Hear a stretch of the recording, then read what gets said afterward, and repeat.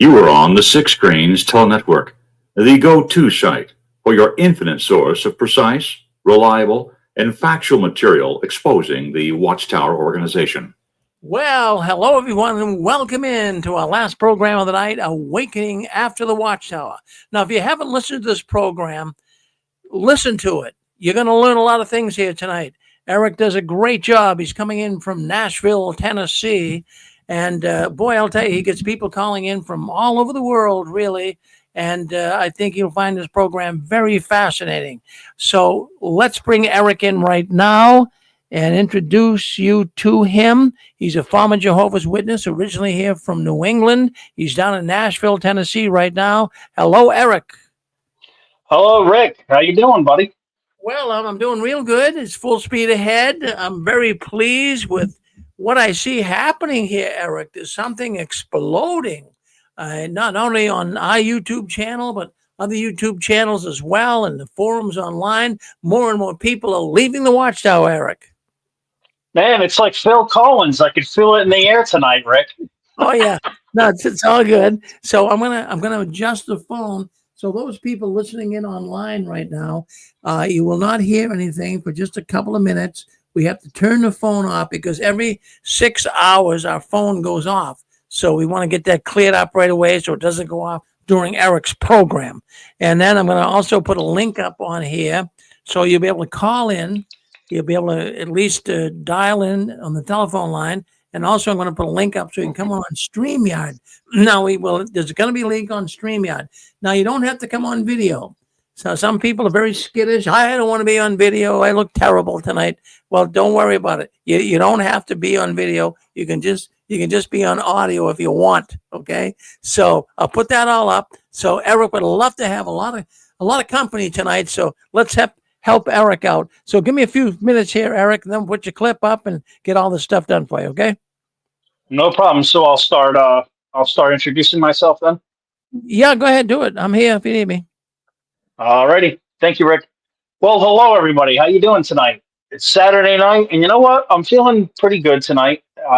You all know I've been through a lot of pain, but we all have. There's always something going on in our lives. But let's see who's in here tonight. I see Joe and Fran. How you doing, guys? Becky, hello Becky, Rebecca Wise, Dallas, Keith Silver, Beverly Harward, hello. Hi Debbie Moore. I hope you're doing well.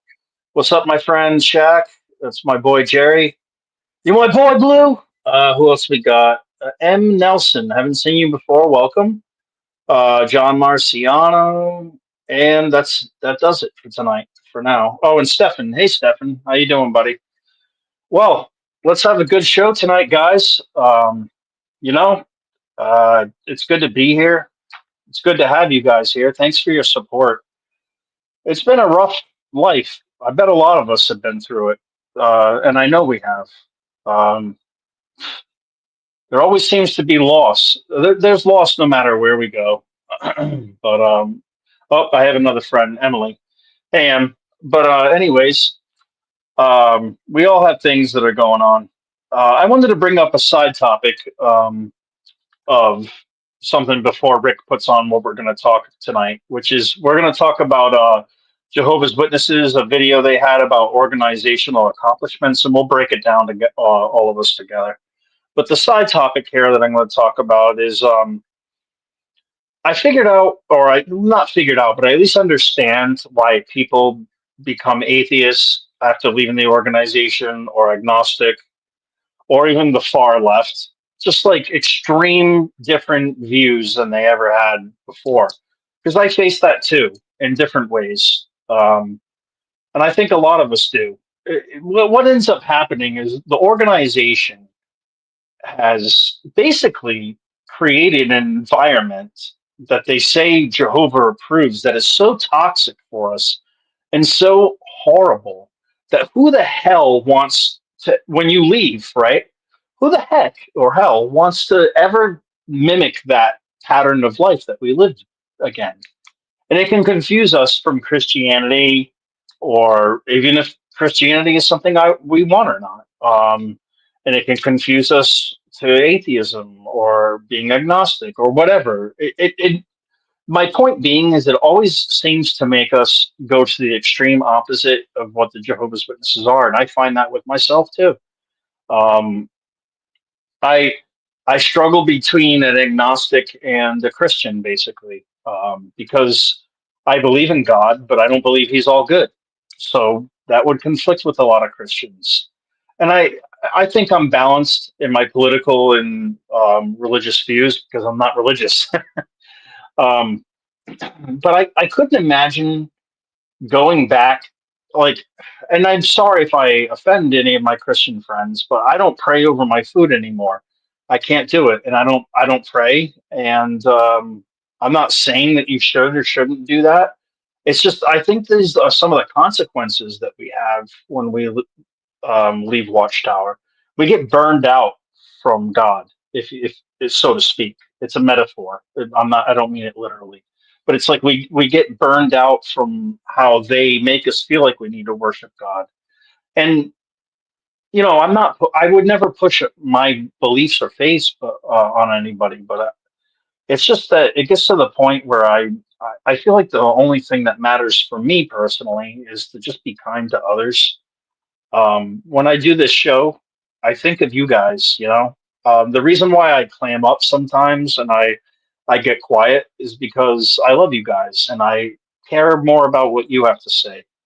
I am a talkative person. Debbie Moore, she's in the comments section. She'll know that I don't shut up, but for the most part, I think I'm a decent listener, and I do interrupt people at times, and I can, and I'm sorry for that. Anybody that I've done that to, but it is important for me to listen to others. I think that's what makes us different than the governing body and elders and circuit overseers is that we do listen. Some of us, some of us that left the organization that are empathic, that feel other people's energy. We actually do listen, and we hear people, we feel them, and we go through their pain with them. It makes us better qualifications than elders, in my opinion. Um, I think that we have risen above, and we can allow ourselves to rise above Watchtower, or we can choose to have not maybe not choose, but we can fall into the trap of having some of their same um, shortcomings as far as judgmental attitudes or whatever it can be. It can be a lot of things. Um, but yeah, that's what I've kind of came up with Watchtower lately. I've been pondering on it as a side note of why people are leaving and why they go so extreme. Some people say if you're a Trump supporter, and a lot of Jehovah's Witnesses or ex-Jehovah's Witnesses, excuse me, support Donald Trump, and they say you left one cult for another. It's really hard to say what is and what isn't today. Everyone seems to have a different opinion. I have my own, certainly. Um, the reason why I'm not a part of a cult with Donald Trump is because the moment that man does something that doesn't agree with me morally to a level that I can't support him anymore, that will happen. I don't blindly follow any man. I don't believe that Donald Trump is our savior. Only Jesus could be. Um, I feel like I try to have a balance with politics. I certainly wouldn't want Joe Biden running our country anymore. Let's see if gasoline and the price of food can go down. But I'm just saying, I've noticed differences, and it's not about left or right anymore. It's just about survival. We're all hurting, and I don't feel like it's about who's right and who's wrong at this point. It's just about what is right and what is wrong. Let's do the right thing. Let's stop doing the wrong thing. Let's make our creator proud of this country in America where we live. That's how I feel. But anyways, enough about the politics. I'll go back to Jehovah's Witnesses. They in this video that I'm going to show, they do get political a little bit. They connect they connect some of the problems that are going on in Africa with with climate change. And I've never heard Jehovah's Witnesses use climate change before. And it's a political statement, and it makes me wonder why are they doing this? But if Rick's ready to play the video, and then he can take a break after this, and we'll be ready to rock and roll. So let's see what they have to say. It's about 10 minutes, guys. Bear with me, and we'll break it down. And yeah.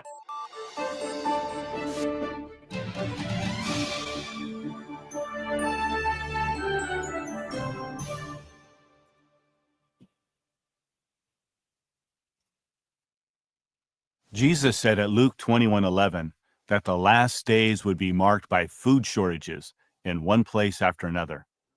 There's no question that we're seeing the fulfillment of that prophecy. In the last few years, droughts and floods, as well as epidemics, wars, and civil unrest have wiped out crops and cut off food supplies for millions of people, including many of our fellow worshipers. You see, many of our brothers are farmers, and a good number of them grow crops as their primary food source. When the crops fail, their families have nothing to eat.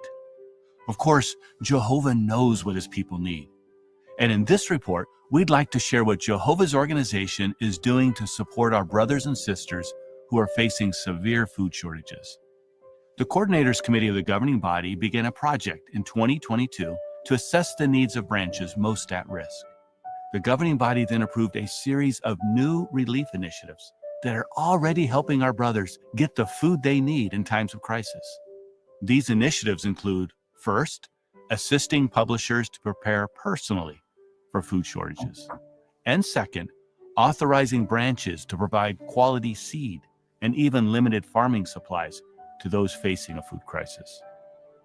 Let's see what benefit these initiatives have had in 3 of the branches involved: Peru, Zambia, and Malawi. First, let's see what's being done to help our brothers and sisters prepare personally. You guys ready to eat pumpkin? In rural areas, some brothers got some animals to raise or planted vegetables in their gardens. In the urban areas, the brothers made use of small spaces in their houses, like rooftops or even windows, where they planted vegetables in pots. Oh, I quickly did what was suggested. I bought potatoes, corn, wheat, salt, pasta, and other products. And I was able to grow some vegetables in a little greenhouse that I made. That really helped us a lot. In the jungle, the publishers began to store non-perishable food, plant vegetables and fruits, and raise animals for their own consumption. Months later, a very violent protest started that blocked the only access road to the area, making basic items extremely valuable and causing prices to skyrocket. However, when the protests intensified even further, the brothers were already prepared and had what they needed, as well as enough to share with others. Our family quickly organized, and we began planting bell peppers, cucumbers, tomatoes, and bananas. We also had to raise some animals like guinea pigs and ducks so we'd have enough food to sustain ourselves. Additionally, we were able to share with our dear brothers in the congregation because we had fuel. We used the motorcycle to take food to our brothers. Because of these efforts, some publishers have been able to sell crops, which help them to become or to remain self-sufficient. Due to drought and climate change in Malawi, brothers and sisters were encouraged to vary what they grow and when. Also, in order to maintain some income, we suggested that the brothers don't sell all the crops at one time, but rather sell them gradually to help them throughout the year. Initially, we were doubting the instructions from the organization to plant different crops. Because here in Malawi, we love maize. And if someone doesn't eat sema, they feel like they haven't eaten at all. But the organization encouraged us to plant different crops. That is because of climate change. So we started growing different crops, like pumpkins and potatoes. Pumpkins and When we potato. told our children they wouldn't be eating sema, but instead they would eat pumpkins, it was difficult for them since they are used to eating sema. But knowing we needed to change helped our children to adjust to eating different kinds of foods and being satisfied. I really appreciate the suggestions from the organization to try irrigation farming. This kind of farming enables us to grow a variety of crops like beans, peas, tomatoes, and green beans. And we can do it throughout the year. This has proved to be so helpful because I'm a single parent. Yet, I'm able to look after my children and my aged mother. On top of that, I've been able to regular pioneer. And also from the farming proceeds, I'm able to pay for my medical and hospital bills.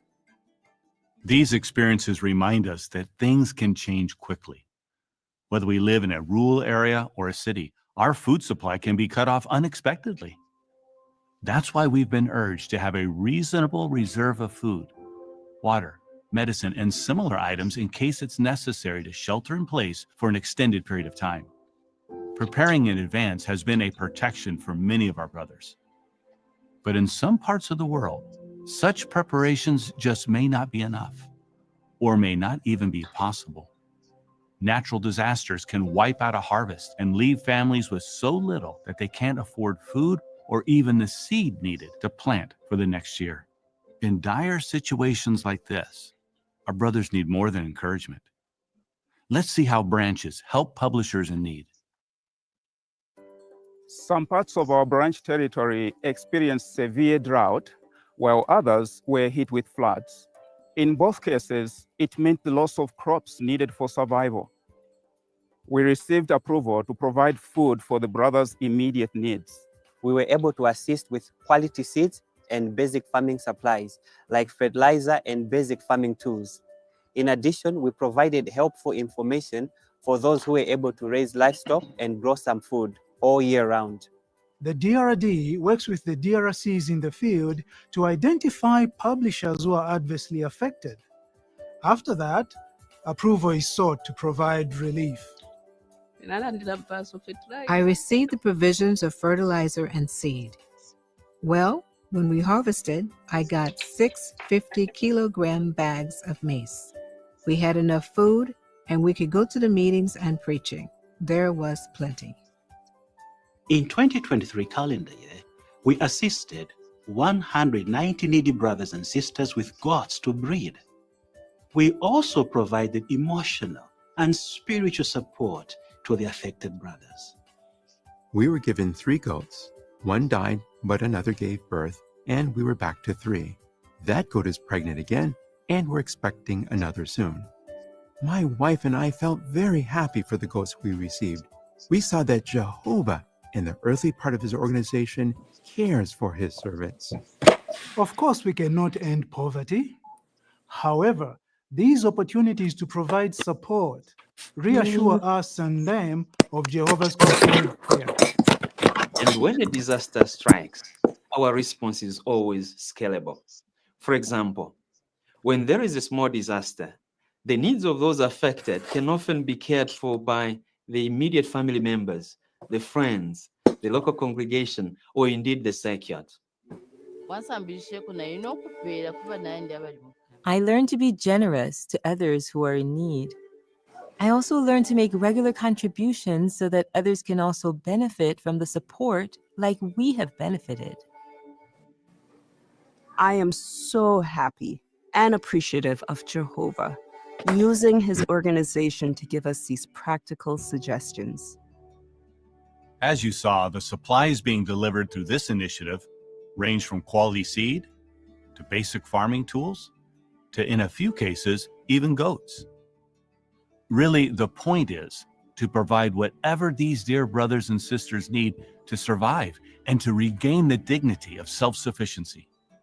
This is in the spirit of Proverbs 3:27, which says, "Do not withhold good from those to whom you should give it, if it is within your power to help." At the same time, we need to have realistic expectations.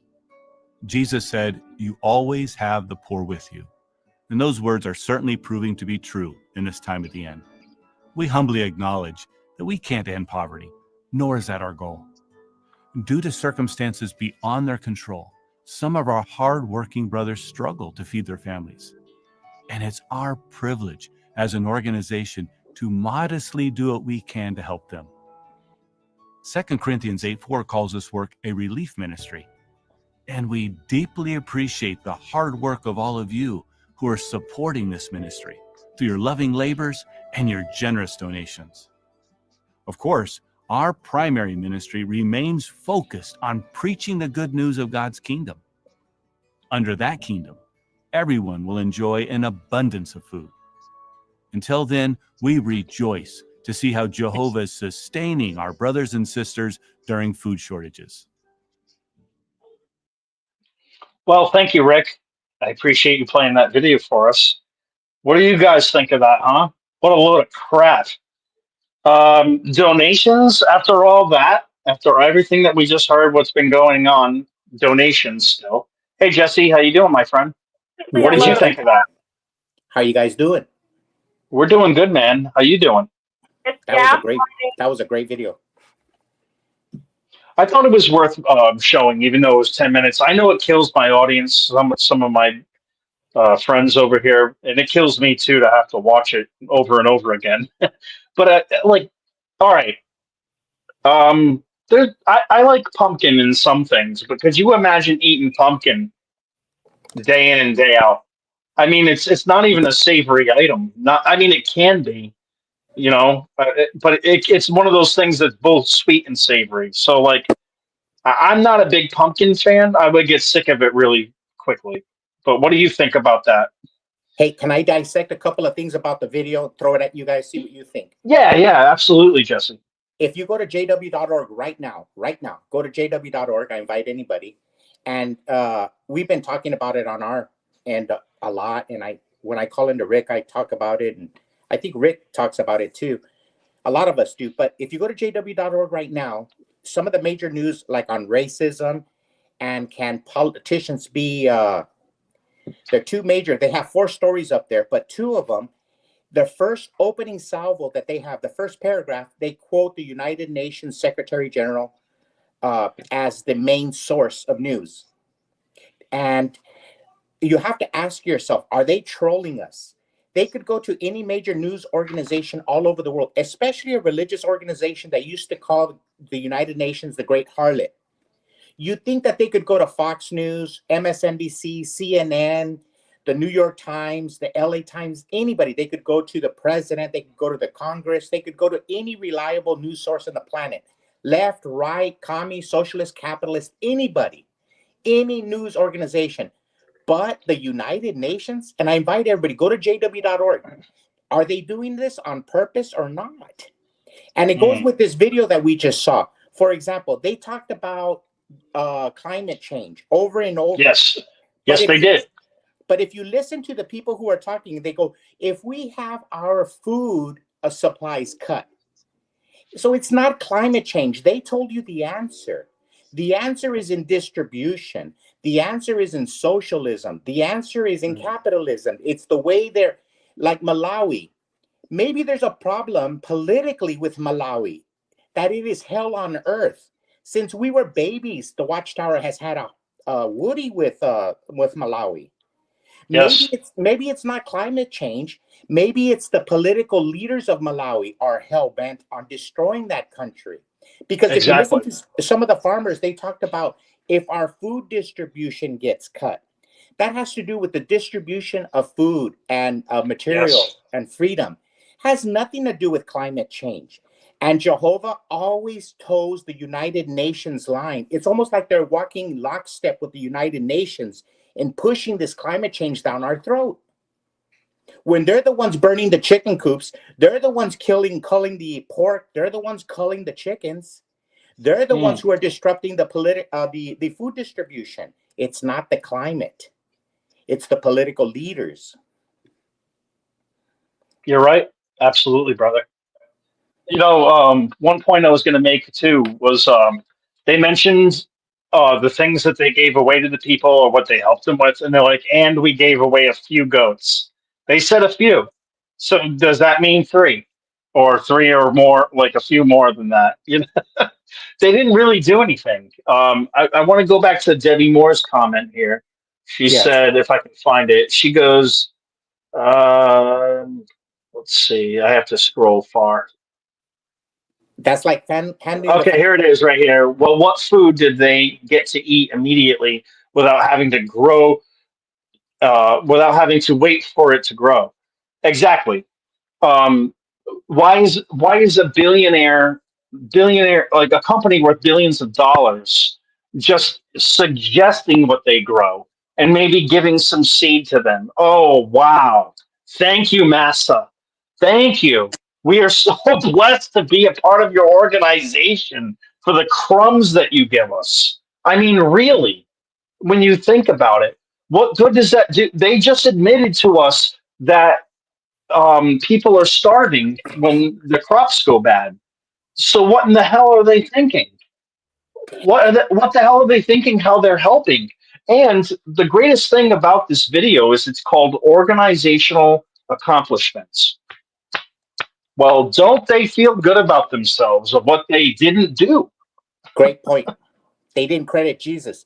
They didn't Nope. even, yeah. And you know what? I was talking to AI on Chat GPT, and we had a good conversation. And because I am of the opinion, and we've done videos on it, I am of the opinion, I have no evidence, no proof, and just my life as an elder of Jehovah's Witness leads me to believe, and my experience, my 56 years on earth, that the Jehovah's Witness are really a political organization disguised as a Christian sect. And they use the name Jehovah's Witnesses to further their political agenda, and which is always lockstep with the United Nations. The only thing that they are not yet doing is the LGBT, but the climate change, all the social distancing and everything that happened during the pandemic, it was lockstep with the world. They were uniquely not doing what Jesus says, you are no part of the world. And in that video you and Rick just played, it shows it. That video, if you didn't know it was a Jehovah's Witness video, it could have been a United Nations training video. Absolutely. Yeah. So they're getting further away, and like you say, they were patting themselves on the back, organizational. Yes. Hey, what about talking about the good news? You know, Mel Gibson talks more about Jesus than Jehovah's do. Amen to that. Yeah. Him and JC, Jim Caviezel, right? Yeah. They show more honor to Christ and to God and to Jehovah than the witnesses ever would. I agree. If you listen to a lot of great men, you listen to Joe Rogan, you listen Mhm. to Donald J. Even Trump, Joe all Rogan these guys, was a lefty, and he switched, and he now is starting to believe in God and going down that route. He took a 180. but it's all of them. Look at Jordan Peterson. Look at Yep. even Rush Limbaugh before he died, and look Well, at yeah. all these men. Jordan Peterson, Tucker Carlson, the guy from Stanford University in California. They all talk about Jesus more than the Jehovah's Witnesses do. It's weird. Yeah. It's like the world has flipped. Yeah. The world has flipped. A lot of people are, waking up, if you will. I think Yeah. is a good expression. Hey, Hey, JP, how you doing, my friend? Who's this beautiful gentleman's picture right there? I love it, dude. You got a great avatar now. That's fucking you all day. Who is it? Who is it? It's JP. Oh. That's JP. I didn't know. Yeah, that's our boy Jerry, man. Hey. Hey, dude.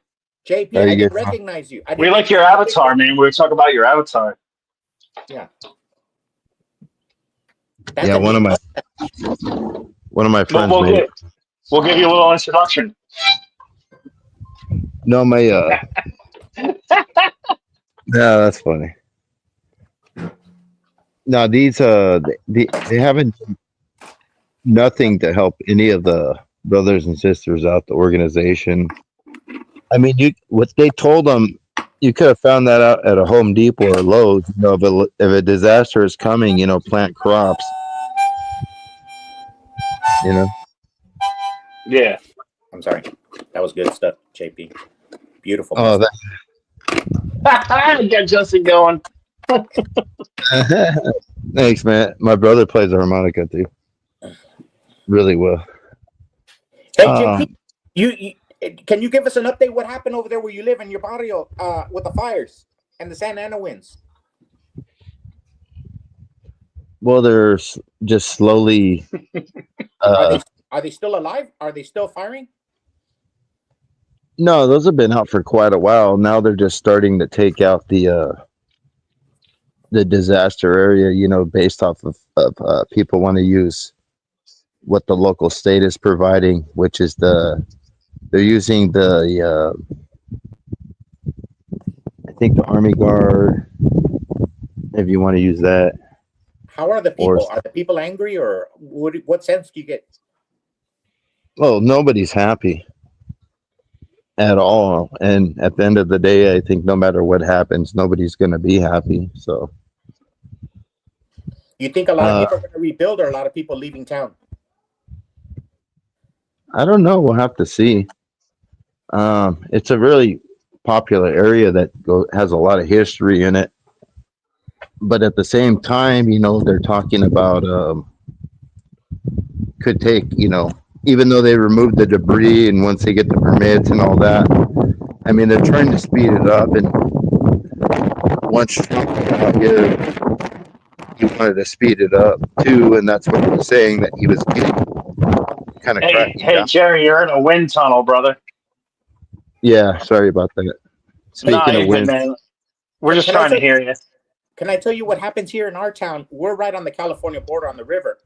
So we get a lot of growth because of you guys. A lot of you people are moving to our town up on the Lake Havasu, Mojave County, and Yuma County. So we're getting hit with a lot of people moving from your place. But one of the things I notice is when I talk to LA people, you guys don't know nothing about Arizona. You don't know nothing about our culture. You don't know nothing about our history. And I don't mean it in a bad way or nothing, but you guys are fleeing California, and a lot of people are always afraid of LA people because they're uptight. You escape California, but you bring your culture. A lot of times, people from California, they vote like California, and it really changes the dynamic of Arizona. That's what happens a lot, which is sad because we need them. I mean, California brings a lot of money to a lot of the states. They bring a lot of money, a lot of work, but they also bring their voting to the different states. Yeah. Hey, yeah, Jesse, I think a lot of oh, people are going to rebuild here. A lot of people are going to move. I think they're going to change a lot of things with the construction. I think with the power lines, they're going to put them underground now instead of on power lines and stuff, which are more likely to have and cause wildland fires. They have And to pay more to what's have irony? people maintain like the outer wildland regions, as far as maintaining the foliage and stuff, like overgrowing and stuff. And It's a big I mess. was made an offer to move to Arizona, and I didn't take it, but I thought about it. By who? My boss, my old boss, his name was Larry Matrano, and his brother, I forget his first name, but his brother is in prison, I think. His brother is it Michael Matrano? I can't remember his name. It's the hitman for Whitey Bulger. Whitey Bulger, the gangster from Boston, Southie. He was the hitman for him, and not my boss, but his brother. And we were really good friends at an auto body shop, and we both got done really bad by our boss, and we were both like, "What the fuck?" Because like we were both professionals, and we were being treated like absolute horseshit from these guys, and it pissed him off to the point where he just said, I'm moving away," and he moved to Arizona, had a good gig in auto body, and I was thinking about joining him, but it was too much of a risk. But I had so much of a connect. He was Italian, and his brother is too, which was confusing to me. But I looked up his story, and sure enough, it is his brother. His brother is there. They're half Irish Italian, and yeah. They were a part of it all. Not my boss, but his brother was. Um, and it's just a small world, and the way things happen. Yes. I guess I've had more. Another Jehovah's Witness. Well, this was a Jehovah's Witness that was involved with the mafia. He wasn't a Jehovah's Witness, but his son became one, and he was murdered by the mafia because he started his own thing without them. Hey, And his dad was an elder. I mean, I'm sorry, his son was an elder, and he used to always brag and say, "I'm nothing like my father. I'm nothing like my father." And at some point, I saw so many negative qualities of this man who was an elder, like him abusing his wife mentally. I never saw him do it physically, but I definitely saw him do it mentally, psychologically. And he used to say, "I'm nothing like my father." And I'm like, "Well, you're shooting low." And this is me as a 16-year-old, telling this guy where to go. And he hated me. We always, he came down to me one time and he said, "Why do you say crap? It's like saying the S word." I'm like, "Say it. What word are you talking about?" He's like, "Shit." And I'm like, "Okay." I'm like, "It's like saying shit." And he's like, "Yeah. So why don't you say poop instead?" I'm like, "How about this? Since it's like saying shit and I'm saying it anyways, then I'll just say shit." And that's why I never got along with a single elder. But go ahead, Jesse, or whoever else wants to talk. No, I was going to ask you, the brother that did the auto body, was his last name Scott? No. No. Our circuit overseer, one of our circuit overseer, young guy, auto body, he reminded me of your story that you were just telling. But his last name was Scott, and he was he came in from the auto body back east. I thought maybe that was him. Nah, there's a lot of, I mean, it is a small, well, Rhode Island is a small state, but New England is a big area. You got Massachusetts that borders Rhode Island and Connecticut, and Massachusetts borders Rhode Island so closely that I had some friends from Florida. They were family, actually, not friends, but family. And they go, "Wait a minute. We were in Rhode Island and now we're in Massachusetts. We just left like 2 minutes ago." And I'm like, "Well, yeah, we border." Like, it's just the way it is. You can get Massachusetts, New York. New York's in like 3.5 hours if there's no traffic. New York's not a part of New England either, but it's just cool. But as far as Rhode Island, oh God, you could, with Jehovah's Witnesses in Rhode Island, it's like you run into everyone everywhere. Yeah. You can't have any privacy. You run into a witness everywhere you go. Here, I wanted to throw something at you, and maybe JP, but me and Gilbert, we were of the opinion, and we talk about it a lot in our show, that let me throw it at you. We believe in karma. We believe in a pendulum swinging, political pendulums, religious, but we believe that the Jehovah's Witnesses are an accursed people because a religion, organization, in the sense that they slandered all of Christianity. They slandered all of Jesus's brothers. They slandered the United Nations, everything. And now we believe they are cursed to be part of the United Nations, because the Bible says, "Get out of her if you don't want to suffer her pangs." And this is what I mean. The pendulum always swings from one end to the other. Look at California, for example. In our business, I'm in the HVAC business. There is no no state on the planet as heavily regulated as California. California, you can't fart without breaking some law. I mean, it is just a heavy regulation. They want to outlaw water heaters. You name it. California is leading on regulations. Along comes this fire, and the irony, the pendulum swings where they're talking about getting rid of regulations. If you listen to the mayor and you listen to the governor on rebuilding, they're talking about lightening the regulations. This is an organization, like Jesus said, "Those who live by the sword shall die by the sword." California lived by the regulations. They were leading the country in electric vehicle mandate, and now they're talking about getting rid of it. And I think that's the irony of the ironies. Some people who are so dogmatic in their belief and they're lying, they are always destined or are almost cursed to suffer what they have put on humanity. And I think that's what's happening to Watchtower. Since they hated Christianity so much, now they're cursed to be an organization not associated with anything that's Christian. That was a theory that we have. They're an accursed organization, and it shows in that video. I have to agree with you. I have to totally agree with you, Jesse, because they are cursed. Nothing's going well for them, right? What's going well for them? Watchtower can't even put out like anymore. "Hey, we're doing great on the courts," because they're not. They're losing. Someone's trying to talk on the phone. If someone's trying to talk on the phone, go ahead. It's me. It's Pixie. Hey, Pixie, go ahead. Go ahead, honey. The floor is yours. I just listened to Nora's speech from 1946,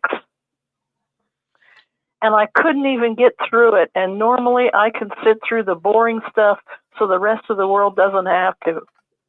The first 20 minutes, he had the most convoluted political notions I've ever heard in my life. This was right after World War II, and he was railing against the Roman Church, and then he was railing against another group, and then he was railing against another group, and then he said that, you know, he was the only one that had anything. And I know enough political science that none of what he said made any sense at all.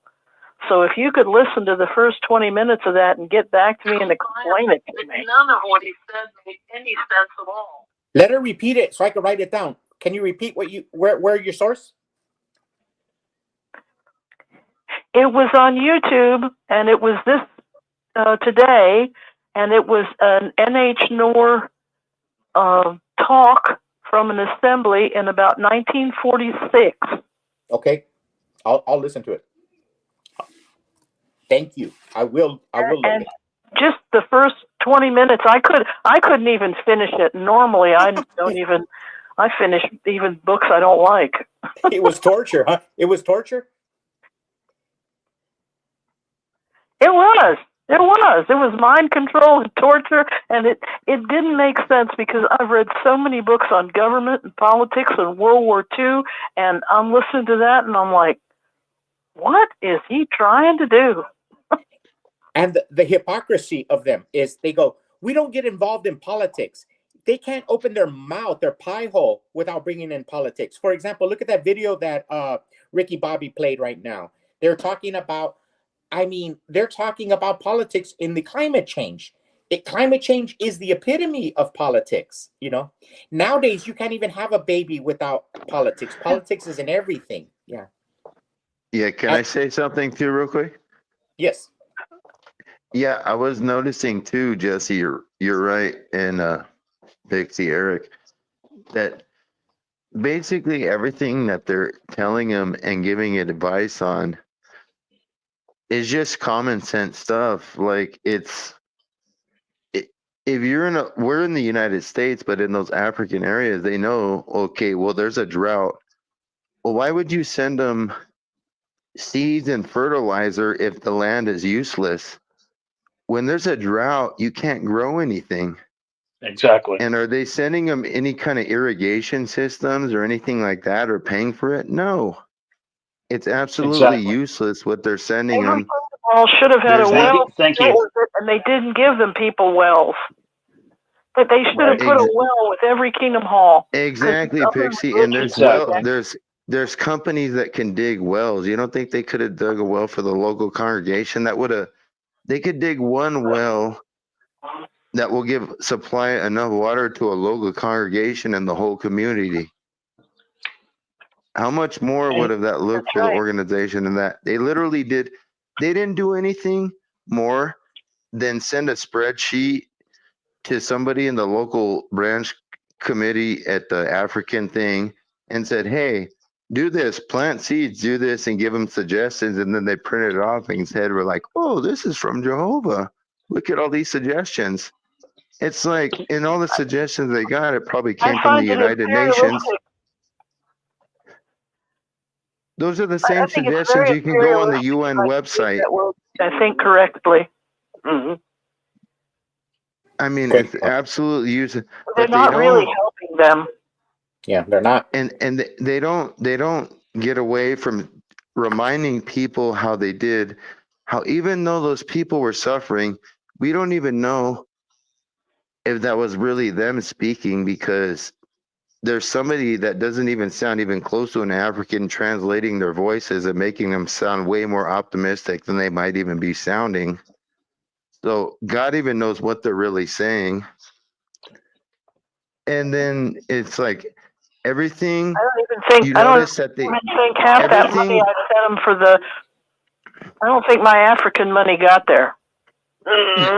Yes, but if you notice what I'm trying to say is that everything that they're talking about, whatever relief, whatever good crops they supposedly got, what food did they supply for them in between them? And also, you notice the end of everything, it always has to go to do with, well, I still had time to go out and service, or still do this or that, or go to the meetings. Like, we're still able to do this. And then they still want to remind people to still donate money in the same video. Did you guys pick up that same stuff? Good point. Ricky talking about that. Eric. That's exactly right. Yeah, exactly. You know what? They always had time to still do something for that corporation that did nothing for them. They didn't even send them one bottle of water. What did they do? Here's some seeds and fertilizer, and here's a few garden tools. I mean, that same guy that introduced that video, he was the same guy that introduced the country music video on the last broadcast that they had when they did the country one a few months ago. Does that guy look like he'd go get a hoe out and start tilling the ground and throw a few seeds in there and plant some water and sit around and wait? Heck no. He's getting served a nice, Watchtower breakfast every day, breakfast, lunch, and dinner.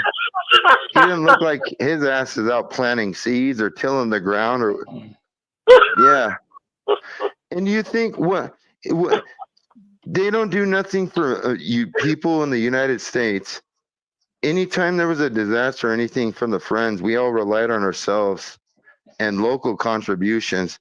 But imagine if something really, really bad, imagine if we go through like another economic collapse, like 1929 style, like a really great depression in this country.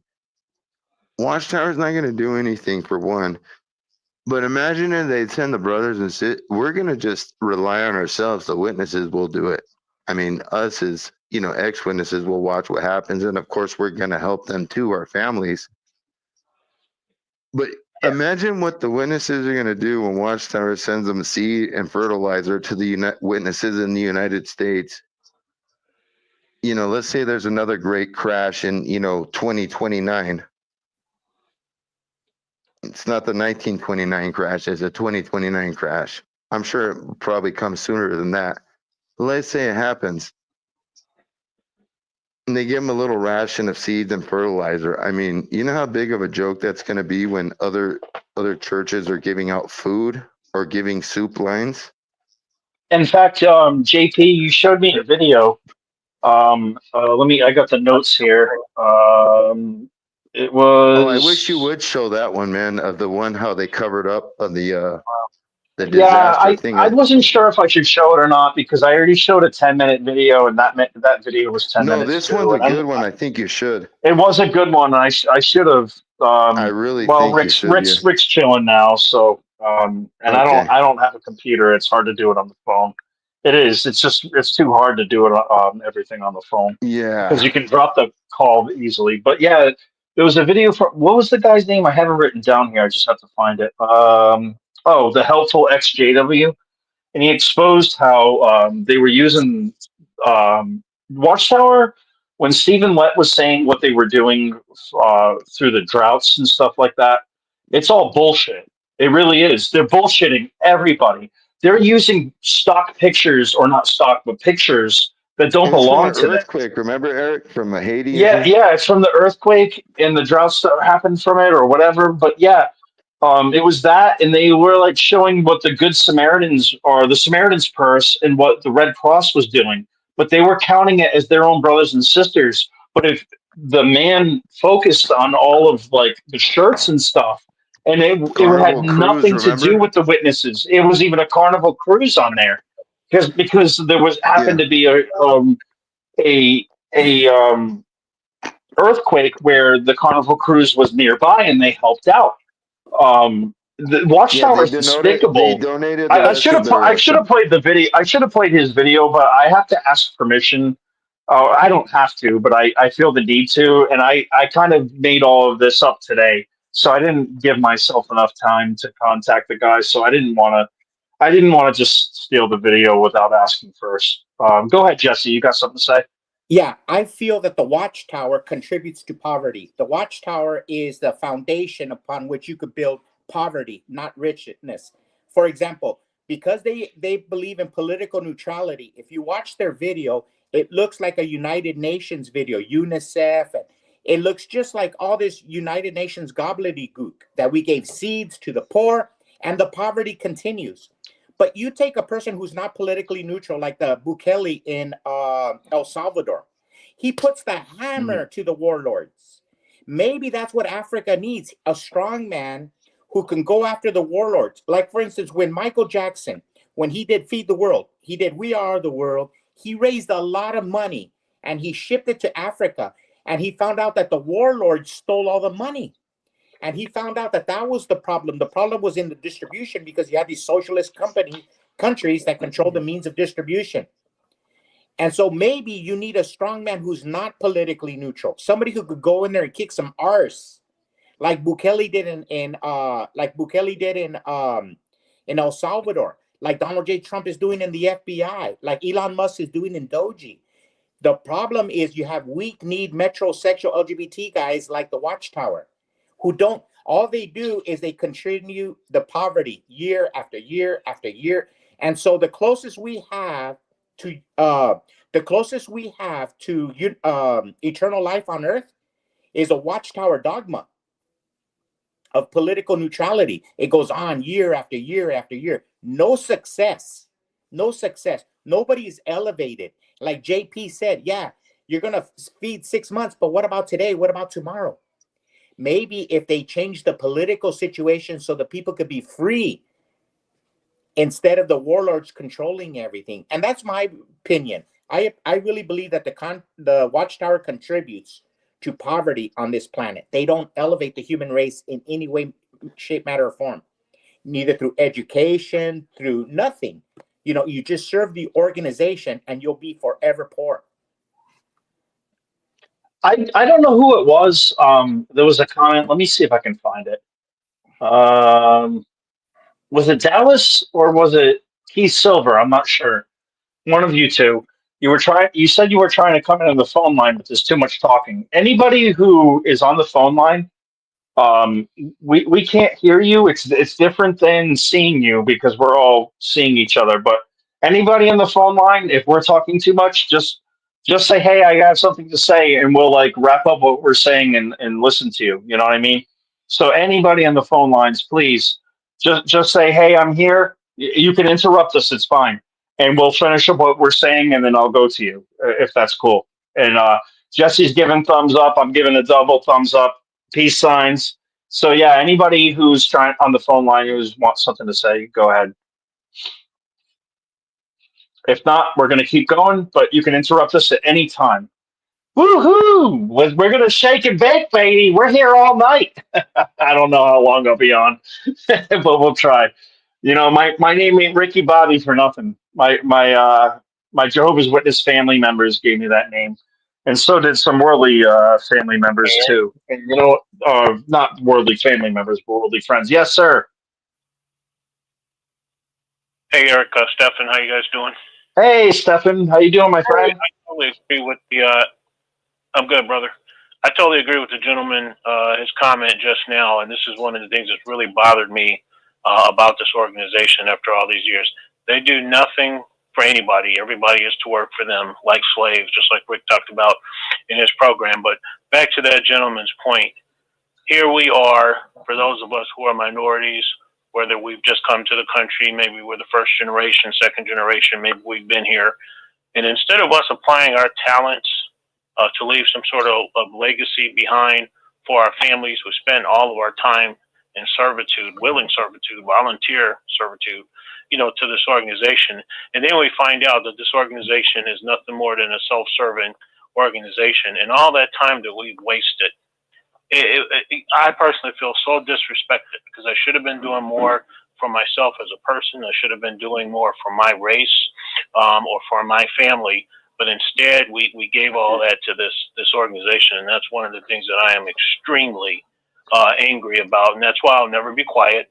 That's why I'll never stop talking about it. That's why I'll challenge anybody. You can put me in a room with 100 elders. I'll take them on one at a time because I'm so goddamn angry at how we have allowed ourselves to be tricked and fooled, and we have to put an end to this organization. I mean, agree yeah. with you. Can we say Yeah, right. amen? Hallelujah. Hallelujah. Praise God. Hey, Eric. Yes, sir. Hey, Eric. You're here with us. You live in Rhode Island. Do Yeah. you hear me? This is Keith. Hey, You Keith. live in Rhode Keith Silver. Island. You were talking. Yep. You were talking about a few people there about the. I'm just. It's not a name that's secret, but you know the Correntes, right? The who? Frank Corrente. Conti? You were talking. You were talking about the somebody who was an elder that was, with the mob in Rhode Island, Frank Corrente. Not an elder, but the elder's father. The father was not a witness. The name was Foti, Foti, Foti. Frank Foti. Well, yes, but his son was my elder in my congregation in Manchester, New Oh, Hampshire. you know the man.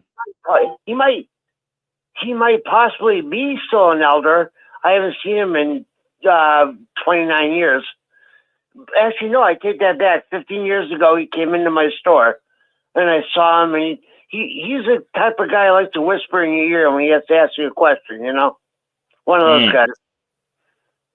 But when you were mentioning those guys in Providence, I was thinking about him. Because you, myself, and Rick all went to Providence Civic Center. Yep, I did. I've been in Natick. I was a boy. I was like 11 or 10 years old, but yeah, I loved going there. I think I made it to 13 years old until they stopped doing it in Providence. But I loved going there. They had the snow cones, the Italian ice or whatever. They had the fans because it was so damn hot in the stadium. Oh, they had all kinds of guys catering to our needs. Remember that? No, I remember that. But you also, I didn't know if you went to the Natick District Convention. I did. Yep, Natick. Natick, Mass. Natick, Mass. That was the circuit. That was the circuit convention, and then we went to right, and then we went to Amherst for the district. Amherst for the district. At the Natick, I was baptized in 1990, and I remember okay. what I heard was he was the CO, and I remember he gave like the best talk I ever heard in my life. He was talking about New Hampshire, actually. He goes, "Who was the CO? The only thing I Who was the CO? Who was the CO then? Who was it? Sam Hurd. And who? The only thing I never Sam Hurd. Oh, it was Sam Hurd. Really? I don't remember him. No. Yeah, I knew Tony Morris. I knew Tony Morris, but I didn't know Sam Hurd. I personally knew Tony Morris. He was my pioneer instructor. When I was baptized in 1990, I was baptized in Natick, and he was the one that did the special talk for the baptism. That was him. And I remember him saying, I'm a hunter. The only thing I never shot was a moose. I never seen a moose. I'll never No, forget me neither. that. That's a majestic creature. You don't shoot that thing. Yeah, exactly. But he goes, that's the only thing I never shot. I'm thinking to myself, well, this guy likes to freaking shoot animals, huh? I just thought it was interesting because you were mentioning it. You're from Rhode Island, so everybody thought my dad was mafia because he dressed up after the convention. He'd have a suit and tie, and he'd have his fake Rolex on, and everybody at McDonald's would be like, "Oh, excuse me, sir," to get out of his way. Well, he's ordering a burger. When we were at the hotel. Oh, it's funny as hell. This guy's Everybody great. thought he's mafia. He's just a Jehovah's I know, Witness. That's all.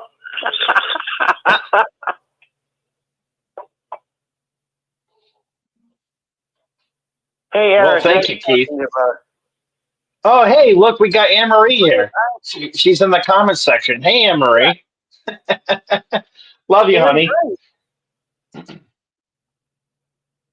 Yeah, Anne Marie's here with us in the comment section. This is a late night time for her. Sorry, hon, I'm putting you on the spot. Well, yeah, Jesse, I agree, dude.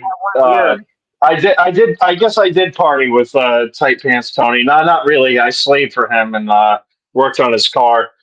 It would have been cool to party with him if he would have gave me a shot. Right? Well, how old was I? I was 20 years old. That would have never happened. No. I'm gonna tell you something. I give anything to party with him right now. I wish I did have a shot with him. That would be cool because there's a lot of elders that I did drink with, even underage. Oh, Anne Marie says she loves me too. That's cool. I dressed like Zelensky at the hall. Oh goodness. Pillow vaping? What the heck is that, Jesse?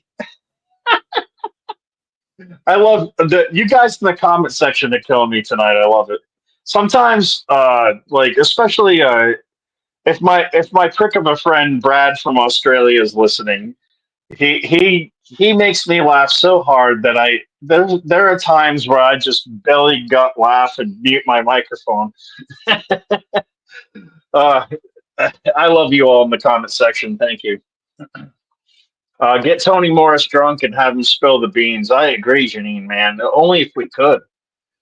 Hey, Janine, I tried to text you in the comment section as Desiree, but where in Rhode Island are you from? Just curious. Dallas, love you, Eric, and the rest of y'all. Jesse, anyone see Jimmy Bell? Yeah, where's Jimmy Bell? Oh, there he is. Liar. Who's the liar? You're a liar, Jimmy. Just kidding. Becky, tell Tony to bring his shopping cart of booze to the next party. No doubt. Who wants to have some? You know what? I'm not a whiskey drinker. I guess I like beer. That's my demon. But yeah. Let's see. Jesse is lying. What's Jesse lying about? Jesse can be a liar sometimes. He says he's a natural citizen. I don't believe it. No, I'm just kidding. He says, I owe Jimmy $20. I tried to turn the table on him. How so? Because we bet and I lost and I still owe him $20. And I tried to double it or nothing, but he's saving it on me. He's holding it over me for a good bet. That's funny. We got some good bets going. Now nobody wants to bet Jimmy now because he's got a reputation of being right on all the time. So don't bet Jimmy.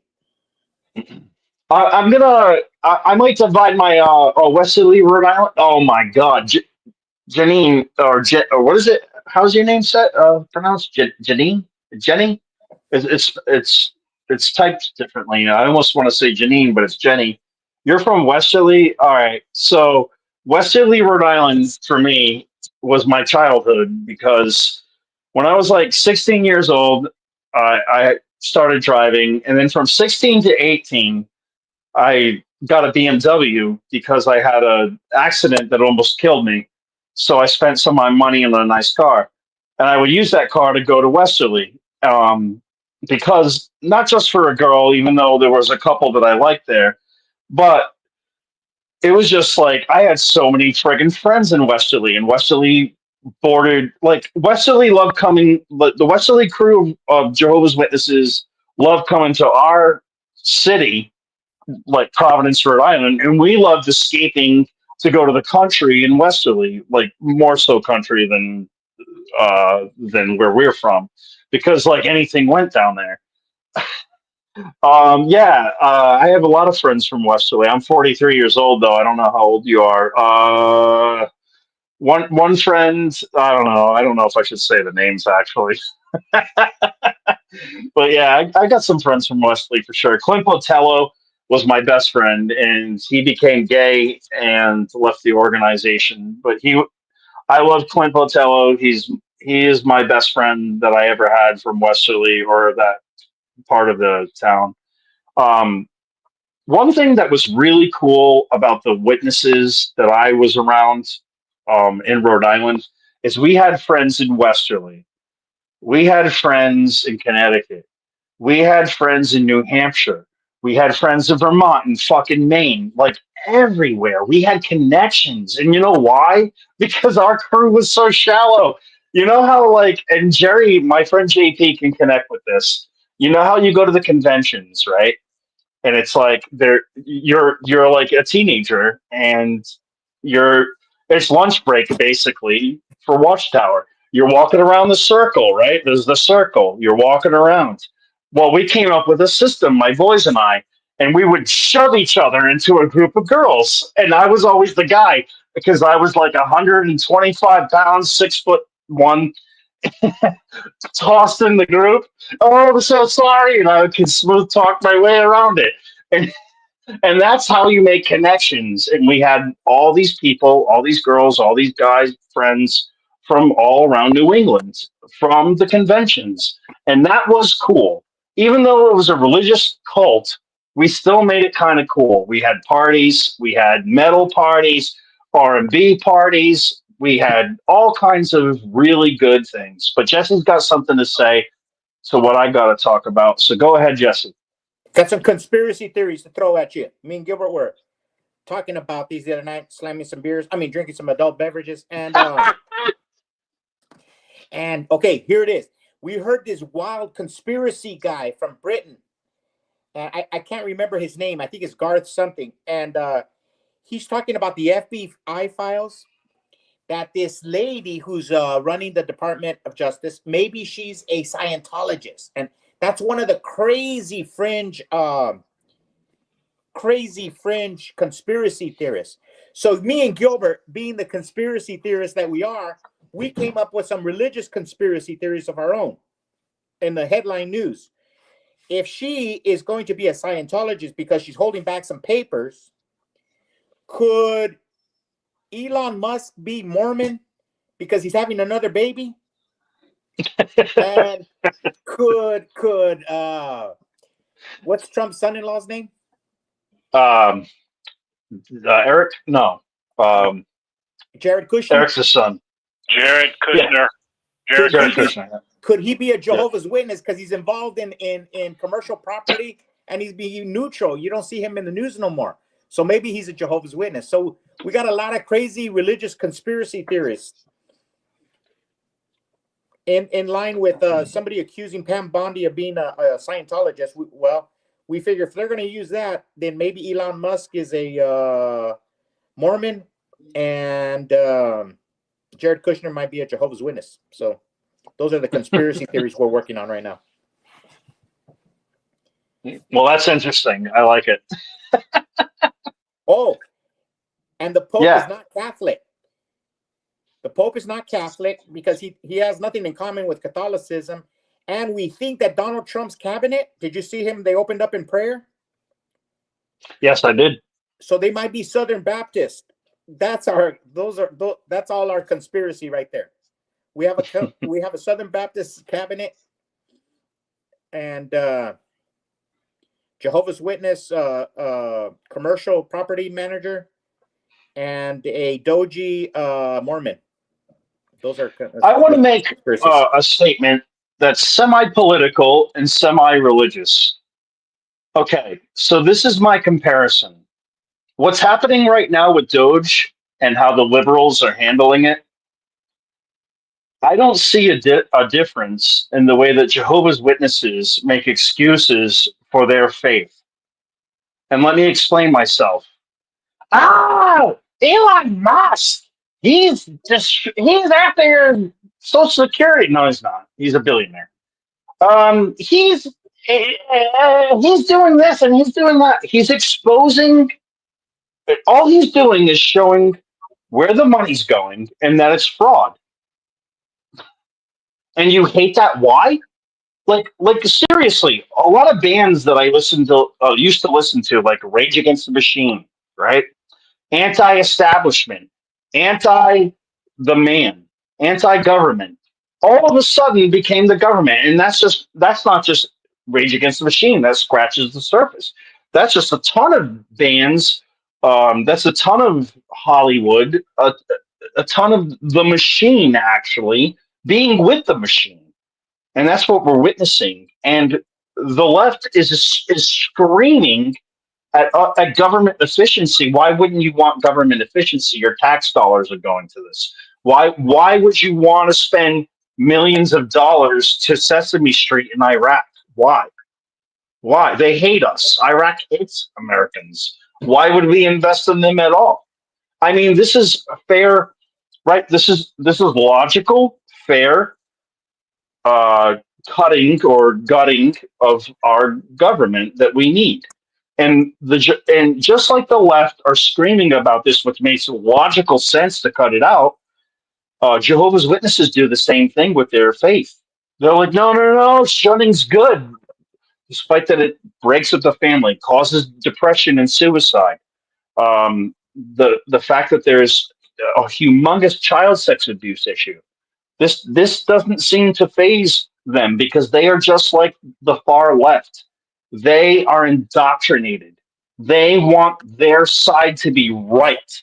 And that's what the left and Jehovah's Witnesses have in common. And I know I have friends like Linda who are on the left, but if you're on the far left and you accept that a man can give birth, there's something wrong with you.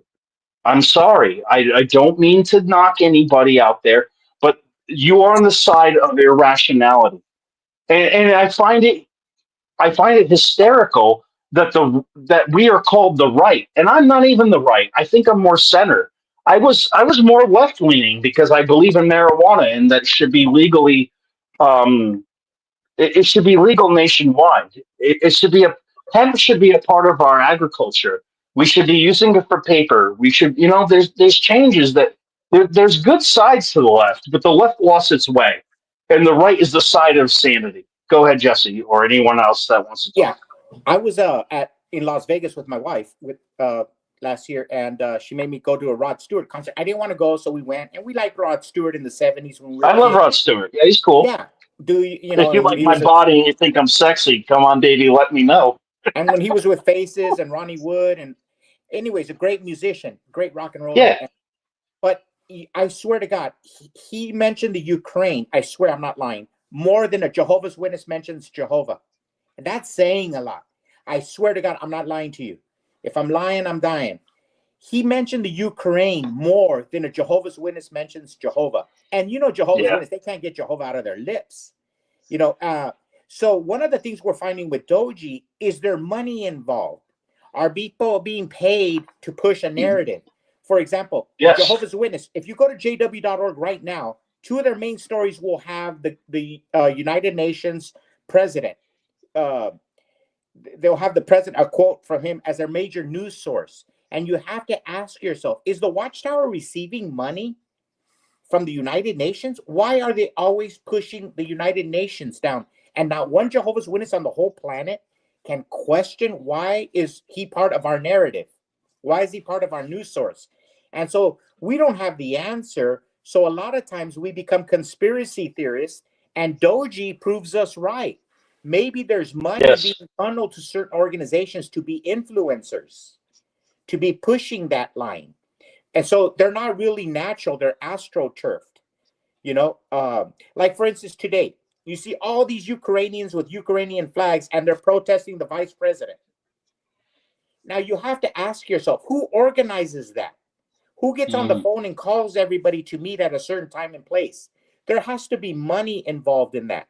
This is not an astroturf. All the things that we're seeing, like you were asking the questions about why do they do certain things they do. I always wonder, is there money involved? Are people being paid off for certain political moves that they're making? That's a question that we all have. And I think Doge is answering a lot of that questions. Doge is answering a lot of those questions. I don't see any problem with, having Doge, because who wouldn't want? I don't trust my government. I've never trusted my government. What? Yeah, tear it up, expose it. Oh, you want to get rid of taxes on tips? That's awesome. Make it happen. Don't just say it, but make it happen. I hope it does happen. It won't affect me right now, but because I was somebody who was a bartender at one point, right? I'm not going to bitch and complain. The place that I work for, and I should shut my mouth, they took care of me and buried things where they need to be buried, and I did very well with them.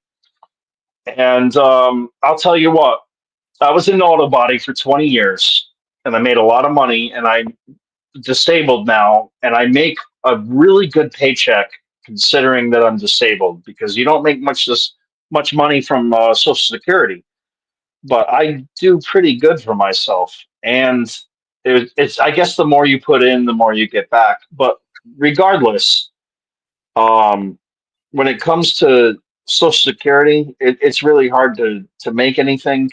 And if you're with Watchtower, you can drown yourself with pioneering, and you can drown yourself with all these other activities, whether it be the quick builds or RBC, LDC, and you can lose yourself and not put into the system or not have retirement plans, because they teach you that the end is going to come at any moment.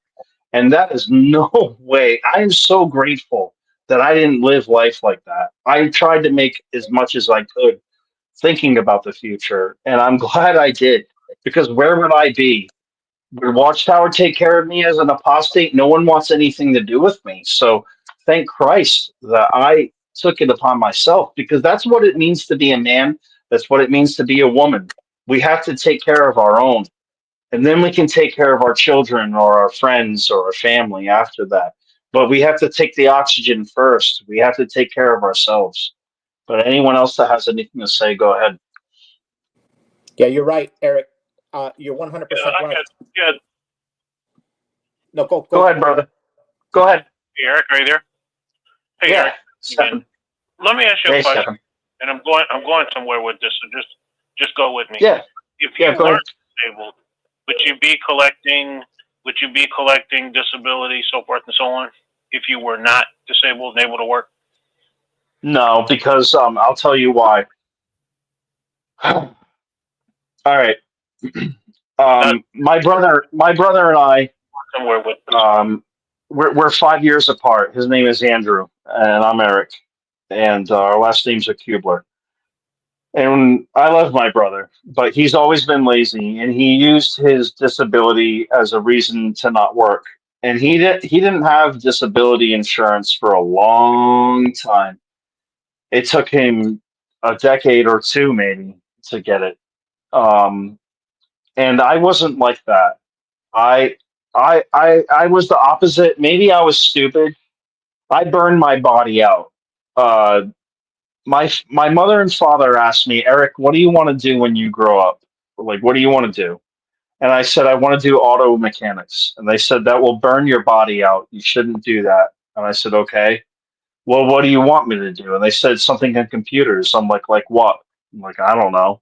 So that gave me nothing. And I loved cars. I was a gearhead. I had a BMW 325i at 18 years old, and I loved that car.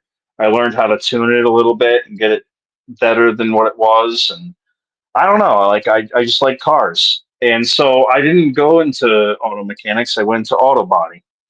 And auto body was worse than auto mechanics, because I did painting, and it requires a lot of sanding. And I blew my elbows out from arthritis, from my disability, from hemophilia, my blood disorder. It aggravated it too much. Mechanics would have actually been better, believe it or not, because it doesn't have the repetition as much. Anyways, I digress. I guess what I'm trying to say. Is go ahead, Stephen. Yeah, I just want to stop you real quick. The reason why I asked that question is, to me, there is nothing, and I'm not talking about you as a person.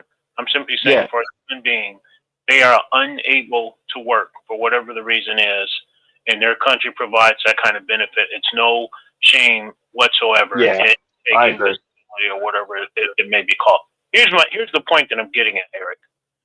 Do you know how many pioneers, people who are active Jehovah's Witnesses, people who are able-bodied Jehovah's Witnesses and able to work, and I'm talking, this was more sisters than it was brothers, who would file for disability when there was absolutely nothing wrong with them other than they ate too many pancakes and too many biscuits, And they'd rather do that and live off the government, which means live off of people like you and me who go to work every day and consider themselves pioneers, and then be herded up onto the platform where everybody applauds how great they are. Oh, what a sacrifice they're making because they're pioneering.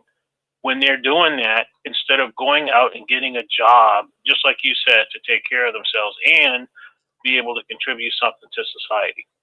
I know congregation after congregation after congregation, and you can go in there and there'll be chock full of sisters who are collecting disability and whatever other kind of government programs so that they can pioneer instead of going out and earning a living like everybody else. What does anybody else has anybody else seen that? And what is your take on that? Yeah, Stefan. Absolutely, Stefan. I'm going to give her name because she's deceased, and her name was Tony. What was her last name? It doesn't matter. I'll think of it. But this woman named Tony, Sister Tony, she was obese and she was disabled and got a check, and she pioneered, and she couldn't go out in service to go to the congregation. So she expected the congregation to come to her house, right, and do phone witnessing with her, which like a lot of people were like always asked to do it, even myself. I'm like, nah, I'm good. Because she was a negative bitch, and I wanted nothing to do with that. And a lot of people knew that too, and they had a hard time being around her. Tony Stanzione. Sorry, Tony. Rest in peace. But she was really negative, and she demanded food for people if she was sick, and people had to make food and meals for her. She was obese, and like, so you had to make a lot of food for her. And even my grandmother, God bless her soul, she's passed away. My grandmother never hated anyone or spoke ill of anyone ever. She was my grandmother, Jeannie Matarese, was a fucking saint. I'm sorry to swear, but she was a saint. She didn't talk ill about anyone, but she's like, yeah, that woman's got an eating problem. She was obese, and the congregation gave her all this love and all this support, and really she was her own worst enemy. And it's like, it wasn't because, genetically, no, she had a problem. And it's not fair to put that on the congregation. And that's something that we have to all deal with. Hey, Eric, can I mention something about what Steven said and what you said? Yeah, Stefan.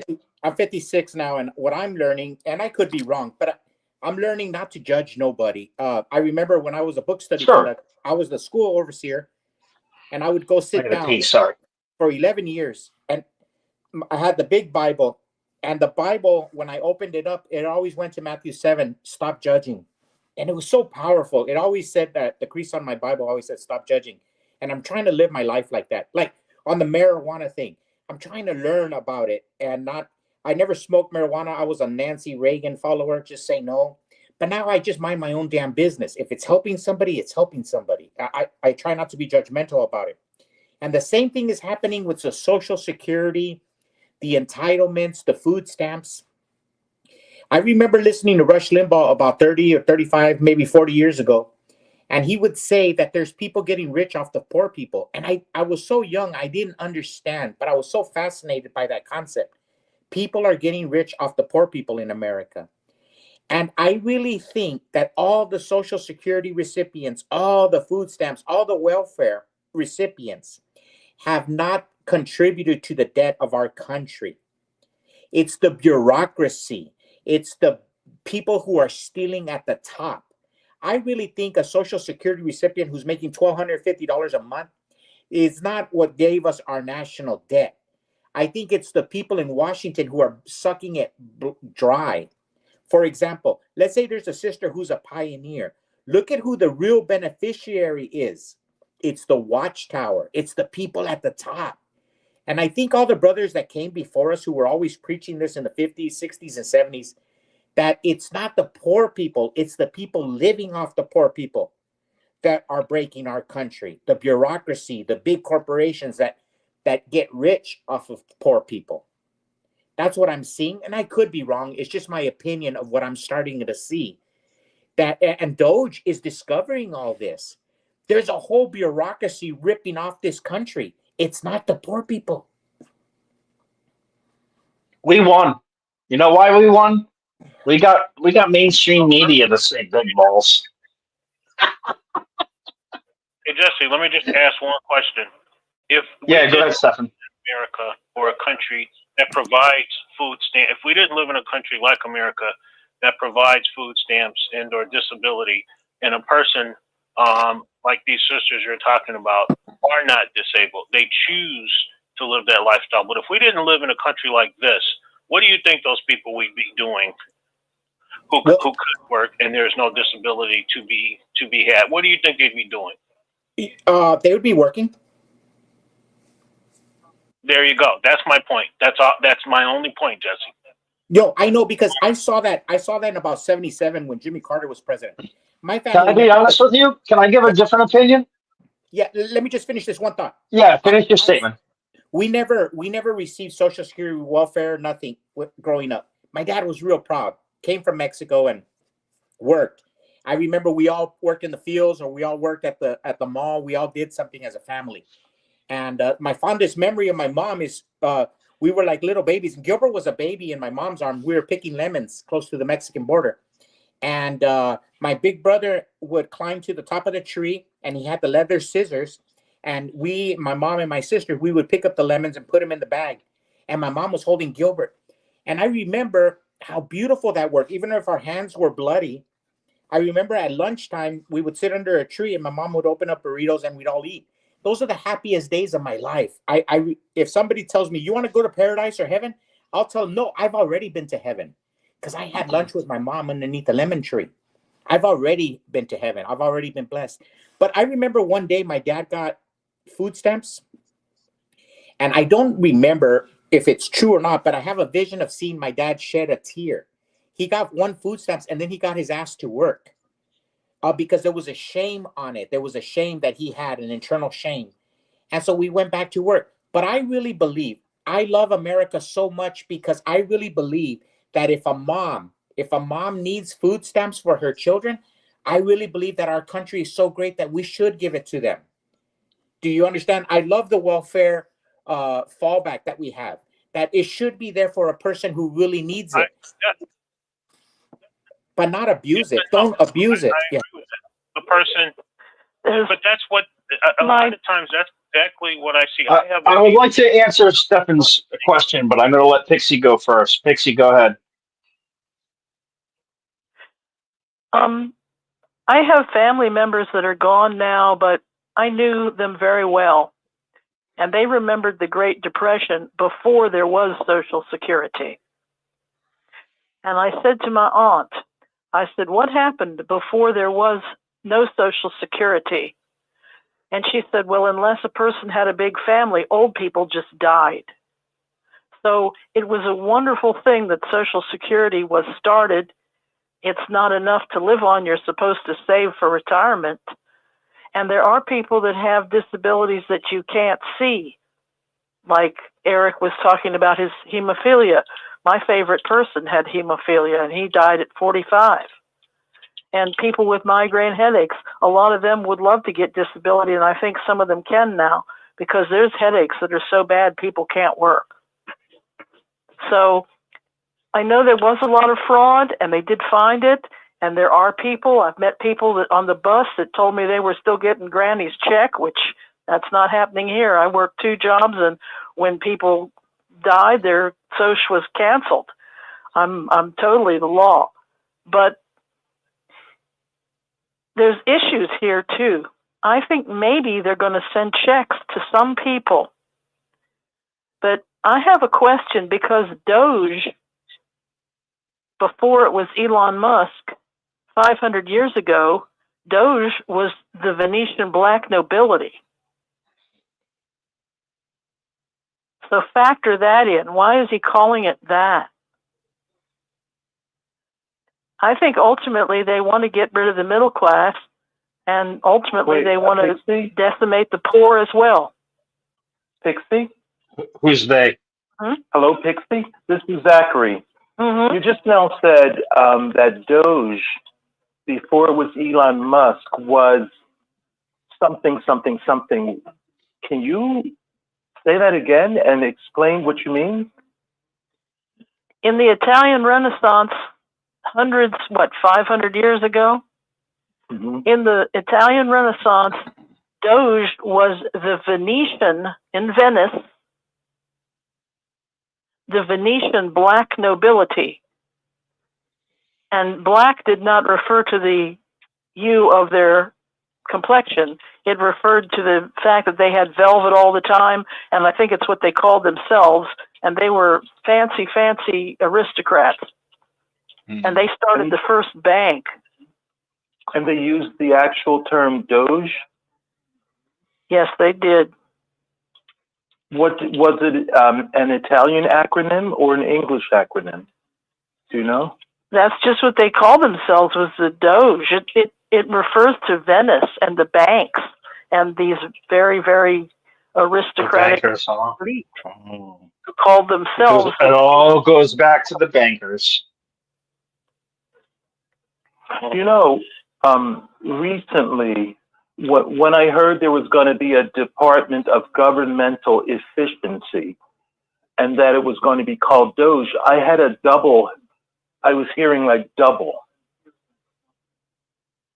And at first it's like I thought something else.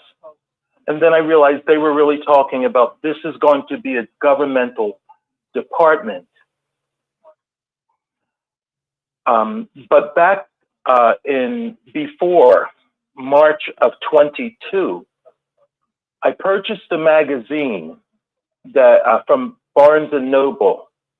And the magazine was a special magazine. It was called Cryptocurrency, because I realized there was something new going on and I wanted to understand it better. And in that magazine, there is an article that says the unlikely rise of Dogecoin, DOGECOIN. Right. Have you heard of that before, Dogecoin? I have. Yeah. I think they're going to look real generous with the money right now, with maybe giving the retired people or the welfare people. Maybe they're going to give a few checks. I don't know, but I don't think they're going to keep doing that. Well, they want to change the money for sure.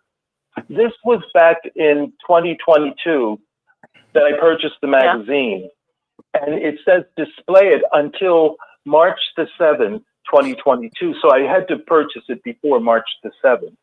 Took me about a year before I picked it up and actually read it. And then when I was at work, I started to talk about cryptocurrency. And, you know, I wanted to be in on it. And so I explained that there was something called cryptocurrency, and there was Bitcoin, and there was also altcoin. And altcoin referred to all the other coins that are in the cryptocurrency universe. And I mentioned that there was a second coin coming up that was Ethereum.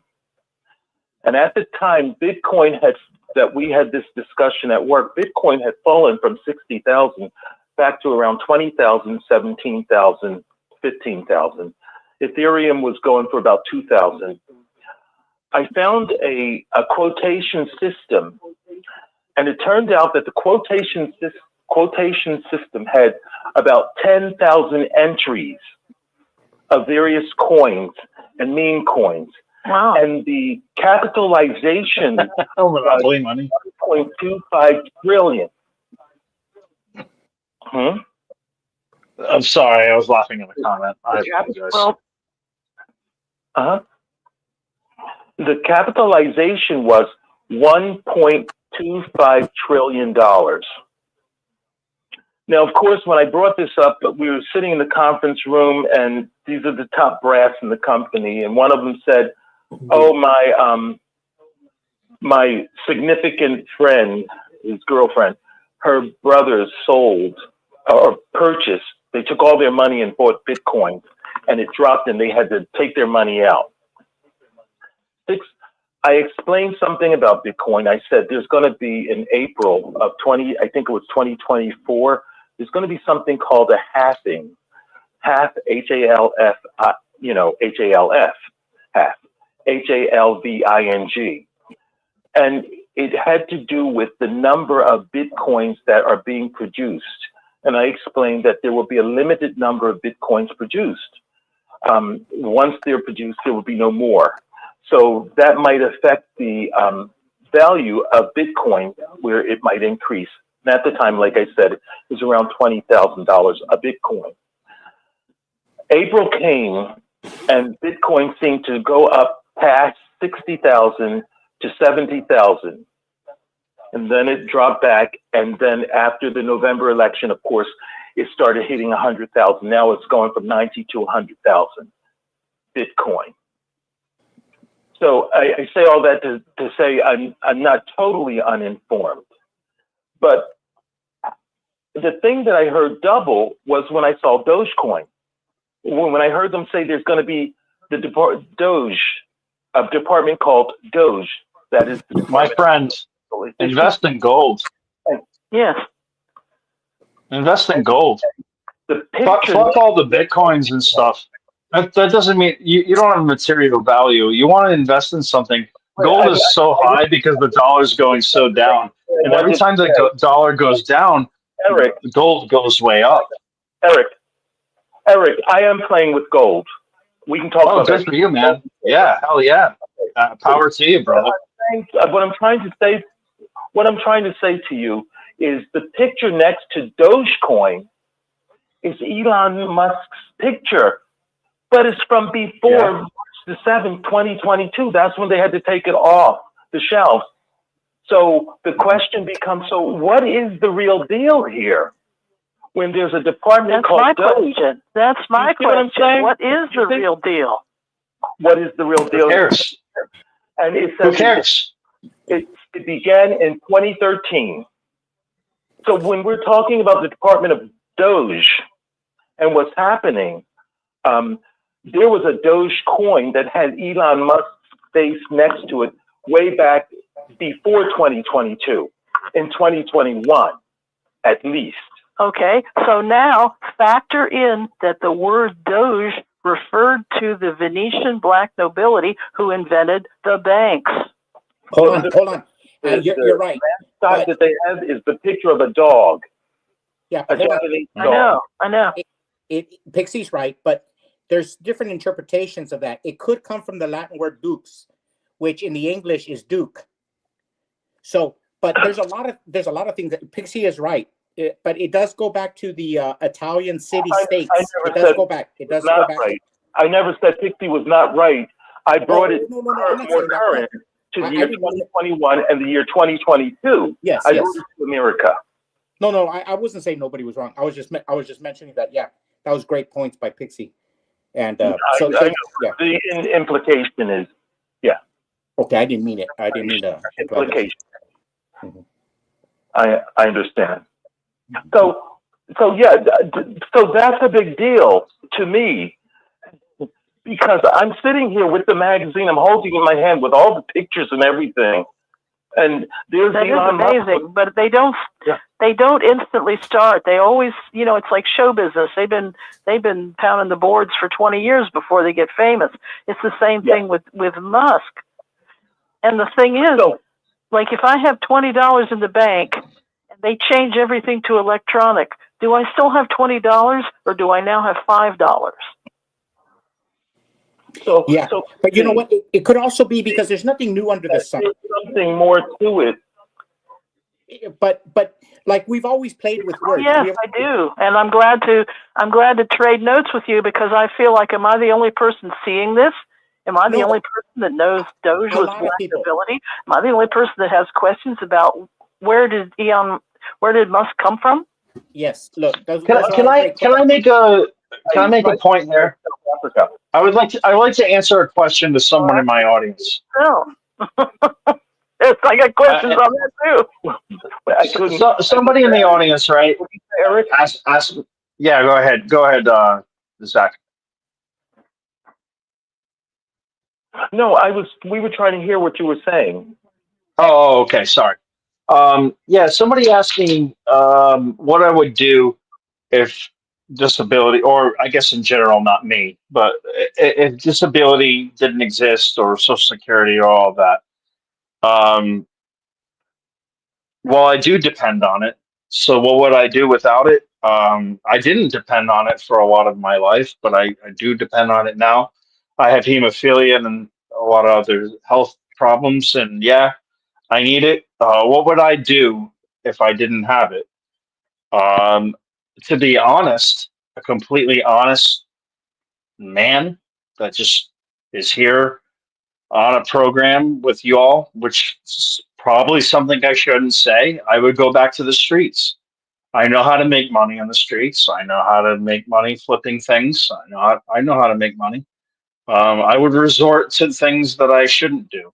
I think that happens to a lot of us. I think we become animalistic in a way when we're put in a corner. I'm not saying I'd be some kind of scumbag, but I know how to make $1 illegally. You know, do I want to do it? Nope. Do I do it? No. But I think we all have survival skills at some point if we're pushed into a corner. I don't need Uncle Sam, but I do at some point. But when it comes to survival, I'll try to get a job, but I am disabled mentally and physically. But you know, I will do what I have to do to survive. I am a survivor. I lost my wife to this abusive, disgusting cult, from her getting completely shunned by every family member that she's ever known, and far more worse than that, but being treated like shit by every family member and friend she ever had in the organization. This poor girl was an empath that got just shit on by everyone around her. And I'm not making this about me right now, but it is what it is. This organization has really hurt our loved ones or ourselves. And all we can do is rise above, and all we can do is survive. And if we're put in a low situation, you do what you got to do as long as you're not hurting anybody to get by in this life. And that's what I have to say to the person who said made that comment to me, or asked that comment to me. Is, you know, you just keep going, my friend. If we You didn't do whatever have you got to do. if we didn't have the social fallback that we have, if those were all pulled away, we would be back in Charles Dickens' 19th century or something like that. Yes, I agree with you, That's Dixon. very scary. We have to rise above from what we came from.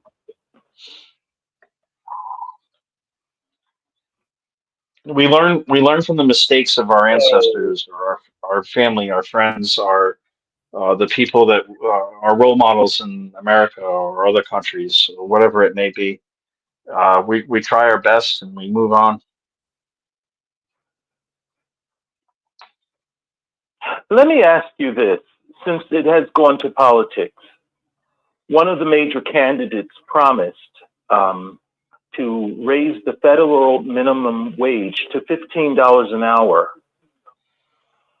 What if I'm one of the people who's making the current federal minimum wage of $7.25 an hour? Wouldn't I want the $15 an hour? If I'm making $8 an hour, wouldn't I want the $15 an hour, or $9 an hour? Wouldn't I want the $15 an hour? And wouldn't an increase to $15 an hour have a beneficial effect on Social Security? Because it would raise the amount of taxes going into Social Security. And let me just point out that back in 2016, what do you call them? Undocumented immigrants paid into Social Security. Illegal immigrants, you mean? This is my terminology. Undocumented immigrants. I know it's your terminology, but they're illegal immigrants because this is Donald Trump's administration, and it's changed now. This is illegal. They're illegal immigrants. They're not undocumented anymore. They're being booted out of our country. They're gone. They're not undocumented. They're illegal immigrants, and they're gone. Eric, I will use the terminology I use. I think you understand it. I'm sure you do. No, I don't. I don't understand your terminology at all. They're illegals. They're either illegal or they're not legal. There's no undocumented. They're illegal or they're not legal. Just You're legal or you're not legal. Eric, the fact that you're putting so much energy in it means you do understand exactly what I'm saying. So yeah, I do. That they're illegal and they don't belong in our country and they need to get out. I agree. I said undocumented immigrants. I use that term because I'm ready to make it. But that's not what they are. They're illegals. That's a soft phrase to say who they really are. They're illegal. They broke the law. They are not allowed in this country. They're not undocumented. They're illegal. They are not allowed in our country. Eric, I'm not going to fight you. Eric, we won't lower ourselves. Just let me know when I can continue. Okay, go ahead. Amazon's paying $22 an hour. Thank you. Undocumented immigrants in the year 2016 paid about $13 billion in Social Security taxes. So they were paying into a system that they would never benefit from. Those are just okay. And what about the undocumented immigrants who are illegal that got benefits to be in hotels and got Social Security checks when they're not even a part of this country that Biden gave as a deal? What about those people? My statement, I'm simply making statements. In 2016, $13 billion in Social Security taxes. In 2017, I'm sure it continued, and I'm sure it continued every year. So to think about the solvency of the Social Security system, what if you look at social federal budgets, they would call social insurance, because it's the FICA, Federal Insurance Contributors Act, or Federal Insurance Contribution Act. If you look at those things, it enhances the solvency of that system, because those people paying into it would never be able to benefit from their payments into the Social Security system. That's why Trump is cutting the fat from Social Security and not allowing people who are 150 years old to benefit from Social Security anymore, because no one can live to 150 years old. He is cutting the fat. That's what Doge is doing, and the liberals hate what Doge is doing because they're exposing the truth. And no one likes their party to be exposed because they want to be right. Eric, you're talking about something different. I was talking No, about... not. It's the same thing. There's no difference. You're cutting me off. You're cutting me off. Let me finish, please. I'm talking about undocumented immigrants and their payments into the Social Security system. They're not paying into it. They're not paying into it, brother.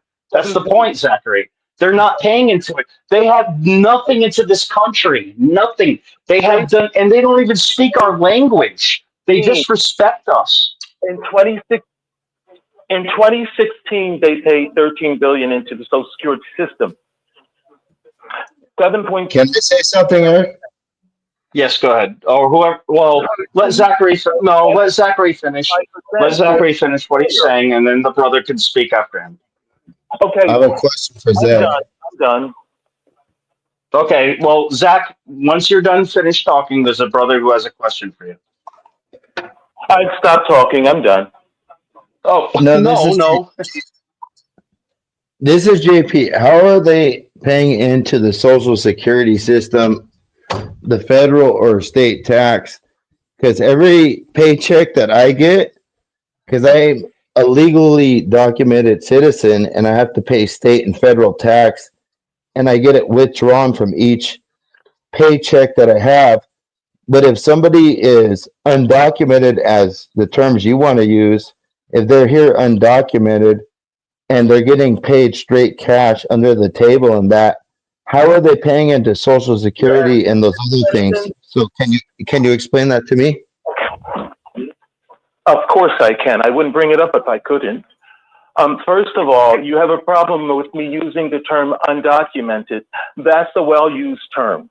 So understand that undocumented is also a term that can be used, okay? So how do they pay into it?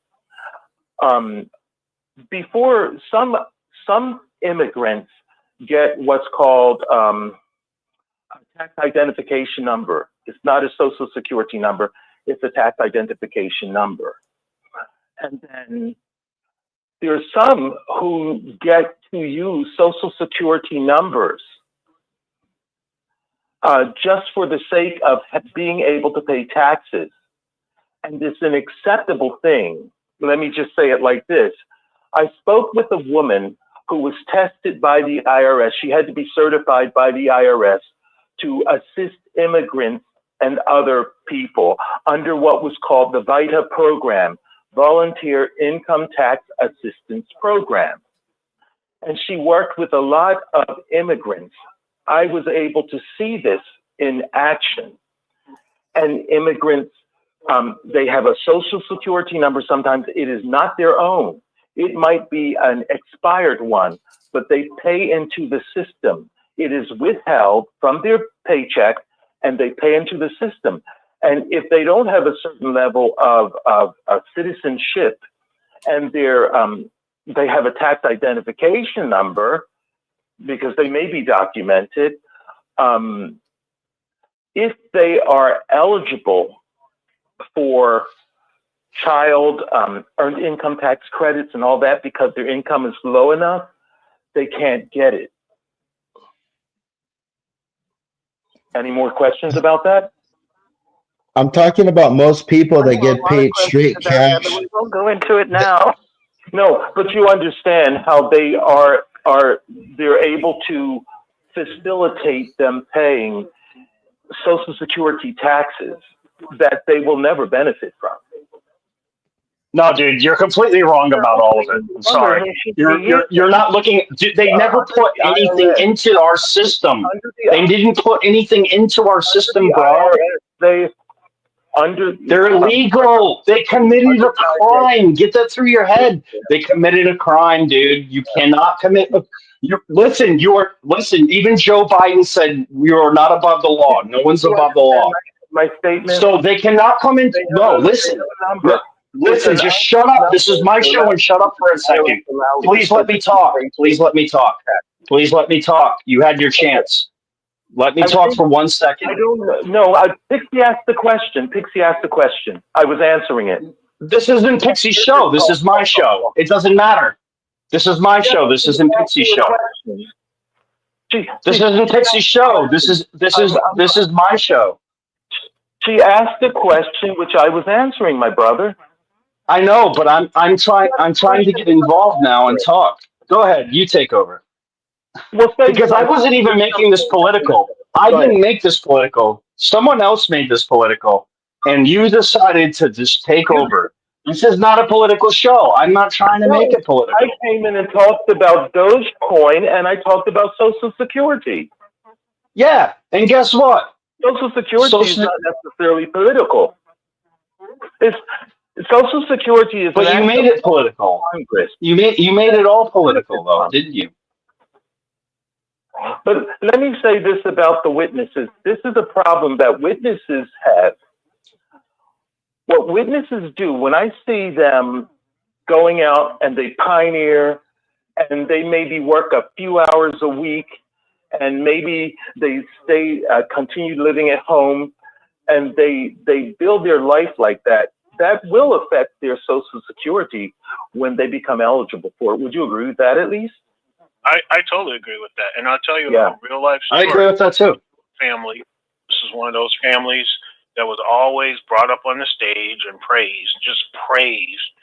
And the daughters did exactly what you just said, Zach. Worked a few hours and regular pioneer.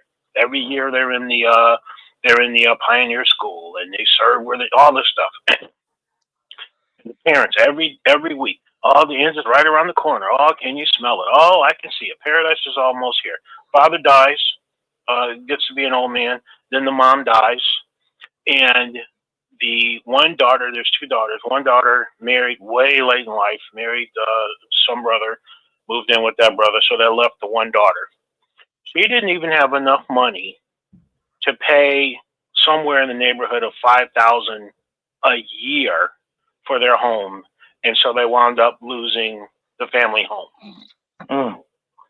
And this is exactly the point that I'm making that you said much better than obviously I said.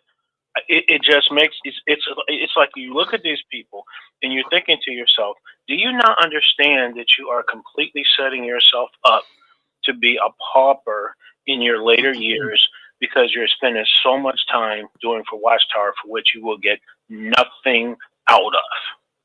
Mm-hmm. And this is the exact situation. They wind up losing their house because they couldn't pay $5,000, not a month, for the entire year because they listened to Watchtower. So that's my exact point. Yeah. And I'm sorry I brought it up. I see Eric smiling. Stop smiling, Eric. And Oh no, man! I read the comment sections and I started laughing. But this is real. And like I said, I know a ton of sisters that do this. They'll pioneer, like you said, live at home. They don't even go out and get their own houses. And they're thinking, I don't know what they're thinking, to be honest with you, but they're obviously thinking somehow they're going to be taken care of and they're going to be all right. And reality starts setting in when they get into their 50s, I guess. And, they're in bad shape. That's all I can say. Right. Yeah. I guess I was a different Jehovah's Witness because I had a hunger to make money. I wasn't materialistic. I don't know. I guess I was never really taught anything from my family or anybody. I was left in the dark. And at one point when I figured out how to make money and I was good at it, I just got like, not obsessed with it, but I was like, all right, I'm just going to like work as much as I can. Like I remember like being on commission in auto body and it was like 4 o'clock in the morning and I woke up and I couldn't go back to sleep and I had a key to the shop and I'm like, fuck it, I'll just go in. And they required overtime at the time, right? And I got there at 4:30 and I left at 4:30 and my boss is like, oh, whoa, what are you doing going home? I'm like, I already put my overtime in. And he's like, what? I'm like, yeah, look at my punch in and punch out. And I told him what I did and he's like, the fuck you doing coming here at 4:30 in the morning? I'm like, well, you saw what I got done, right? And he's like, yeah. And I'm like, I'm done. So he got used to me.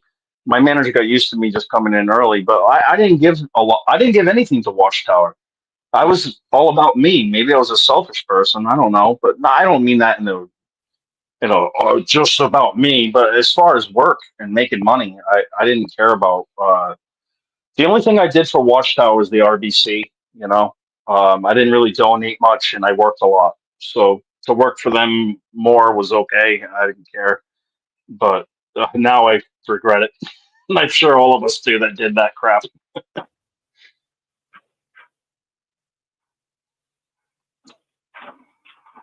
do have one thought, and I am by no means, I'm an IT person. I am not financially educated. But I was thinking about the question that Zach asked about the minimum wage. And it seems to me, obviously, if I was making minimum wage, yeah, I would be all for an increase in that. Why you'd be crazy not to? But I guess my question is, on the other side of that coin, if people are, I'm assuming that these restaurants and businesses that are now paying more have to then charge more. And does that result in a loss of business because people are saying I can't pay, $20 today for the same thing I paid $12 for, yesterday, as much as I'd want to help and all of that. So does it wind up in the end just kind of balancing out where some people now are still employed? They've got the increased minimum wage, but now others are out of a job because, people just can't pay. I mean, I don't know. I kind of feel like in the end, it all winds up somehow balancing it out to the negative. Well, the federal minimum wage that was being suggested was only $15 an hour. Mm-hmm. I had this discussion with people at work, and my feeling is that if you work full time, you should be able to afford a 1-bedroom apartment in an okay neighborhood. I agree. I think that what has happened there's a wonderful book called Perfectly Legal. I think it is Perfectly Legal by David K. Johnston. David, and the middle name is C-A-Y, and I think the last name is Johnston. I got that book from the library about a decade or two ago, and just read about 2 chapters of it, and it was amazing what I saw. Right. But you will find that in wages, CEOs, I don't know what the multiple is, but they make so much more than the employees as a multiple, so much more than it used to be just like 30 years ago. So their wages have gone up, their pay has gone up immensely, but not the pay of the employees. Right.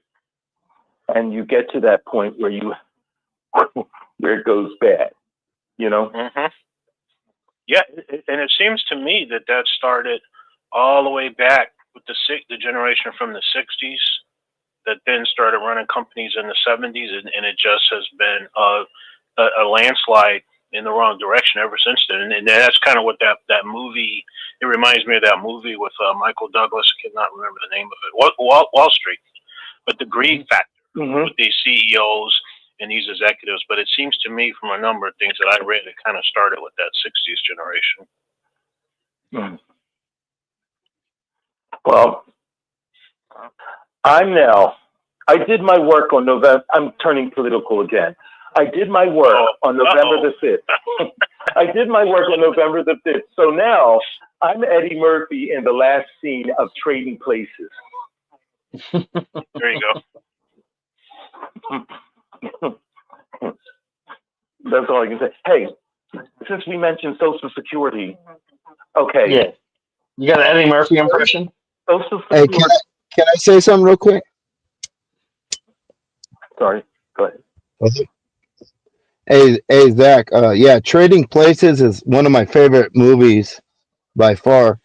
But I wanted to just present to you this question because I think you're bilingual, right, Zach? Like, I think you could speak French or something. But that's not my point. It's like I'm losing it. I'm just okay. All I'm doing is presenting forth from here on. I'm not trying to get political, but what I'm saying is we can only, as far as like what you're talking about, undocumented workers or illegal aliens, whatever you want to call them. What I'm saying is you have to expect whatever other countries would expect from us. For example, if I was going to take a plane flight to any country on earth, whether it's France, Egypt, whatever, Italy, and let's say I fly there, Zach, and I get off the airplane and I get to customs, can I just go to customs and when they ask for my documents or passport, or I just tell them, I say, you know what, I'm seeking asylum here because I'm afraid of Donald Trump and his tyrannical country. So I'm seeking asylum here, and I don't present them any documents, and I just pretty much give them the bird, and I walk on, and I go and get a job at the local cafe, and get paid cash, and just rent a local. Question. Why are you asking me this question? What are you asking? What's your point? I'm asking is that because you were talking about that earlier about documentation and stuff.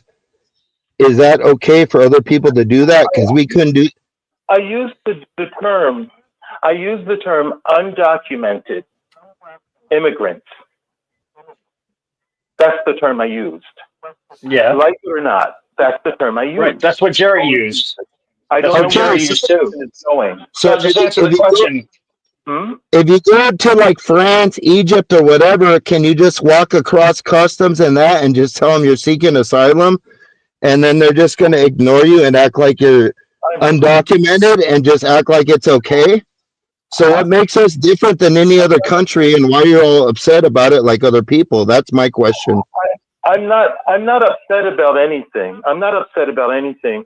And let me say, I'm not the person to ask that question to because I've never tried it.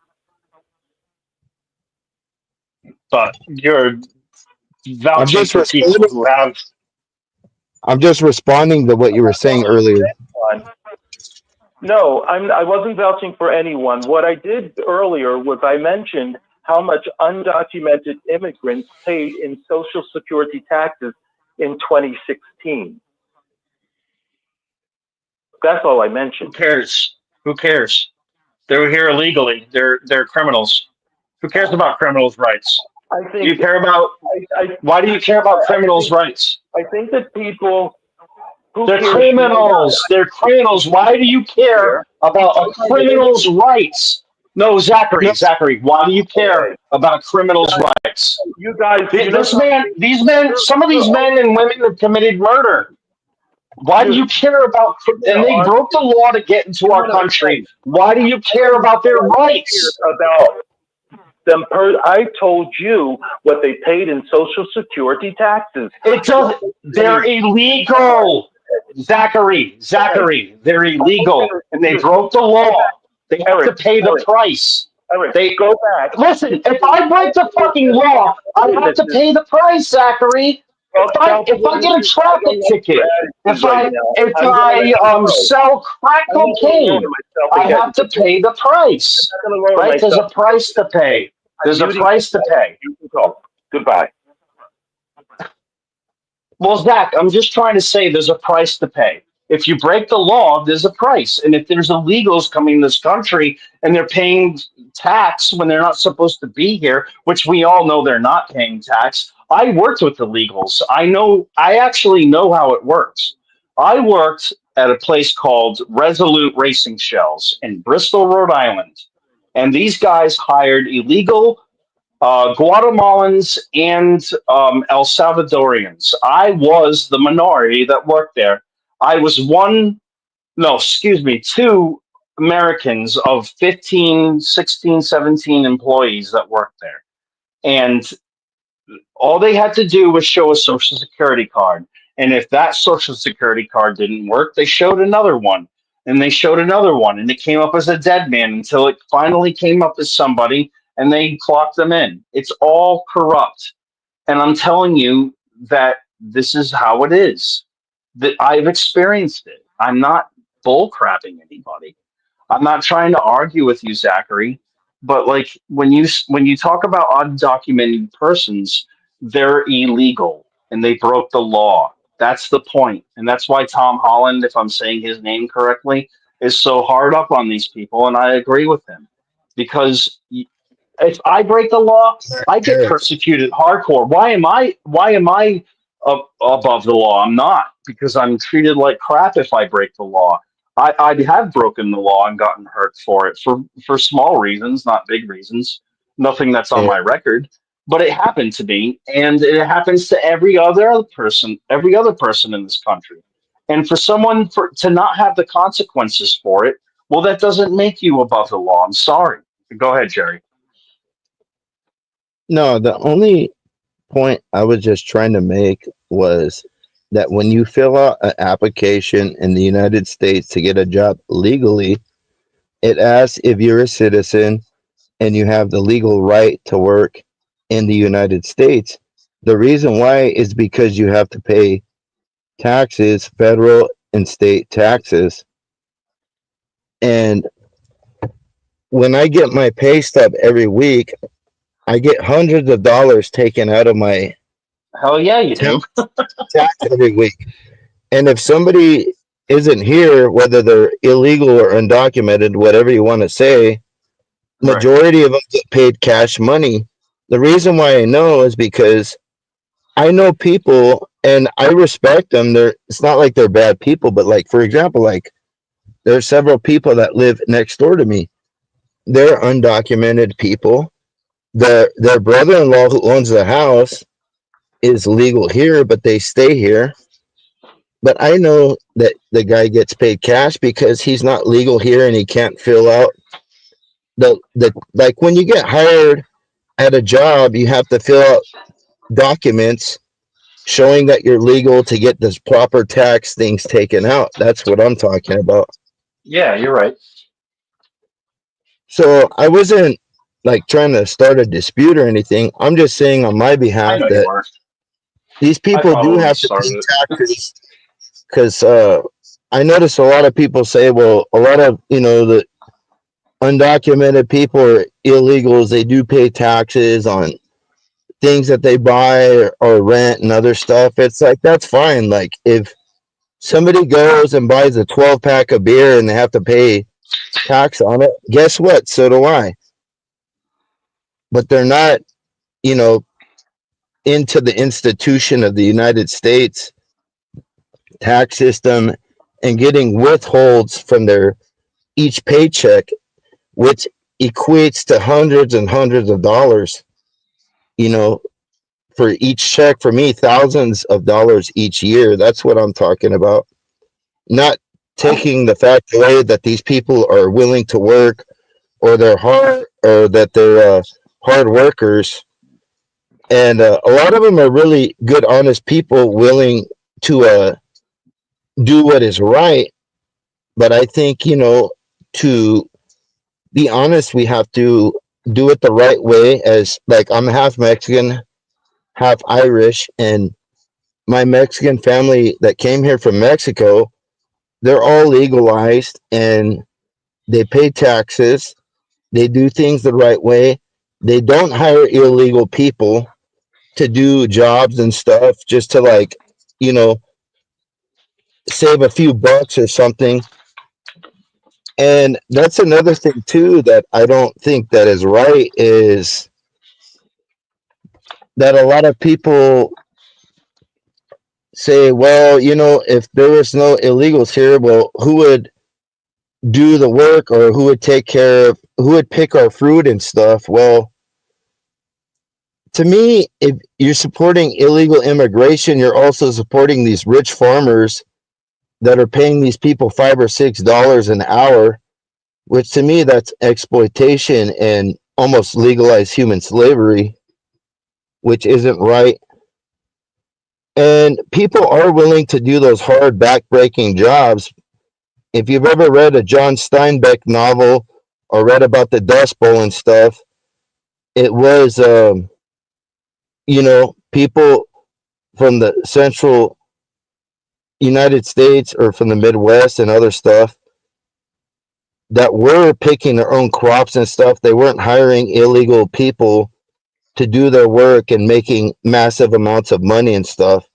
There were farmers that were doing their own work and would hire local laborers and stuff like that. So I don't think it's a labor issue.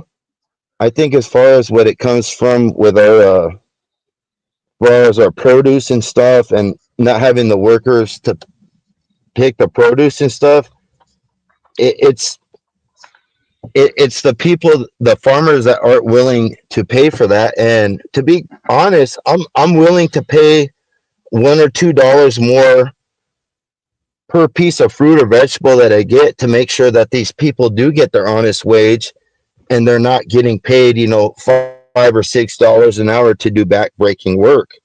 So that's what I'm standing up for.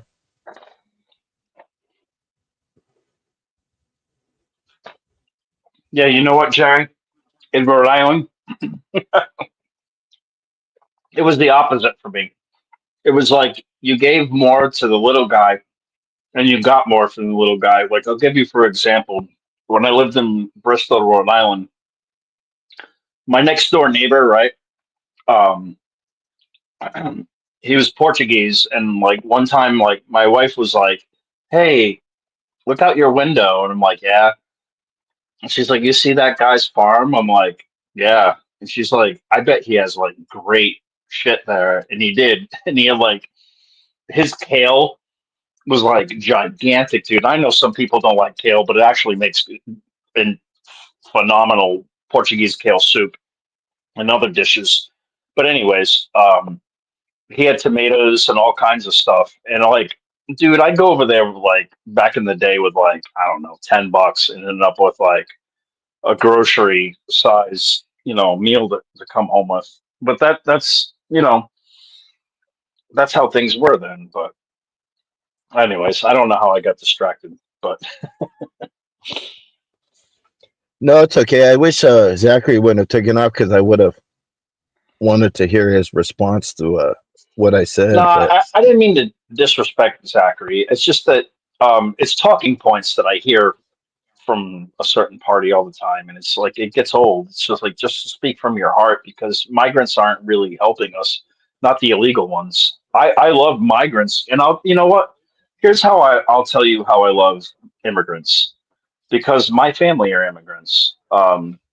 My father, his side of the family are Irish and German, and my name I had to do a lot of research, but I found out that my name is Kubler, Cubler, and it took a German woman to tell me, oh, she was a nurse and I was in the hospital. She's like, your name is not Kubler.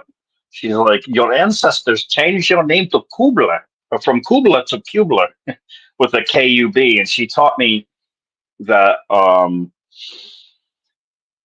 basically because of the stigma from the 40s of the war, that a lot of my ancestors or people around that time changed their name to Kubler to not make it sound so German. Kubler, right? The Kubler is just more German sounding. So I looked into it, and sure enough, yeah, that is exactly what happened when I did research into my family. And then I have Italian descendants too, who are from Masapina or something like that. I don't know. I can't pronounce it. I can't pronounce it or spell it. In Italy, and and then Canadian French. I have that side of me too, and Irish. So I don't know. Like I have a big melting pot in my family. Four nationalities, but they're all strong roots too, and uh, a good amount of it brought me to fourth generation Jehovah's Witness, But anyways, not that I'm proud of that.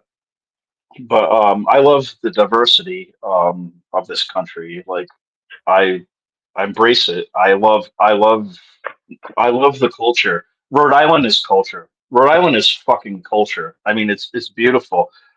You know what, Rick Farron? No offense to you. Being I'm just going to be straight honest as a human being.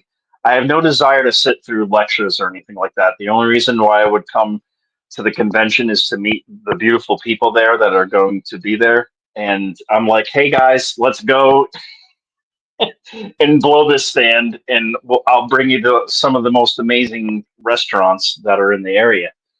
I know Boston pretty well, and I know Rhode Island very well, but there's a lot of culture there. Rick doesn't mention sometimes. He mentions like how we have culture there with history, but we have culture with food, like all kinds of food, Portuguese, Spanish, you know, every Spanish, Italian, French. We have Ethiopian food. I mean, Thai food. I'm talking like legit Thai food in Rhode Island, like from the boat, metaphorically. Um, yeah. So for a claim to say that I'm not like into immigrants is complete horse crap. I am an immigrant. Fundamentally. It's just I just believe in getting here the real way. That's all. Culture is beautiful. Oh, you know what? In New York, my wife Desiree brought me to what kind of I don't even remember what kind of Asian food. Malaysian food. Oh my goodness! It was some kind of chicken dish. Oh, delicious mango chicken, some kind of dish like that. I never had food like that ever, and bless her heart for having such a personality to try anything and do anything culturally. Very open minded and in our culture in America, and I think that's what makes us American. I don't want to get rid of culture. I want to embrace it. I just think we should get here a certain way so that we get the best of the people from other countries and not the worst. Hey, Eric. Yes, sir. Eric, this is Zachary. Yeah, man. I was looking at the chat. And I want to say a couple of things about the tax code for the benefit of Rebecca Wise, who Yes, sir. seems to think I don't know anything that I'm talking about. I'd like to say The floor is yours. Go ahead, my friend. Okay, thank you. The tax code, Rebecca Wise seems to think I don't know what I'm talking about. And I just want to help Rebecca Wise appreciate a couple of things about the tax code. First of all, the tax code in the United States Code is Title 26. So all of us know about it. And you get through Section 100 and Section 200, Section 300. Shows you what's taxed and all that stuff. When you get down to Section 400 of the tax code, Rebecca Wise, it starts to talk about deferred income, income that you can defer until later. So that's why you hear the term 401k. That tells you about income that you've earned from a for-profit company that you can get deferred. Also, if you work for a not-for-profit company, there's something in a little further down in the code in section 403 sub B.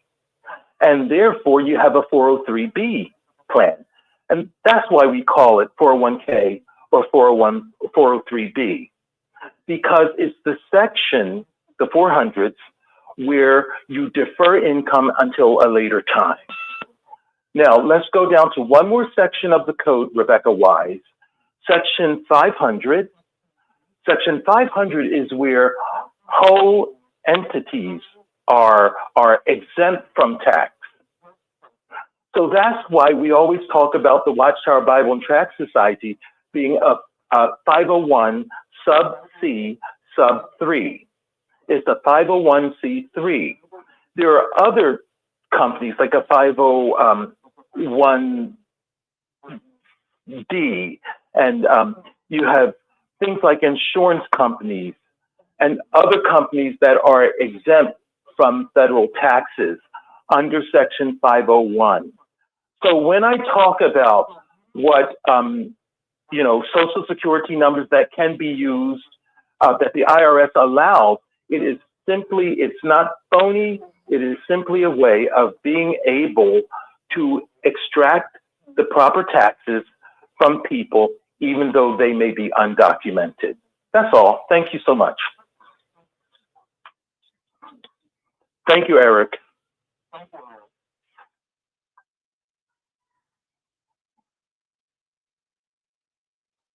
No problem, bro. I was eating. Sorry, everyone. You're hearing crunching. I was chewing on some pretzels. I'm usually better at like manners than that. Sorry, everyone. Thank you, Zachary. No worries, brother. I appreciate the opportunity to speak further. You can say anything you want, my man. You're always welcome here. We can agree to disagree. It's all good. And one of my other you always have a voice, and you're always welcome. I love you, man. You're a good guy. Thank you. Thank you. I like you, man. You know what? You're very wise when it comes to Watchtower doctrination and shit. Like you have a memory. There's something about you that memorizes things. No. Let me tell you. I feel like when you call Rick out sometimes on the trivia, like you actually know what you're talking about. Like you're like, no, that's not true. But let me tell you, the Watchtower is not the only thing I paid attention to. Sure, I understand that. I'm not saying that's your only quality. I said it before. I didn't listen to what people said. I made sure I looked into what the Watchtower really said.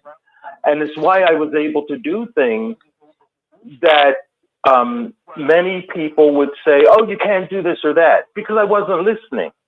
I didn't listen to people because I knew my life was my own life. And even, I took care of important matters when I needed to take care of them. And so knowing about the Watchtower is not the only thing I know about. I've studied hard. I passed the exams and done all that stuff. And so I know a thing or two beyond the Watchtower. For sure, man. And I hope Rebecca Wise appreciates it. Okay, that's all. Is that who you were calling out? Okay. I'm not calling her out. I'm just letting her know. Or I'm sorry, debating. Debating, is that a better word? I wasn't debating. I was informing. Oh, I okay. was explaining two sections of the tax code, 400 and 500, so that she would, I mean, everybody would appreciate when you talk about section 400 and, oh, that's deferrals? Oh, that's why it's a 401k?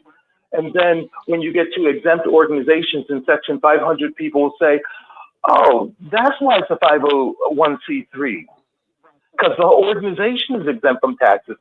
Of course, sometimes they do have to pay taxes if they have unrelated business income, which I have seen the societies 501, no, I'm wrong form, 990, I think it's 990T or something like that, unrelated business income, when they sell property and stuff. You know, you got to account for what's going on. So, but I'm not calling out Rebecca Wise. I'm sure Rebecca Wise is a wonderful person, but Rebecca Wise was thinking that maybe I don't know what I'm talking about. And I just want Rebecca Wise and anyone else in the chat to know I know something about what I'm talking about. He's just giving a response to Rebecca Wise. That's all. Yeah. I feel you, brother. All right, brothers. Hey, enjoy your evening. You too, man. I was going to give a response to Rebecca Wise. Go ahead and say it, Becky. You know it. Do the mega.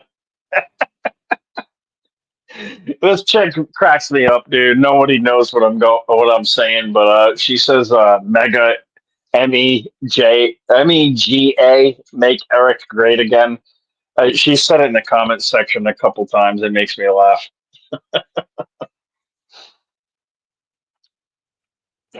Anyways, that's my story, and I'm sticking to One it. should bite Thanks, Zach. themselves. One can bite herself. Sorry. I would like to be great again, right? Wouldn't you? Wouldn't you like to be back in your 20s? Or at least 30s, right? I don't know. I know I would. Shit. Bite me? Rebecca, geesh. That's out of context, I'm sure, but who's that at? There you go, honey. Some people you can't talk sense to. That's all. Yeah, maybe you're right. That's sense. That's the shame. That's the shame. Well, you don't know who she's saying. Well, you don't know. Well, listen, I did say out of context because I don't know who she's talking to. I barely am looking at the comment section. I just happened to see that. I did look at the comment section this time. Oh, fuck. Then I'm wrong. I don't speak without doing my homework first. Okay, yeah, I feel you. I do speak sometimes without my homework because I'm a fast person. I'm like quick, but then I'm quick to also say, "Oh, I'm fucked up. I'm sorry." Zach's very thorough, Eric. You got to watch him. Yeah, I know. It's all good. No, it's a good thing. Yeah, it is a good thing.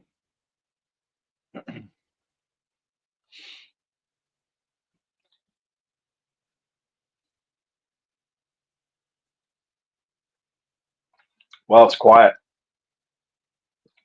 Zach wasn't just a Bethelite. He got his university education on as well. Also very smart and has an amazing memory from Debbie Moore. Well, there you go, buddy. You do have a good memory, actually. You remind me of Brad from Australia. You both have a pretty good memory. Especially like when Zach does like Rick's trivia or whatever, his Jeopardy crap.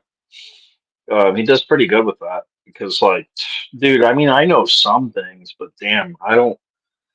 I guess I was getting stoned when I was learning all that crap. I didn't really care. I think Jerry was kind of along the ways too. He listened to some of it, but yeah, as a Stefan, go ahead. Oh, sorry. You know what? I got hung up on, and I don't know what happened to me. I just had a question. I was just changing the topic for just a hot minute. Yeah, it's good. This isn't appropriate for the program, Eric. Just let me know. I was just wondering Yes. what your take was. I don't know I exactly. don't care. Hey! I don't care what it is. It's appropriate because it's coming from you. All right. Thanks, brother. I just wonder what everybody's take was on this this blow up that happened with Zelensky and Trump in the Oval Office on Friday, and it was kind of funny. I was at my office and I was goofing around with the TV in the kitchen there, and it just happened to be on, I forget which one of the political channels.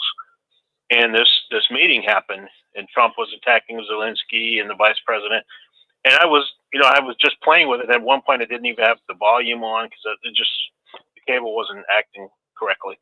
And I was like, "Is this really happening right now? Is this going on?" I was just like in bizarro world. I was like, "What is happening?" And I had to go online later and look it up. And I'm like, "Okay, that really happened." And I was like, "When was that?" And I was like, "Oh, I'm watching this live." And I was like, what is going on? I And did was hang up. kind of shocked by that. I did hang up, but I heard you, Stefan. This is Stefan. What happened? I did see it. I did see it. I was appalled. I was shocked. It had never happened before, and I don't think that we've heard the last of it. We have people. We have a person in the let me say the way they said it at the halftime show at Super Bowl when they said it's the right time, but you picked the wrong guy.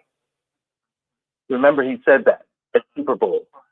I was appalled. I feel like they set Zelensky up.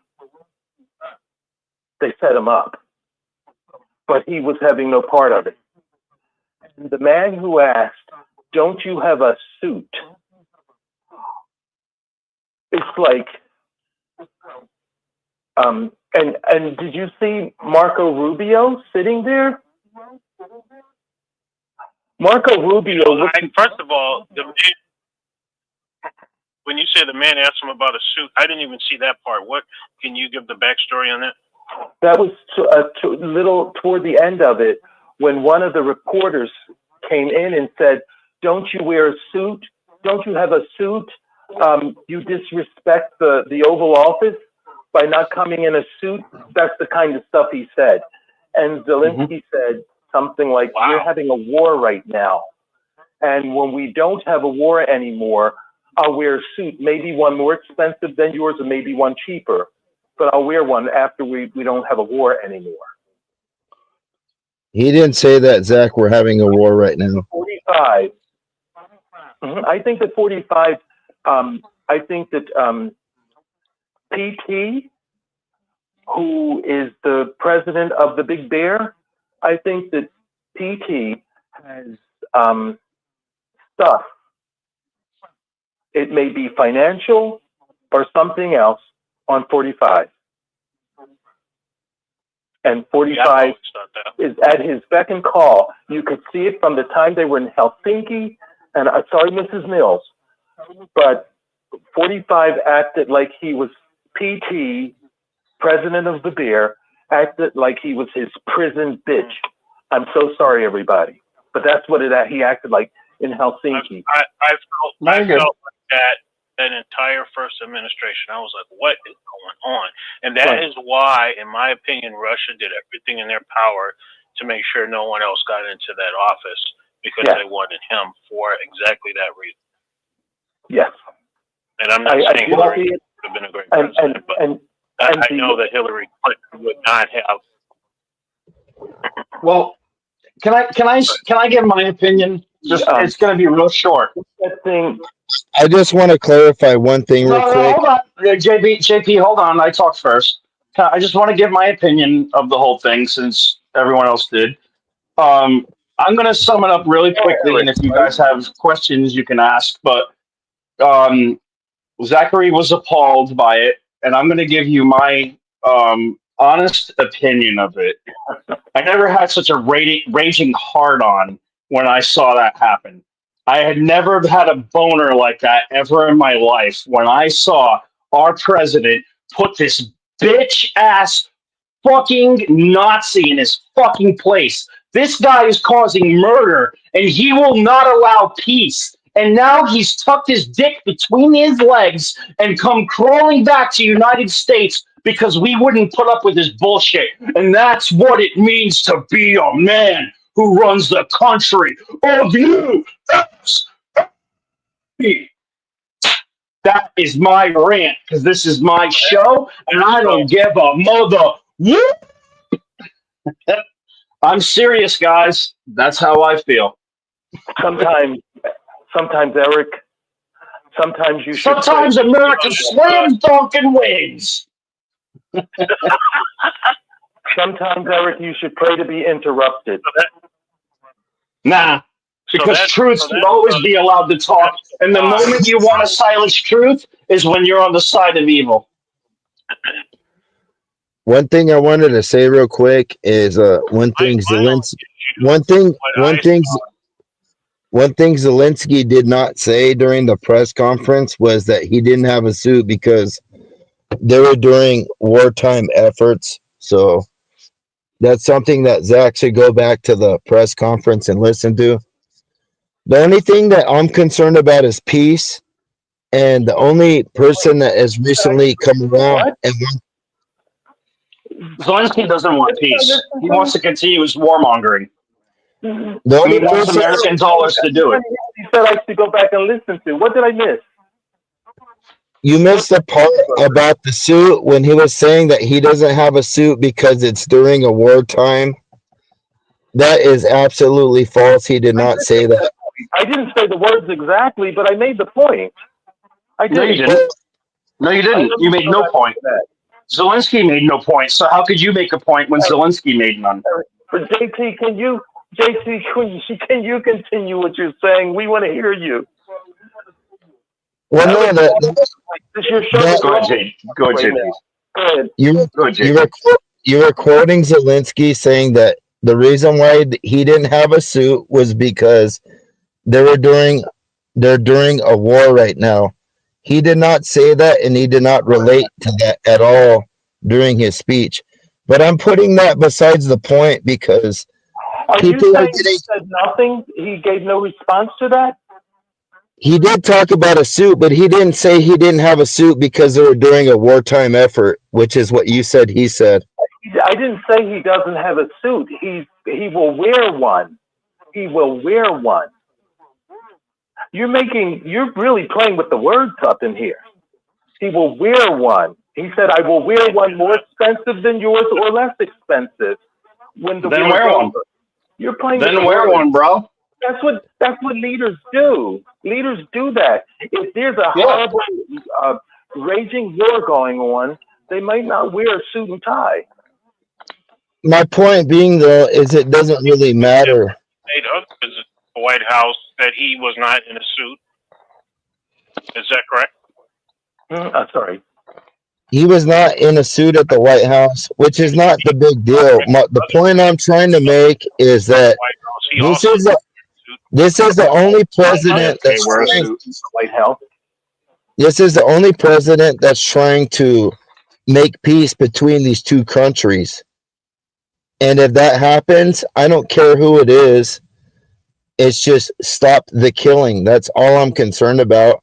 And us as Americans, we shouldn't be sending and sponsoring a war where the people are going to lose. If you look at like Popular Front and other stuff, from anybody in Ukraine from like 20 to 50 years old is gone. There's 2 generations wiped out. The people they're construing into the army are people in their 50s and older, high school age teenage boys and women that are volunteering into the army. It's a lost battle. Every war that was ever fought in history, at some point somebody finally had to raise their hand and say, you know what, we surrender. But this guy's in Washington still asking us American people for money to fight a war that cannot be won. Don't you understand that? It's not a political thing. You know, This is about lives. don't try to talk down like that. Don't you understand that? Don't you understand what happened in the first place? But let me say this. Let me go to Monsieur Macron. Macron was sitting there with 45, and Macron was saying, 45 said, they're lending Ukraine money. And Macron stopped him and said, no, we paid. And he ended his statement with, just to be clear. Because I think that what 45 was saying was not the truth about what was happening between those European countries and the one that was attacked by the largest Soviet Socialist Republic in the USSR. I'm using code words, sorry. I'm not really concerned about Macron. Are you concerned about us trying to get a peace deal between Russia and Ukraine? Or spending more of our tax dollars to sponsor this war? I said that 45 tried to say that they were lending money. The European countries are lending money to this former Soviet Socialist Republic, right? The U word. 45 tried to say they're lending money, which was not the truth. And my point is Macron stopped him and said, no, we paid. He's letting us know it's not a loan. We gave money. And then he said at the end, just to make it clear. Okay. Again, why are we concerned about Macron when we're concerned about we're in the United States? Should be the opposite. Then it's a problem. Yeah, I'm not concerned about France or Macron. I'm concerned about the United States and what we're doing. I could care less about what Macron's doing and what he's saying. What are we doing? Why are we sending money there to keep this war going where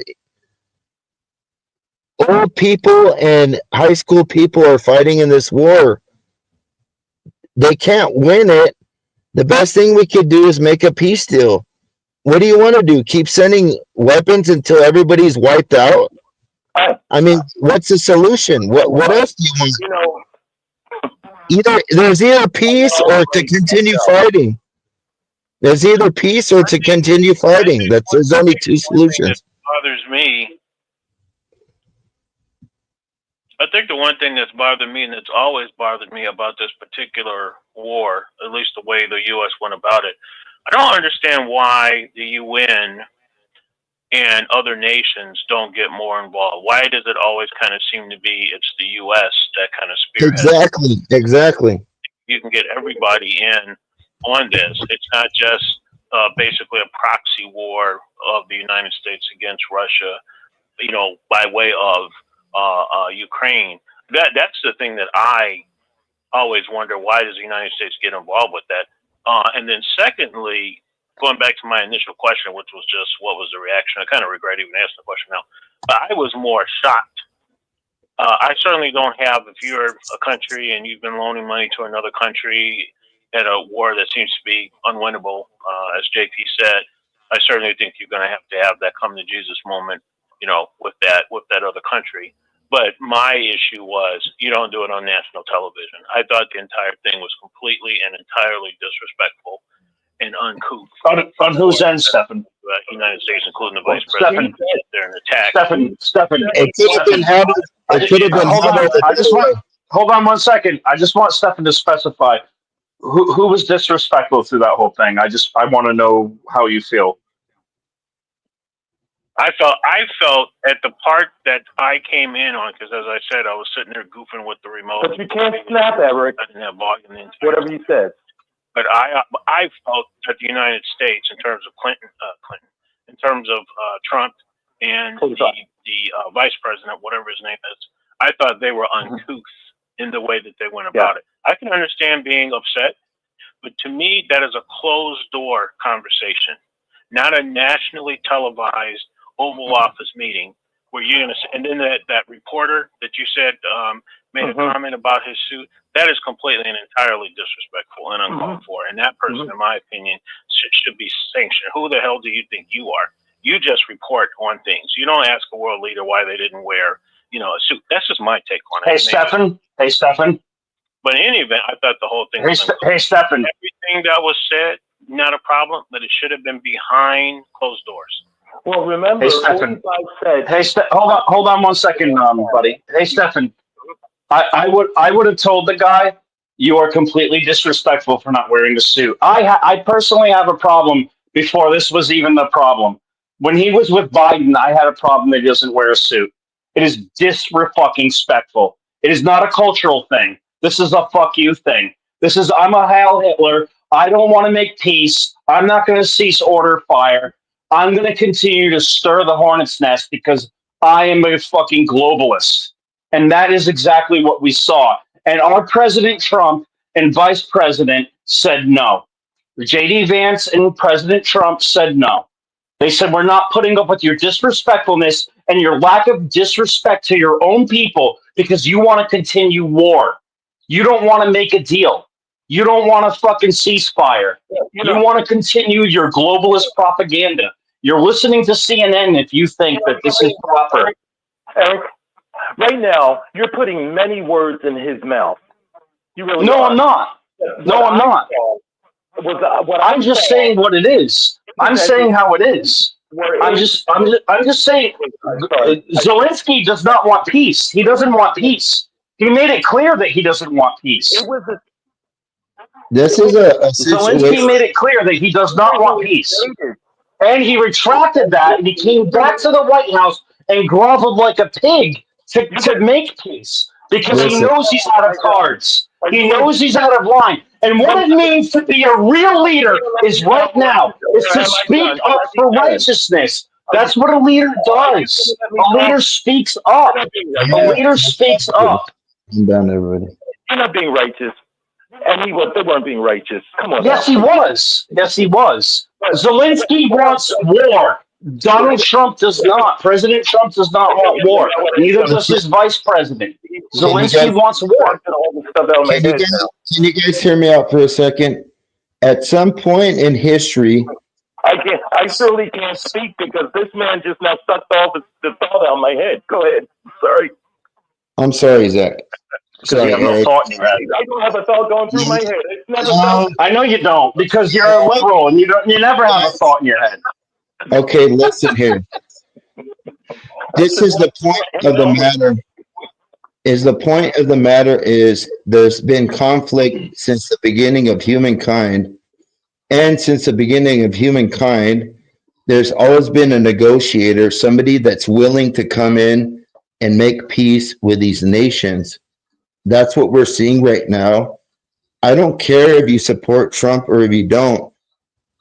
The only thing I'm concerned about is making peace in Eastern Europe right now. And it always, through history, it doesn't matter whether you're a Christian or an atheist, all throughout history, there's always been a negotiator or a human leader that somebody has to say, you know what, that is fight. For one thing, when there's two factions conflicting, one faction has to say, you know what, we surrender. They get beat up so bad. And if they're lucky enough, we're in modern history, it's not like ancient history where somebody would come and ravage your whole nation and destroy you and kill all your people and take your people away. No, we have human leaders, just like it happened, through Bosnia Herzegovina, in the Rwanda conflict. There was always some kind of a leader or somebody that came in and negotiated stuff. So that's the best thing I'm hoping for, and that's what we have to rely on. It doesn't matter about, like Trump said, he doesn't care about Ukraine or Russia. He's not for either. He's, like he said he's for humankind. He's for the world, and that's He what doesn't I'm want going. people dying. something Donald now. Trump's words was, "I want people to stop dying." Exactly. You can't go again. Even if it's your show, you can't start going again. You got to give me a chance now. It's my turn. Okay. Okay, go ahead. I think that it was really as if with watching this today, it was as if the guy who was on the side that attacked the U, it was as if the guy was in the office, because those two people, the two top people in the U.S., 45 and the vice 45, they were fighting for the leader of the country that attacked the U. Okay, that's what I want to say. Now, you mentioned Rwanda. This is funny. You won't believe this. This takes me back to my Bethel days. I was at Bethel when Rwanda, that thing happened with Rwanda. There was something, I think it started out with a plane crash happening. And I was assigned to, because I got to make it about the witnesses. I was assigned to prayer over the supper meal that night. And so I ran to my room from work. I worked in the factory and I lived in the Bossert. I ran to my room to, wash up and everything, change, but I had to do everything really fast because dinner started at 5:30 and I got out of work at 5 o'clock. But on my desk, there was a single sheet of paper. It was like Kingdom Ministry paper, but just a single sheet, the cheaper Kingdom Ministry paper. And it was about Rwanda. And the other country just came back to my mind. Burundi, was it? And there was some kind of a plane crash. So I didn't know the name Rwanda. And so I'm like, this thing happened and there was horrible things going on in Rwanda. So I thought, I got prayer tonight. This would be a wonderful thing to mention in my prayer. So I don't know this RWANDA. How do you say that word? And I looked it up in the dictionary. We didn't have a computer at the time. And it was pronounced Ruanda, not Rwanda. Ruanda. So that night, when I prayed for the meal, I mentioned the brothers in Ruanda. Just thought that was an interesting thing to hear, because I thought about that this week. Okay, somebody else's turn. No, that was interesting. Thanks. I haven't been cut off, have I? Huh? No, thanks for clarifying that, Zach. But I was talking about like a world leader bringing peace between those countries.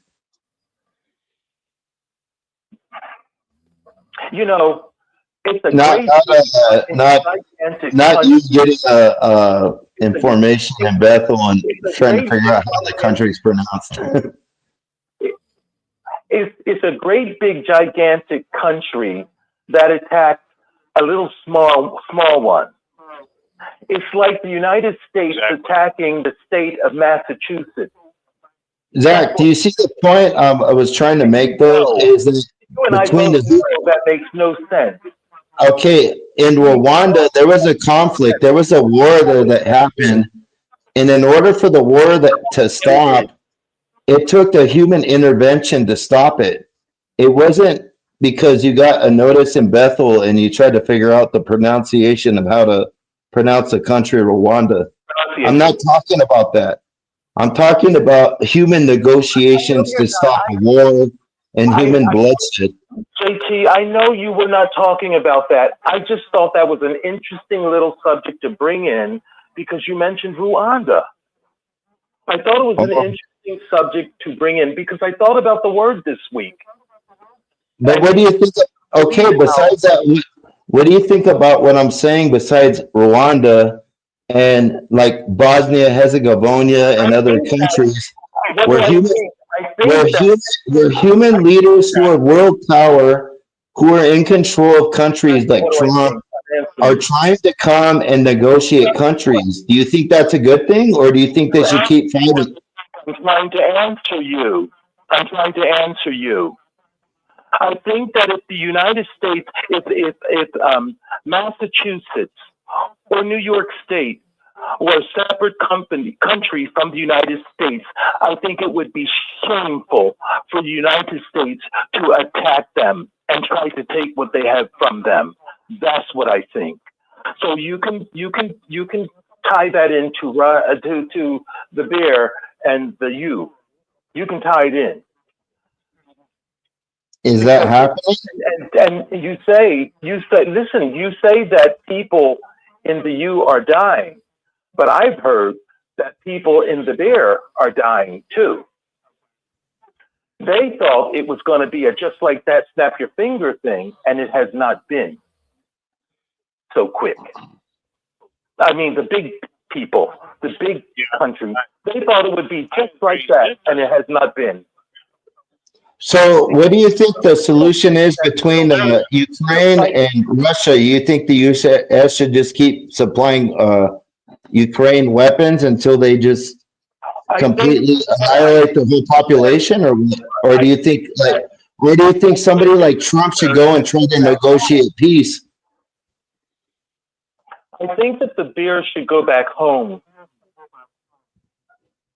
because if the U.S. doesn't help, I think there will be help from European countries.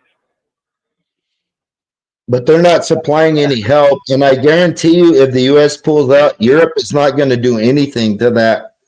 Ukraine is going to become part of the Soviet Union as it once was. I just told you Macron, well, that could be true, but I just told you that Macron clarified when 45 said it's a loan. Macron said, no, we paid. See, what has been happening, I think, is they've been doling out little bits and pieces to the U. And if they had just let them go, this thing would have been over with a long time ago. But has Macron or anybody in the European Union, have they tried to negotiate peace between Ukraine and Russia? I think not. And if so, then tell me who it is. You know, because nobody's done this except Trump, except since this war has started. The first question that was asked about seeing what happened in that not square office. And what happened, I was appalled at it. And that's my bottom line answer.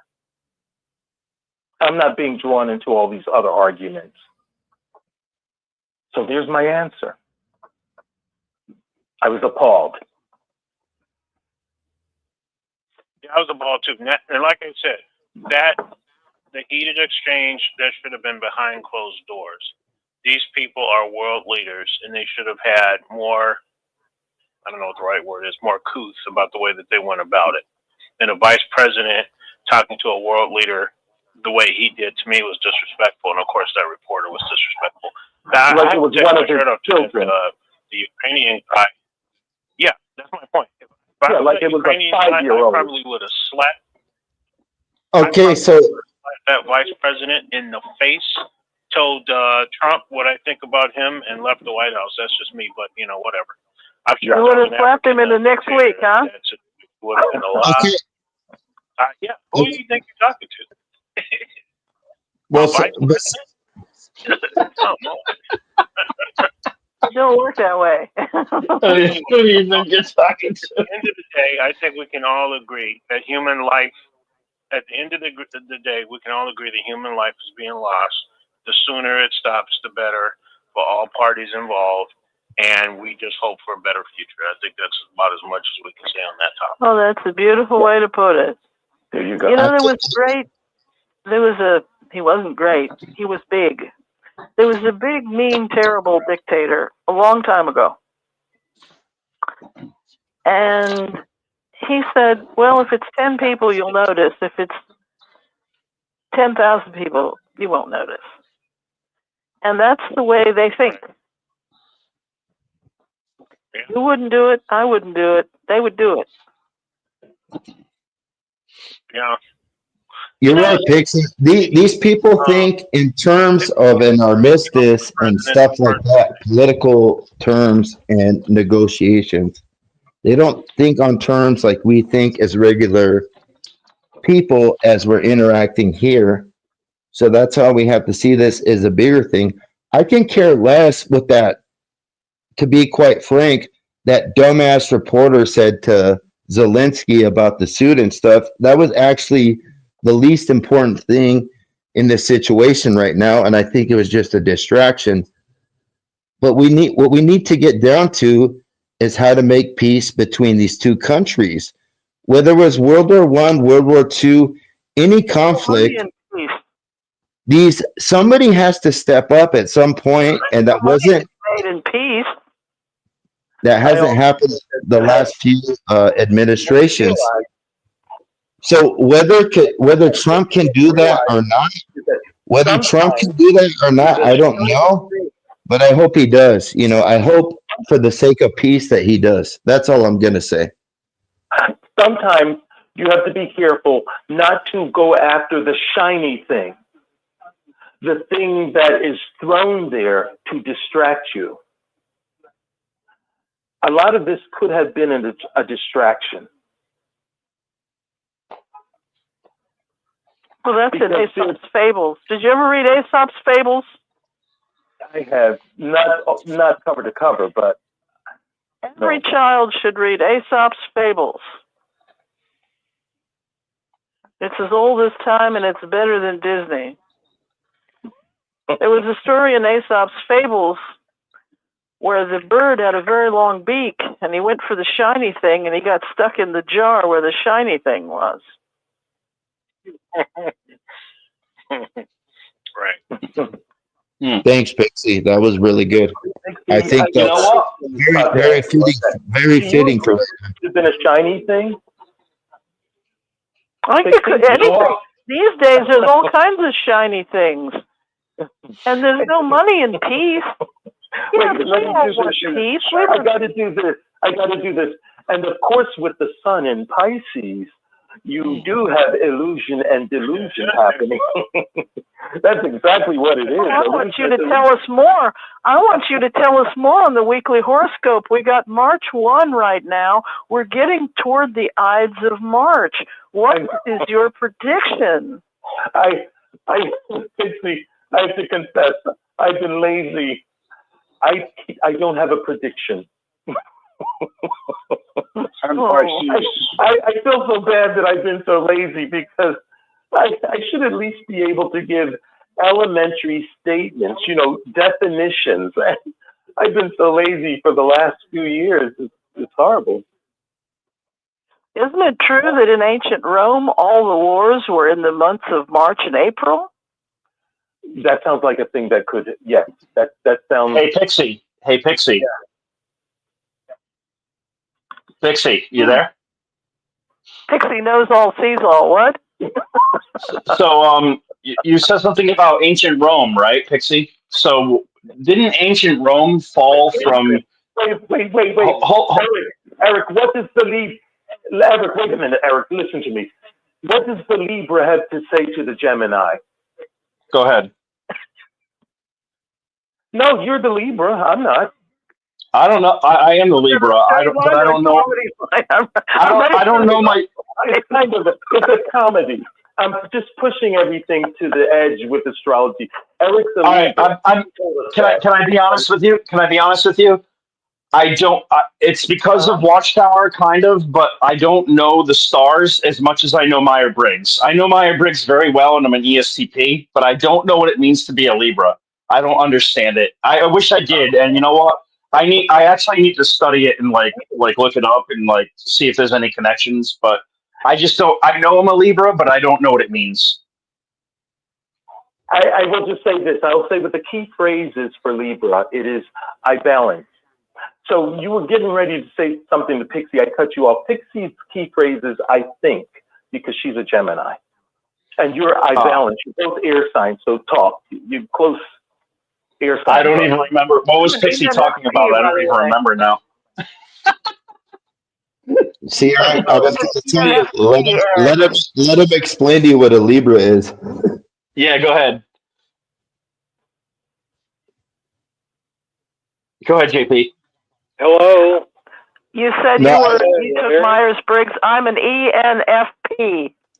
You're an ENFP, Pixie? I'm very familiar with your Yes. I am very familiar with Pixie's personality type. My boss was an ENFP. They are intuitive. They are extroverted. They are not a planner in the future. They kind of just tackle things in the moment and figure them out in the moment. An ENFP is also, I said emotional, but let's see, their first function would be extroverted intuition. So you're very much in the moment and you can connect dots very quickly. If I'm summing you up well, I'm not sure, but that's the ENFPs that I have met. Hey, Eric. Yeah, Jerry. Hello? You're an ISTP. Yeah, there's too many people talking at once. So let's let Jerry go first. He was the first guy. No, Eric. Somebody else is calling in. New. Let him speak. Oh, someone new. Okay, let's let the new person go in. Thanks, Jerry. Thank you, guys. Eric, this is Kurt. How are you all doing? Oh, you're not new. How you doing, Kurt? But you're welcome to go ahead. You're new. You're new to the show tonight. Go ahead, Kurt. How you doing, buddy? Long time no hear. Howdy, Kurt. Nice to hear you, brother. I've been listening. It's a very good conversation, and I appreciate sounding so bad, but I'm on a lot of medicine for my health, and so I'm just not feeling too good tonight. But I thought I would call in and. I'm sorry you're not. Sorry you haven't been under the weather, or sorry you've been under the weather. Thank you, Eric. Thank you. And I don't think I can tell anybody that they don't already know this, but when you all were talking about this incident at the White House, it was you had a lot of good conversation from you guys, all of you.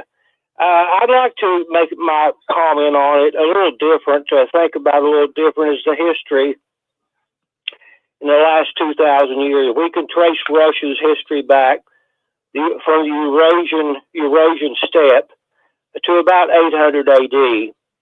And the Ukrainian, the Kiev Rus and the Moscow Rus, they're cousins, and Russia, of course, has developed into a great power.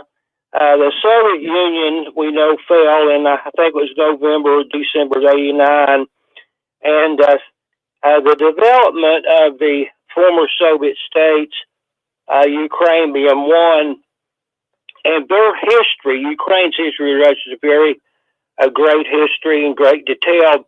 And they're like cousins that fight each other. And since the fall of the Soviet Union, and we all know Ukraine pretty much instantly became a separate nation. And the Russians, of course, in 2014, they got Crimea. They want Crimea for support for the Black Sea. And they want a corridor down to Crimea. And so there's going to be land laws with what Putin wants. There'll be a land laws for Ukraine. So it's a very complicated situation. And I know Trump is one person that wants to stop the war. So that's a good thing. And he's trying to negotiate between Putin and Zelensky.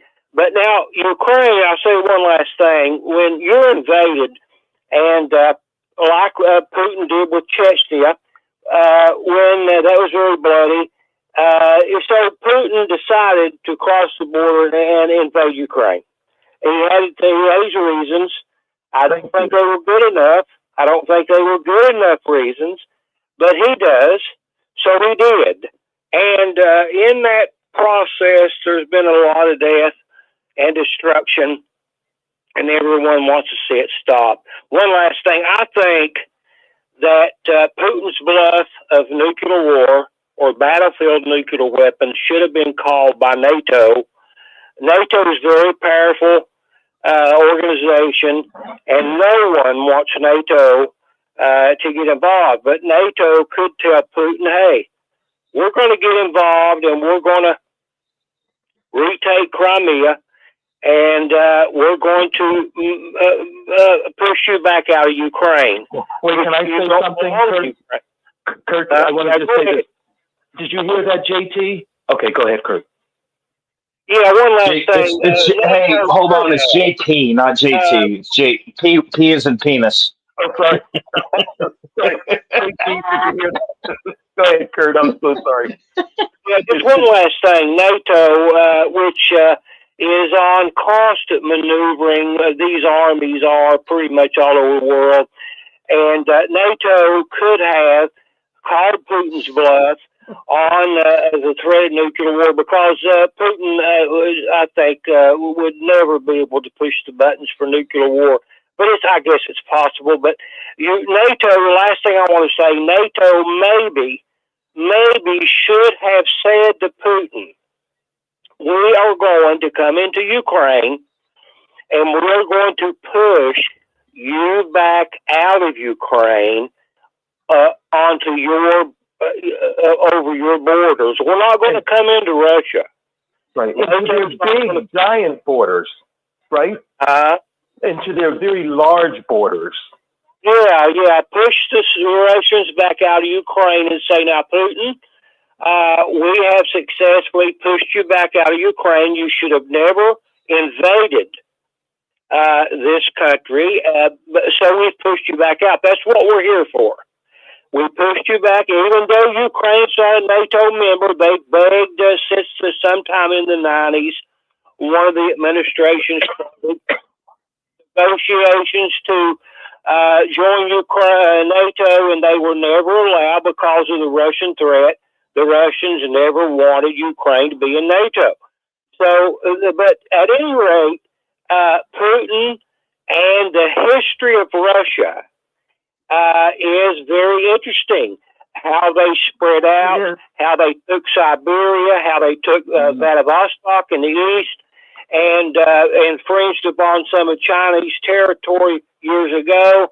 So they're the bear, and they want this land. Is what it boils down to. They want Ukraine, and they after World War I, they fought a war against Ukraine. Excuse me, I'm barely going here. One last thing. They fought a war, I think, in 1919 or 1920, after the Bolshevik Revolution. They fought a war with Ukraine and won and took over Ukraine. That's why Ukraine was with the Soviets in World War II. Anyway, I've talked enough. I've been talking for 10 minutes. I enjoyed that so much, Kurt. I learned a lot from you. Actually, I would like to speak up here. Hold on, everybody. I would like to talk to Kurt for a second. For you, Kurt. Okay, I'm listening. Yeah, thank you, Pixie. I'm listening. Edward Said's book Orientalism. I think it's in paperback, or it might be read to you on YouTube. We'll type it in YouTube when we get off the phone. Orientalism. Before you go, It notes that Russia is actually an Oriental thinking country, which is why they never quite fit into the Europe borders. Right. Yes, I hear you. Kurt, before you go, I learned a lot. Thank you very much. Hold on 1 second. Hold on 1 second. I'm next, Zachary. Sorry. But I was after Pixie. I would like to respond to Kurt, actually, and it's just very quick. So you're right. You're next after me, Zach. Hey, Kurt, it's Eric. I'm just curious. I was really shocked to hear you on my show tonight, because the last time I heard you was on Larry John Wayne's show, and you didn't have very nice things to say about me. So I'm just completely floored that you'd show up on my show. What do you have to say? I figured that you would have a good memory on that. And do. I want to apologize to you. I really mean that. And it's been hard on me since it's been a year and a half or so. But I've got some bad health issues, arterial fibrillation with my heart, and I'm on this medicine.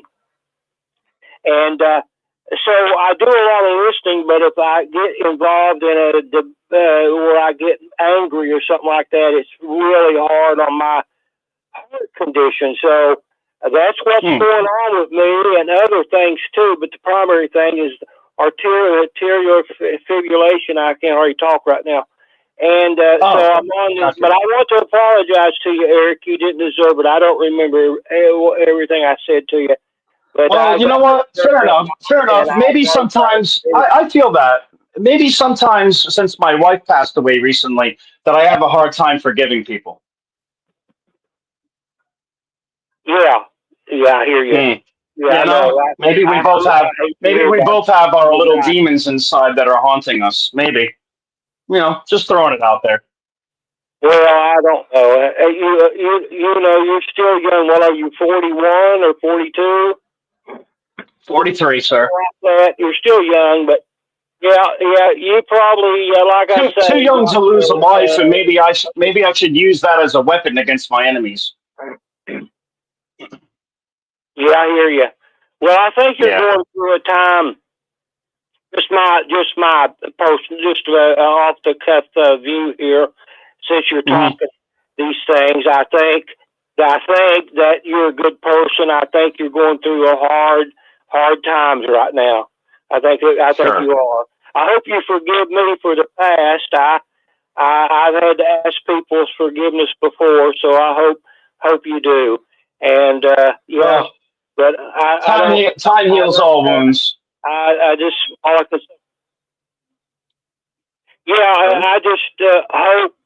I remember I'll be.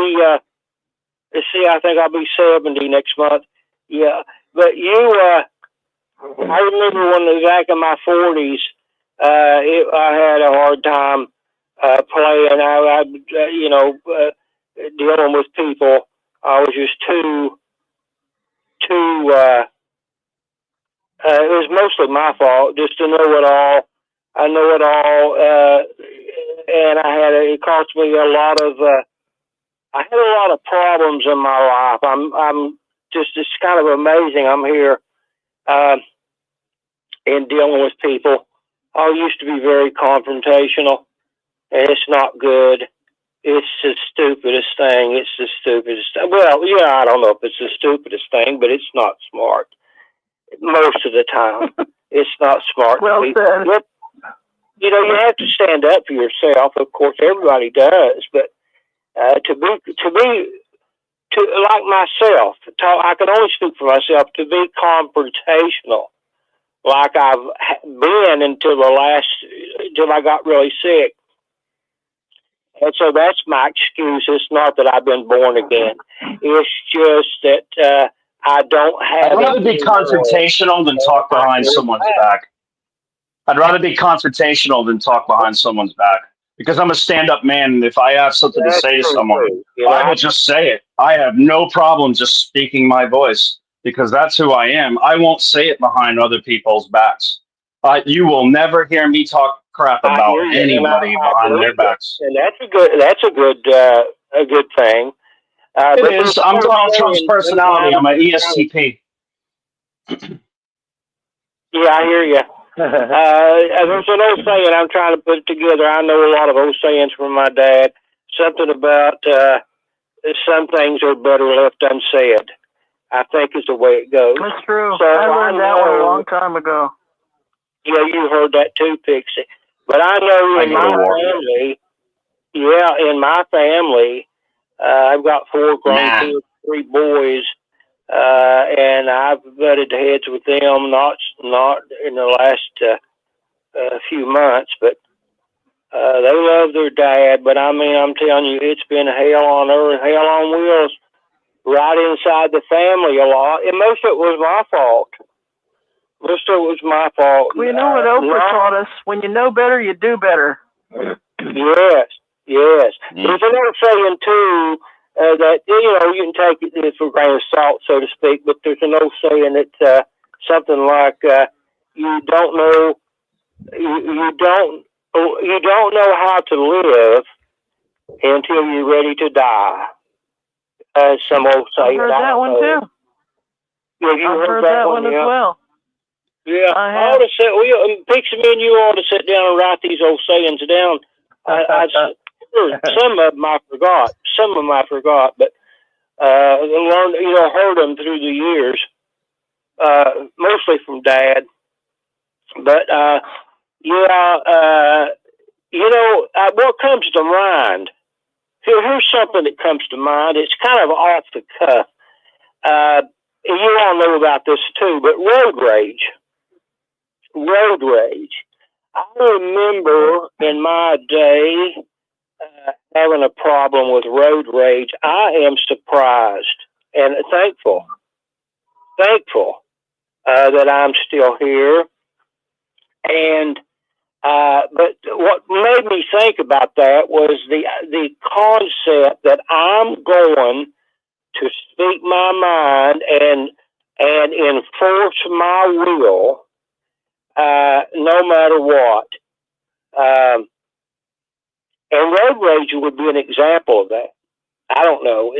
I might be boring y'all to death with this, but I saw a video. I don't know. It's been a month, I guess, ago, something like that.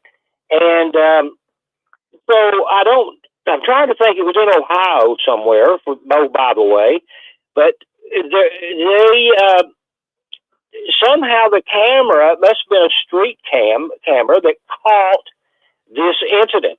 And this woman was in the front car, and she stopped, and so the car behind her, they had a problem with each other, so the car behind her, of course, it stopped. So the woman gets out and approaches the car behind her, and there's a guy gets out of the passenger seat of the car in the back, and so he comes and meets the woman. They meet between the two cars. And the woman is very, very aggressive. There's no audio, but she's very, very aggressive, and she is really in his face. So he looks like he's a pretty tough dude, and he turns around to go back to his car. He's, like I say, he's riding passenger. He turns around, and so she jumps him sort of from behind, hit him on the back or jumped on his back. I can't remember. But he reacts to that. And he hits her, and she goes back like she's been kicked with a horse, and her head bounces off that pavement. And I honestly thought he killed her. I thought she was dead. All over road rage. Now, it didn't kill her. I don't know what happened after that, but it was a scary situation. Mm-hmm. And I don't know how in the world I got on that subject. But I was referring mostly to myself because I don't know the incidences I've had through the years. I don't want to exaggerate them. I don't remember the number of them. But I've had a gun pulled on me one time in those incidents by a man. And lucky he could have killed me. But, I was just... and grew up as a Jehovah's Witness. Knew better. Wasn't raised. Were you born? We all have brain chemistry, though, you know. Oh yeah. Were you born in church? And ancient Rome had lead in the spoons. Oh, did they? Yeah. I hear you. They did. That was the cause of the fall of Rome. Besides the barbarians, they had lead in the spoons. They were going wacky. Oh my goodness! That's part of what's happening in the world now. Their food is so poisoned. Okay, now I know what you're talking about. My brain didn't register there. They were the poison of lead poisoning. Okay, I got it. Yes, yes. So, Coach, were you born a witness? born in? Oh yeah, my Get out of here. my grandfather Hatfield came in 1940. It was the year 1940, and I was watching some kind of clip just I don't know, a week or so ago on YouTube about tar and feathering some witnesses back in 1940, early 40s, put it that way. Yeah. You know, the war was going on. The Watchtower people, of course, were they're not joining the war. You know, and my grandmother. Jehovah's Witnesses in the Divine Purpose book. It might Yeah, have been there. Okay. I remember reading old stuff and seeing, oh, they kept tar and feathering people. I hear you. Yeah. Yeah, I was going to tell you an incident. Of course, my dad told me. I'm getting it third hand, actually. But 1940, I don't know what month and day, my grandparents, Hatfield, they came into the organization. They were some kind of Baptist, I don't know. But anyway, they came in to it, and somewhere or sometime around that, after they came in, of course, somebody threatened, or more than one, I don't know all the little details, to tar and feather my grandmother downtown Del Barton, West Virginia. So my grandpa, I don't know where he was, but probably chasing a woman somewhere. He's a womanizer, but he found out about it, and the story is he went to these guys. There was more than one, and just got in a big fist fight with them. And according to Dad, Grandpa was a pretty tough guy. He beat them all up. There's 2 or 3 of them, story goes. I don't know if it's embellished or what, but back to the point. It had to do with the threat of tar and feathering the Watchtower because of the war. And but I want to tell you, I seen an incident one time that really, I think it scared me more than anything. I'm almost afraid to get into it. It was 2 men pulled up beside each other in pickup trucks, and they had a feud going between them. And they both pulled guns. Oh. And it was a sight to see. And I was in close proximity to it. Man, did it scare me! Scared me to death. Yeah. And so, of course, I can't hardly get out of bed right now, but I don't want to make. But I guess I've just mellowed out, and this thing with God and repentance. I don't know for a fact. I've never had him speak back to me, or Christ. I've never been visited by an angel, and I don't expect it. But having faith in God for me is difficult. I try to work on it, not because I'm scared of dying. I don't. Dying is nothing to fear, Kurt. Nothing to fear. I've worked with my beloveds here in hospice, and you will see your ancestors on your personal last day. I hear you. Yeah. It's in the medical text. It's not in a religious text. It's in the med lit. Kurt, so nothing to fear. Can I ask you a personal question? Because this conversation is too good, but I want to ask you something I wanted to ask you a while back. I'm so sorry. Right ahead. Yeah. What month were you born in? April 16th. Yeah, April 16th. April 16th. Yes. Wait a minute. Wait. Oh my goodness. You are an Aries. Yeah. I was going to say, are you an Aries as a joke? But you are an Aries. Yeah, I know that much about. I guess astrology, the fact that I'm a Aries. How do you spell that? Aries. Okay. Oh my God. That is amazing. That is amazing. Just listening to your conversation. Yeah. Well, thank you, Zach.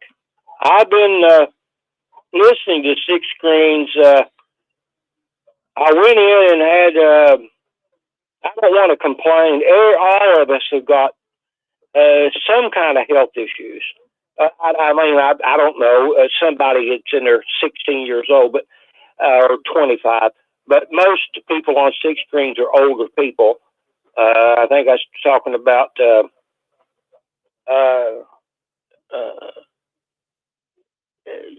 I forget now what I was going to say.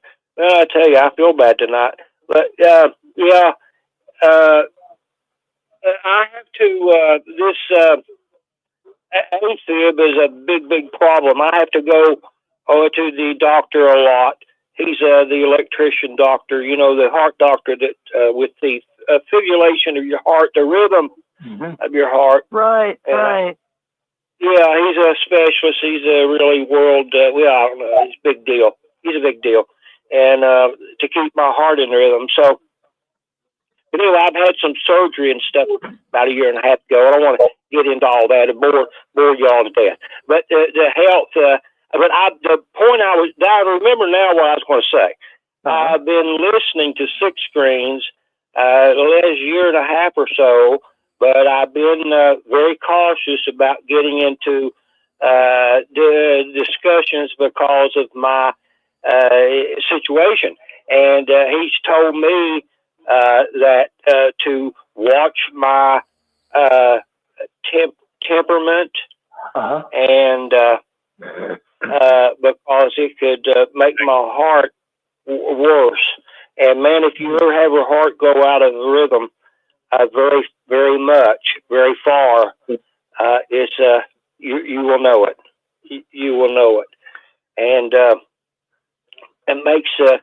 But the medicine I'm on, it just makes me feel like I'm drunk. Now I don't drink. If I did, I'd tell you guys. I'd tell you, you know, hey, I sound weird because I'm drinking beer or whiskey, or I don't.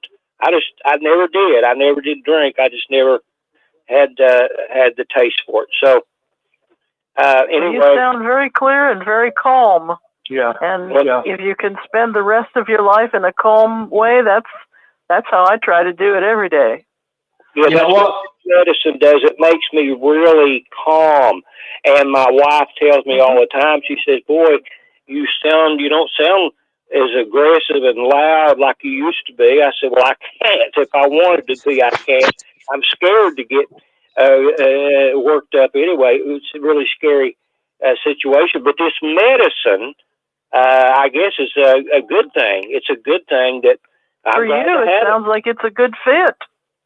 And you gave a brilliant. Your paragraph on Russia was brilliant. So it's not impacting your mind. You were sharp as a tack tonight, but you're just a little bit calmer.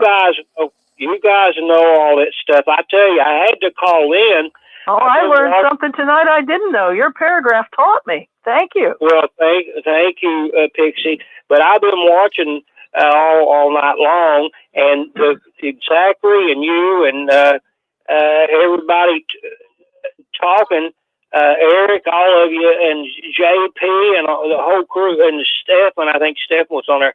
It was such a good conversation. I had to put my 2 cents in, but I've been here long enough. I'm going to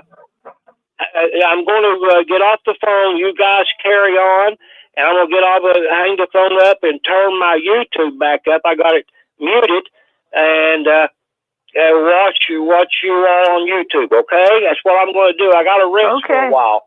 Okay, love you guys. Well, you rest up and have a happy Sunday tomorrow. Yeah, you too, and good night. Yeah, good night, and thank you all. Love you guys. Bye. Right, love you too, man. Kurt. Hey, no, he's gone. He's gone. I used to do drugs. I still do, but I used to too. Figure that joke out. No, Pixie made it. I love that guy. He's hilarious. You know who I'm talking about? For real? I wanted to make a Say joke. the name. Say the name. But when he was saying, hold on 1 second. Hold on 1 second. Who's the comic that said that, Stefan? Yeah, that was me. I Never mind. forgot the comedian's name. You don't remember his name? Mitch Hedberg. Does it ring a bell? Made that statement. No. Mitch Hedberg. Yeah. Yeah, No? I know. Yeah, Mitch. Right. Yeah. Mitch Hedberg. He died in his 30s from like a heart problem. Yeah. I saw him live. That's why I just the fact that you said you knew him, I'm like that guy wasn't that popular. But all right, sorry, Zachary. Go ahead, buddy. No. I was having a moment. Kurt, we're talking, when you and Kurt were talking about something happened between the two of you, at first I started thinking, don't tell me Kurt's an Aries. and then I wouldn't say that, wouldn't come out and say that because I'd be wrong. And then when he was talking about temper and keeping his temper and that kind of thing, I thought it again. I wanted to say, are you an Aries? But I didn't want to be wrong. So I finally said, what month were you born? He's an Aries. That's kind of amazing. Now, Pixie, you made a statement too. Guilty pleasure factory. It is. It is, and it is fascinating. I have a 60% hit rate, and it should only be 8.3%. That tells me something. But that's funny. That's good. Do you ever watch Jeff Harmon's show? No. Jeff Harmon has an astrology show that's very good on YouTube. Jeff Harmon, I will look for it. Mm-hmm. Now, Pixie, you made a statement about death, and you said your ancestors will visit you. Talk to us about what you're saying. In the hospice literature, this is not comparative religion, of which I have read quite a bit. Mm-hmm. In the hospice literature, the nurse is encouraged to tell the patient they're going on a journey. Mm-hmm. And also, in many cases, the person will reach for a person in the room that is not there. This is in the medical literature. This is not in religious literature. So it's textbook to say that the ancestors will visit you. Or, more accurately, you will see people that you know that aren't there. And when you say it's not in the religious literature, it's in the medical literature, would it be in spiritual literature? It probably is, but it is in the current 21st century hospice literature. Oh my. That's amazing. Oh. So death is nothing to fear, and the angels will comfort you on your personal last day. Or it could be your favorite relative. And that is textbook. My one book says physical death is spiritual birth. And physical birth. I've heard that. That's a beautiful religious notion. I hope that's true. We don't know. Death could be the end, but it's nothing to fear. And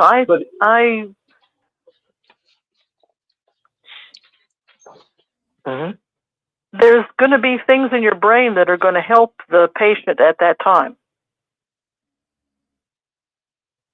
That same book says physical birth is spiritual death. It's not a large book, but it doesn't disagree with other books that just say it a different way. Oh, you know a book you would probably love? I am listening to it on YouTube for free. William James's Varieties of religious experience. Mm-hmm. And it starts out a little bit slow because it's the 19th century, but it picks up pretty good. Oh. Somebody sleep. Nah, I'm if I'm breathing heavy, sorry, but I'm here. Go back. I'm not asleep. I'm awake. I feel like I am somebody tired. falling asleep. But I'm going to go back. I'm going to go back and make a list of this. But I was just listening to somebody, and they were talking about George Orwell, 1984, and Animal Farm, and there were just so many parallels about. There were so many parallels with the things in that book that Watchtower implements. And I was even thinking about if anybody knows what I'm talking about in '84, I forgot the main character's name, but his job, because I never got this the first time I saw the movie. I was just kind of looking like, what is he doing? But his job was basically that movie is great, but it's brutal. all the written material. Yeah, his job was to go through the written material. So he has this computer, and he's just kind of going page by page, and he has to read through stuff.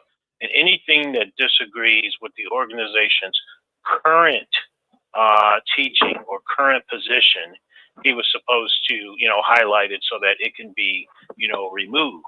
Things like that. And when I remembered that, and this is yesterday, this is why this is fresh on my mind.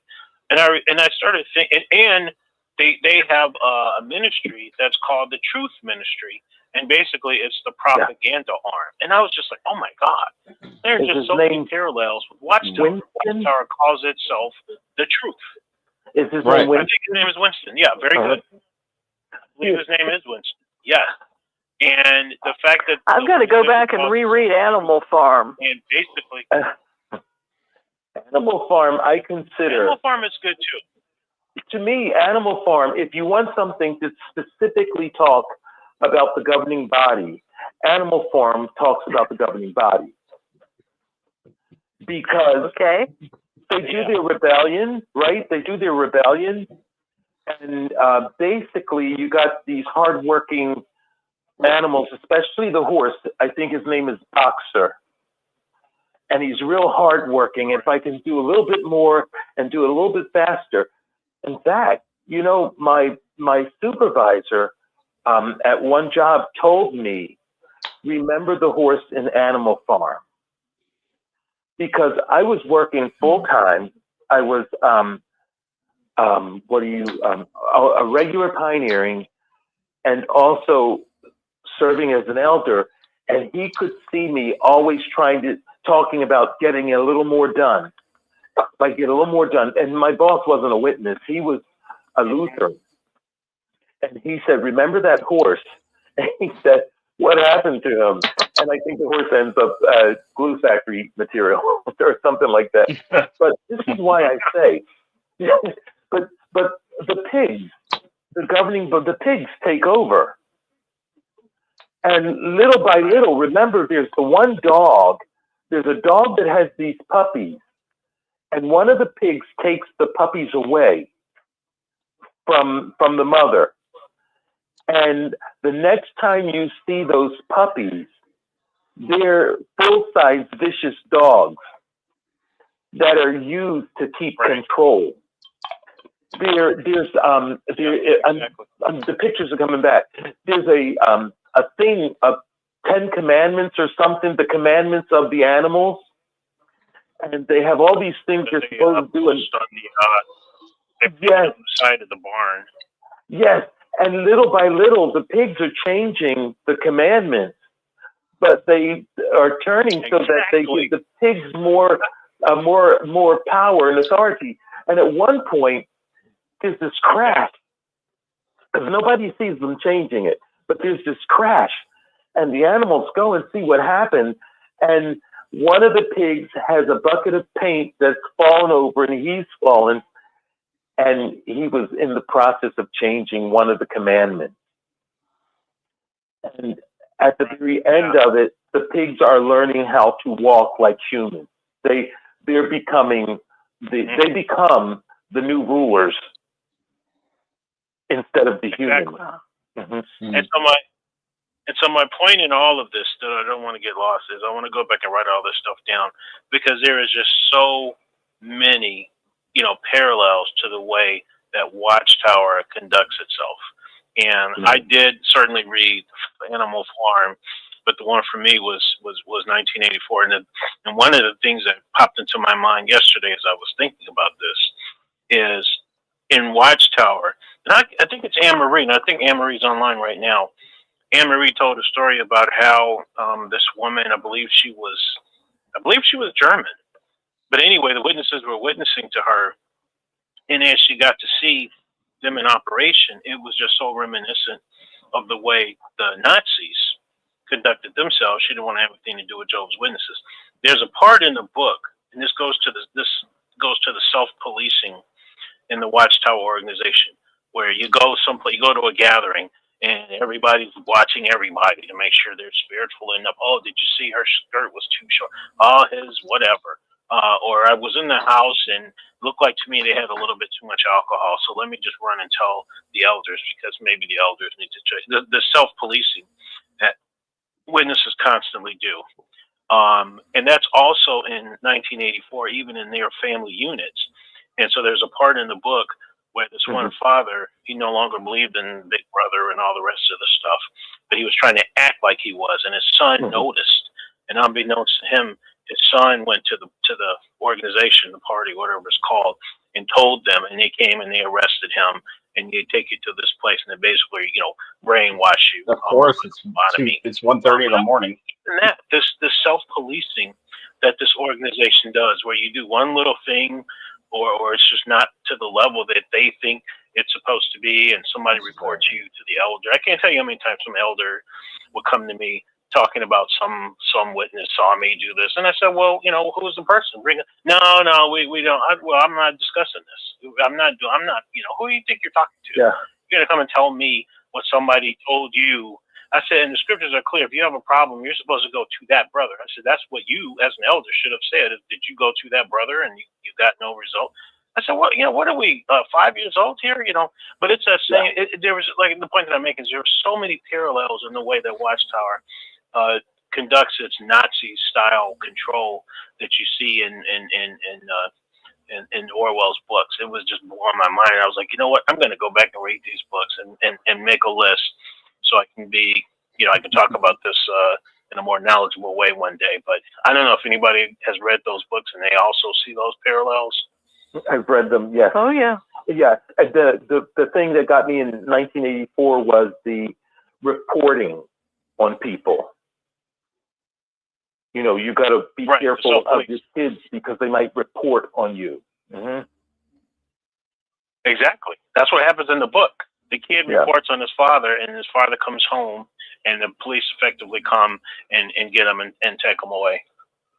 And that just, all these things just kind of flooded my brain as I was listening to this yesterday on YouTube, and I was like, man, there's so many parallels. I'm going to have to get the books back out, and like I said, and make a list and be able to talk about it, because it'll probably blow everybody away.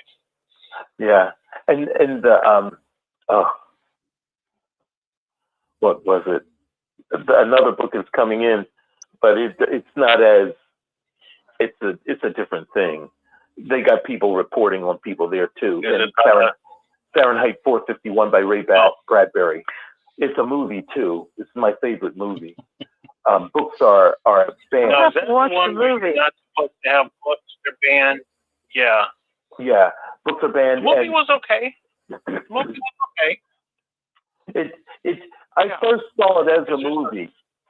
It was an old film, and I saw the book one day, I think in Borders, when Borders was still around, and I got it. The book has an extra thing in it. It has a mechanical dog, but other than that, before you guys go too far, can I say something? Yeah, go ahead, buddy. Tom from New Hampshire. We're doing about family. What you were just saying about family and reporting on their other family, not going along with what is supposedly acceptable. I am no longer a Jehovah's Witness. My son is, and I have to be very, very careful what I say around him. And he has actually had to stop me from talking and saying certain things because he knows that if I say anything, even if it's logical or reasonable, that happens to go against the current understanding of what that organization believes, he knows he's not going to be able to talk to me. He can't really report me to the elders and have me punished, but he will do it himself. He knows that he will no longer be able to associate with me if I express my thoughts and opinions contrary to what he believes and what they believe and what he's taught to believe. So it's kind of the same. It's similar. I feel like, I feel like I'm not going to be punished by them, but I will be punished by him. If I express anything, then he will no longer want to associate with me. So I have to just keep my mouth shut and let him believe the lies, and I can't really. It's similar, don't you? Doesn't that sound similar? I mean, it's similar. It sounds very similar. I have that same experience. I have relatives that are witness, and it's funny when I'm in their presence, I don't talk about ex-witness topics, but they invariably talk about it, and it's very aggravating to me because they feel totally justified in making some snappy remark to me, or not snappy but snarky. We'll be told. Well, I say that's why you need to get back to the Kingdom Hall. Then when I go to address, then they go, I don't want to, I don't want to hear something negative, and then they want to change the subject. And I'm like, but wait a minute, why is it constantly okay that you can come and you can snark at me, and then when I go back to discuss things, only the point that you brought up, you don't want to hear it, and it's not. I said it's not fair, and I'm not going for that. I said I have agreed we will not discuss religion. I am not the one who brings it up. You guys bring it up, and then you stick your fingers in your ears and you take off running when I go to address what you just said. And that just irks me to no end. It's like we just have to sit there and be a punching bag. They can say whatever, but we can't address any of it. I find that extremely annoying. Yeah, I really do. Extremely. I find it annoying that Jehovah's Witnesses can,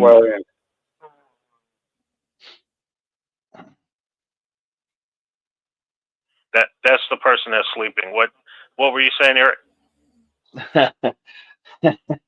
I was saying I find it annoying that Jehovah's Witnesses can. Oh, is my microphone messed up? No, I think it's on my end. I'm sorry. Go ahead, please. I was just saying I think it's annoying that Jehovah's. Is it me? No, I hear you well. Oh, okay. I was just saying that I think it's annoying that Jehovah's Witnesses can come to our door and tell us what they believe, and then some members who were Jehovah's Witnesses who don't believe it anymore, and then we can't tell them how we it's a one-sided thing. We can't tell them how we feel or how we believe or what we believe. They run away, and that's the pure sign of a cult. I know. You can't reason with them. It's like the scriptures said in the time of the end, and I'm not saying we're living in the time of the end. I'm just saying they are unreasonable. You cannot reason with them. You know what? I was at a Chick-fil-A, and I don't know why this happened to me. I was broken down. I was waiting for a tow truck ride. My alternator went, and I was at a Chick-fil-A, and I could hear these men talking. There was three guys, and they were talking about Christ and stuff, and really religious. And they started talking about Jehovah's Witnesses a little bit, but they left the topic real quick. But I couldn't help it. The fact I was eavesdropping with just my French fries sitting there while I was waiting on my ride, But I talked to them, and they let me sit down with them, and I told them my relationship with Jehovah's Witnesses, and he was a pastor at a church that I actually had been to before, the service before. And he told me, he said, Eric, like, I have never met a group of people, like, he's like, I have talked to like all types of faiths, like Hindus and Muslims, Mormons, you name it. But I've never seen anybody as closed-minded as the Jehovah's Witnesses. They won't even like, they won't even hear Christ's message. He's like, they shut their ears down to it. They won't even hear you for a second. That their way is the highway. He's like, you can't. They'll literally walk away from you at some point. And he's like, out of all the people I've talked to, I've never met a more stubborn religion. Right. And that's the thing that I think most people do not understand. When they come knocking at your door or wherever it is that you encounter them, they're not coming to have a conversation. They're not coming to engage. They are coming to teach you. And no matter what it is that you say, if the more trained ones, they've got some kind of a retort, and they're going to bring it back into their domain, and then they're just going to kind of keep going. And like you said, and once you begin to make some points and make some inroads in the conversation, if the conversation is either going to devolve into, well, that's just what you think and that's what you believe, we believe this, or they're going to pack up the card or whatever, and they're going to get out of there. That's all that they can do. And it's really sad, because it's like that basically says their faith is just built on nothing. If you can't have a conversation or overhear something, if the only way you can stay in your organization is to put yourself in an echo chamber where you only hear that one message, and your faith isn't based on anything. It really isn't. And it makes me think about Tight Pants Tony, when he made that statement in one of his bizarre talks about the better the university. I can't remember exactly what it is now. He says something to the effect of, the better the university, the more likely it is, that person is going to leave, was his point. I can't remember his exact words. And it's like, he's presenting this as the argument. This is why you don't want to go to college or send your kid to a college. But I think what somebody should have said is, well, wait a minute. What difference does it make what college or university you attend? If we have a truth, we have a truth, and we should be able to stand up for it. But the reality is it's the complete opposite. Then that's because your faith is not actually built on logic. And when you go to these colleges and universities, maybe they're teaching a little bit of philosophy, or they're teaching critical thinking, or maybe they are deconstructing the Bible, Old Testament, New Testament scholars. And then you realize that your faith was based on nothing. And that's why they wind up walking away from it. So, I don't know. It's kind of sad. There's some song lyrics that have imprinted me. There's some song lyrics that have imprinted me from Israel Nash, the band. And it says, you built your mansion upon a rock just to find it slipping in the sand. Because you think about those lines, those lyrics. Jehovah's Witnesses did build their foundation of what they thought was a rock. And they're going to find it slip away to the sand. It's inevitable. It is. There is no way around it. This religion, cult, whatever, is built on sand. I mean, literally, the guy who founded it was like used a pyramid. And what is a pyramid made out of? Sand. And yes, Anne-Marie, I am very tired, to answer your question. Hold on. Anne-Marie keeps calling me out, so I have to tell her. She keeps saying I'm tired, and yes, I am very tired. I've been up since, 6 o'clock this morning, but I have also smoked a lot of pot, and I'm very high. So my baggy eyes could be confusing you. You made me call myself out, damn it. Exactly. That's how we understand. I'm a stoner, man. I get high. I wondered what was wrong. Now we yeah. Incriminating evidence. Dun, dun, dun. Anne-Marie was just trying to smoke you out anyway. It was trying to get a confession out of you. That's funny. No. Only Willie Nelson can smoke me out. Let me be proud And Snoop Dogg. Yeah, next time, Eric, you got to leave with that. I saw that. I had looked at it several times. She says, poor Eric looks exhausted. Yeah, he's stoned. He's stoned. No pain. I do like to come to a weird part of the internet. Right? I don't care. Hey, I'm honest. You don't have any idea what you just walked into. I got his fan again. I had to turn on the fan. Good song, Becky. You taught me it. I feel like I'm running now. Oh. And next That time, was Eric good. is leaving. You know, one of my best conversations I had one time. Oh, sorry. Go ahead. One of my best I was just conversations. going to say, Go ahead, JP. no, That's not I was just going to say that Eric is in good company. Some of the Coptic churches use weed for their incense. Oh, Brian. Coptic churches.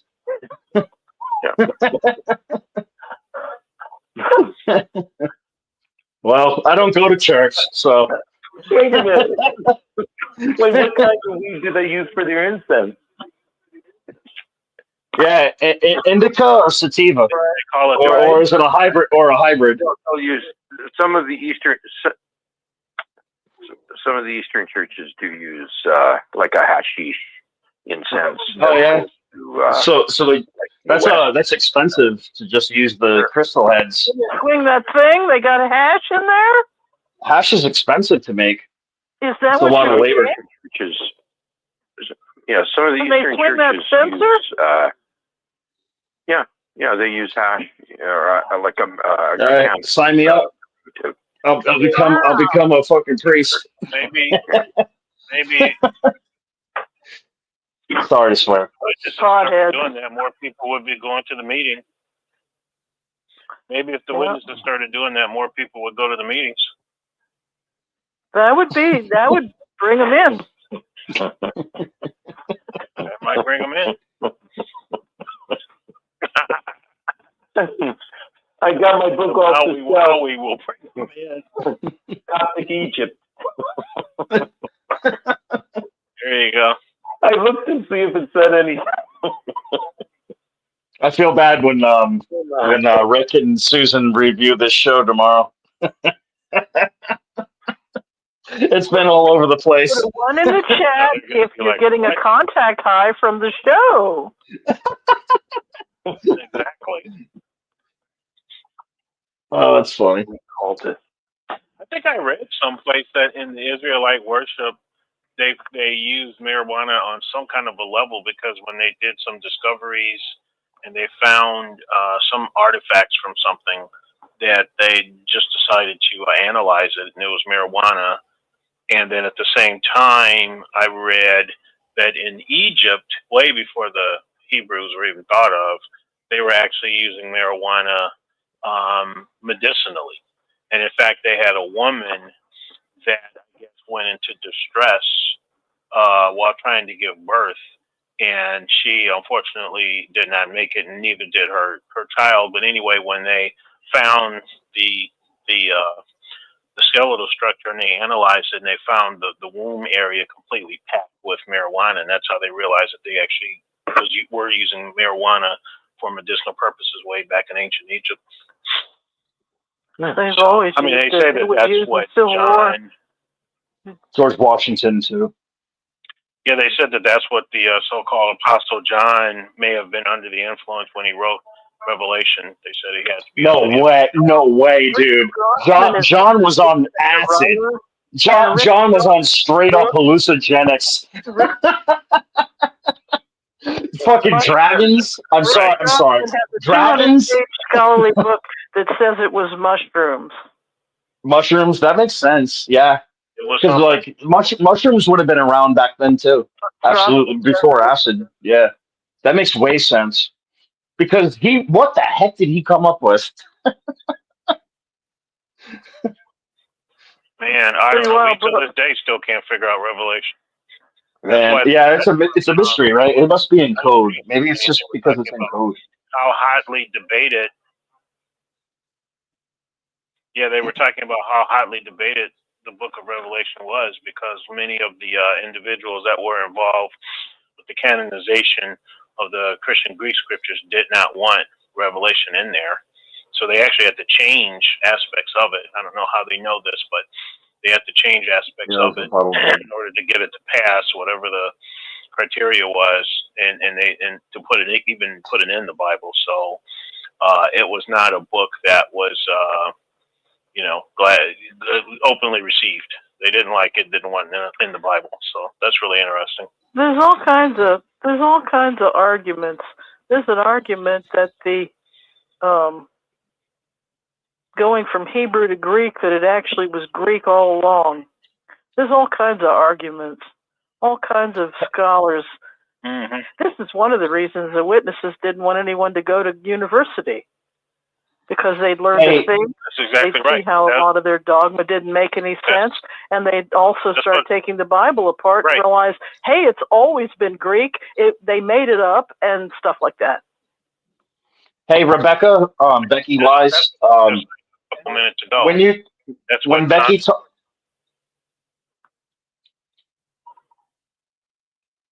oh, sorry. I was just gonna say when Becky said that God had plant something next to Jonah for comfort, it wasn't cannabis. It was a bottle gourd plant. But just thought I'd let everyone know. Yeah, it was a bottle gourd plant. Maybe it was a mushroom. Well, a bottle gourd plant is more of like something you would use to like wash yourself or something like that. Or no, it's like jars. You make jars out of it. You make jars out of it. That's what it is. Like, cover him from the It was. Yeah, he had shade. He didn't get high from it. Because the bottle gourd, yeah, you can make like little. I grew a plant. I grew one of those plants. It grows like these little jars. Like you can like actually like make it into a jar. Cool. Wow. Yeah, it's all like bottle. It's literally a bottle. I had a question for your opinion on this subject. Yeah. Okay. Go for it. Pharmacia. They forbade us from smoking weed because druggery. They called it druggery, and opens you up to the devil. The word pharmacia, but yeah, at the same time, pharmacy. All the medicines that we are allowed to take that a doctor says we can. Okay, pharmaceutical. That's yes. okay. So it doesn't make sense. It's that was like, so I that never sat right with me. I don't know if it probably didn't with you either. The Greek word is pharmakia. They were actually right on using the right word. Yeah, they did use the right word. It means sorcery. Means sorcery. They can't do. Because they make it up as they go along, and they want control over you, me, and everybody. Because they don't want you to. Yes, they don't want you to have critical thinking and to actually realize that they're full of shit. And they know if you smoke weed or you do mushrooms or any of that stuff, you're going to realize this is not the truth. They are lying, and so they're going to let you take all the antidepressants that you can, so that you don't have to think about any of it. But you're right. No, we don't want you thinking. Is the medical use of marijuana? Do they allow that now? If it's medical use? It depends on the state. It depends on which state you live in. You're allowed to. My mom was allowed to, because legally she's allowed to.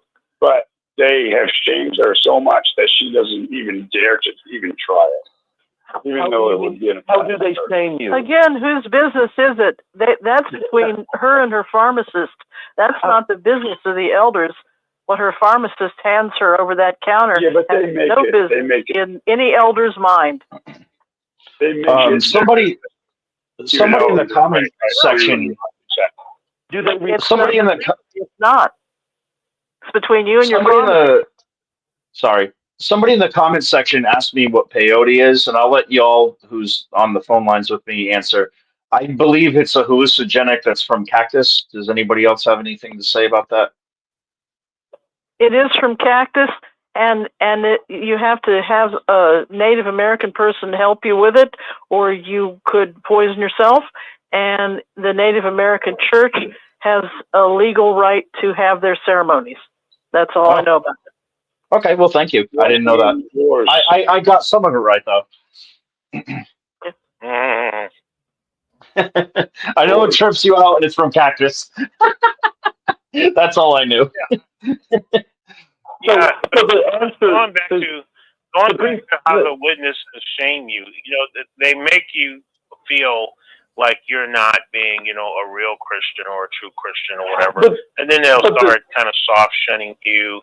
Maybe they'll take some privilege away from you and all the rest of that. But to Dixie's point, it's none of their damn business. But of course, that's what cults do. They're all up in your business. And the direct answer to my question, is if it's medical, you are allowed to use it. Same with the vaccine. No, they shamed people into taking it. No, I'm talking about just medical use of marijuana. No, I'm just saying that they shame people to not use marijuana because they're going to think for themselves. Yeah. My background with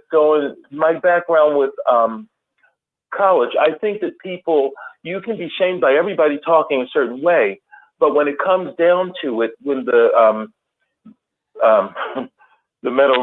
rubber hits the road, there becomes a yes or no. You can or you can't.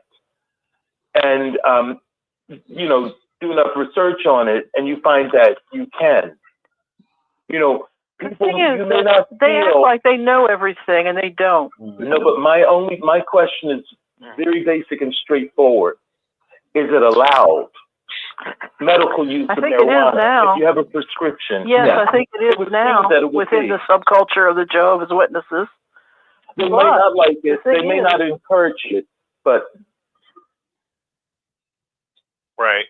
But that's because a good in some places do you still need a prescription, or can you just go to a dispensary and purchase it? Depends on where you live, I think. It depends where you live. I can answer the question for you if you'd like. I can answer that question for you. Okay, so in certain states of New England, where it's legal, like in California especially, where it's legal recreationally, you can actually grow your weed. Like you're allowed, like every citizen is allowed to grow a certain amount of weed for themselves. There's a law, and every state has a different law of what it is. I researched a certain state in New England, and you're allowed like four flowering plants. You're allowed like 8 veg plants and like 16 baby plants. Oh, what are you asking? That's not what I'm asking. I'm asking, back when the cigarette thing came out, they gave their reasons. And then there was something legal, I guess methadone or something, and that was illegal. I mean, that was legal. That was legal, but they didn't allow it because they considered it still the misuse of a drug. It was just keeping you from going to the harder stuff. And so they didn't allow that from what I remember. So my question is, if there is medical use of marijuana and it is legal, at least in your state, do they allow it? No. They do not allow it. They allow it, but you're not allowed to talk about it. See, you're not allowed to talk about it. I get what you're saying. You're not allowed to talk about it. they allow it, but they don't want you talking about it. Right. That sounds exactly like witnesses. In a medically legal state. It is that most of those elders have never taken a course in chemistry in their life. They didn't take high school. Oh, you're talking about Jehovah's Witnesses. They know their pharmacy by the first name of the guy that's a pharmacist. It just makes me mad. It's wrong. It's definitely the blood. Don't like. They're given. I don't know who said what. I was just trying to find out what the current stand is. You know what I'm saying? What is the current stand? That's what I'm trying to. I think it is. I think everybody knows because. I think the Shepherding the Flock book does say that. I think it says you can have it, but don't talk about it. I think that was in the paragraph. I can tell you exactly what the elders stand on it. I didn't know what you were getting at. Okay, so the second time that I was disfellowshipped the second time I was disfellowshipped for smoking marijuana, when I tried to get reinstated, my wife and I both tried to get reinstated. She got disfellowshipped for a different reason, being around another disfellowshipped person. But anyways, we both tried to get reinstated, and I don't want to get into it, but we claim something happened to us spiritually, like a connection to the spirit realm that we had, and because we claimed that, the elders told me they didn't care about my marijuana use anymore. The reason why they weren't going to reinstate me was because our claim to the connection that we had, a connection with the spirit realm. And he told me that because I had just got my marijuana card, and he said you can have edibles and you can do whatever you want with that. It's none of our business now. And he told me that they changed policies. This was like around 2016. So yeah, that's what happened with medical marijuana, and he didn't even care. It was because what happened with Desiree and I and what we were saying happened to us that they wouldn't reinstate us. And that's another side subject, and I don't want to talk about that. But I just brought it up because they could care less about my marijuana use at that point, especially since I had my card. And it was from a doctor, like a hematologist. So here's my point. Yeah, question. Don't they relate drugs with spiritism? Isn't that the reason why they say that you're not supposed to use pharmakia because it's related to spiritism? I had that debate with them. That's their reasoning. That's their reasoning. And in the history of medicine in the old days, they primitive man made those connections. I had that debate with them because you had a spiritual awakening. Well, I had that debate with them, and they told me after I had my medical marijuana card, they told me. Right. They told you what? After I showed them my marijuana card, they told me that because I brought up pharmacia and what that meant, and the elder admitted that it was the pharmaceutical industry or pharmakeia, and that it means sorcery. And he told me there was no difference in taking a marijuana edible than there was taking a Prozac. And I'm like, yeah, there's a big difference. Prozac is so much worse for you. No, because they don't get it. They just see drugs as drugs, but you don't get it. Does anyone know what marijuana is mixed with? Nothing. It's not mixed with anything. It's a trick. No, it's a trick question. It's hung upside down like oregano. It's literally an herb. You don't mix it with any. It's not coke. It's not the cocaine plant, the coca plant. It's not mixed with ether. It's literally just an herb that's hung upside down. That's all it is. And then you have something like Prozac that is made to hurt mankind, and literally made in a lab with literal chemicals. I mean, it has been demonized. It's not called marijuana. The original name of this plant is cannabis, actually. Marijuana was a Mexican name that they used to demonize it in the 1930s, 40s, somewhere around the 40s or 50s, so around that era. Sorry for not having it exactly right, but they did that because they lobbied against it because the hemp plant can make biodiesel fuel, which is true. It can make rope. It can make clothing. It can make paper. I mean, you know, that's why this plant has been demonized.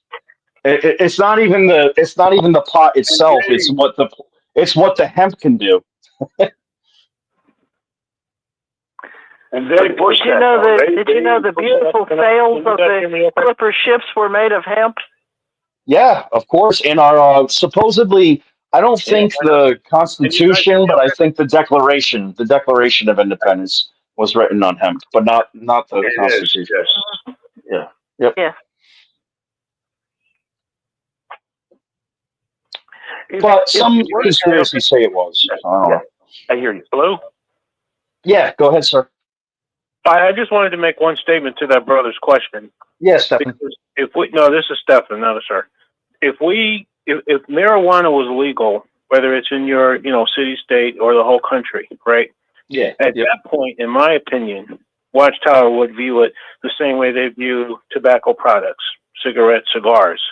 You're not allowed to smoke those and be, a witness in good standing. I think you get disfellowship for it. So really, but the answer is no. You really can't. So unless No, I agree. it's for a medical purpose, in my opinion, you wouldn't be able to smoke it, even though it's legal. Yeah. In my opinion, if it's legal, it's had such then good that's success the end of it. medically. Now you could say. You guys sound alike. You could say that you can't smoke at a meeting or anything like that, but Watchtower shouldn't be controlling what you do in your own house. Just It like shouldn't, but they do. And this has been my whole thing. What is the difference between? So if you say, okay, you can't smoke a tobacco product, and then you'll lump marijuana into that if it's outside of medical purpose, you can't do that. What's the difference between that and having alcohol? Alcohol's legal. Right. They both changed most of the minds. There's no rhyme. Here's what you're missing. I do think you're missing something. There's no rhyme or reason with the way that Watchtower polices things. There's no rhyme. I do think you're missing something, and I am going by being a witness at one time and having read their stuff. Okay, hippies. My question was specifically about medical use. I understand that if it's just recreational use, they'll probably have a problem with that. But if it's prescribed even, and for medical use, I think they would allow that. I would expect them to allow that. They do now. Yeah, they've changed, Zachary. You're right. Okay.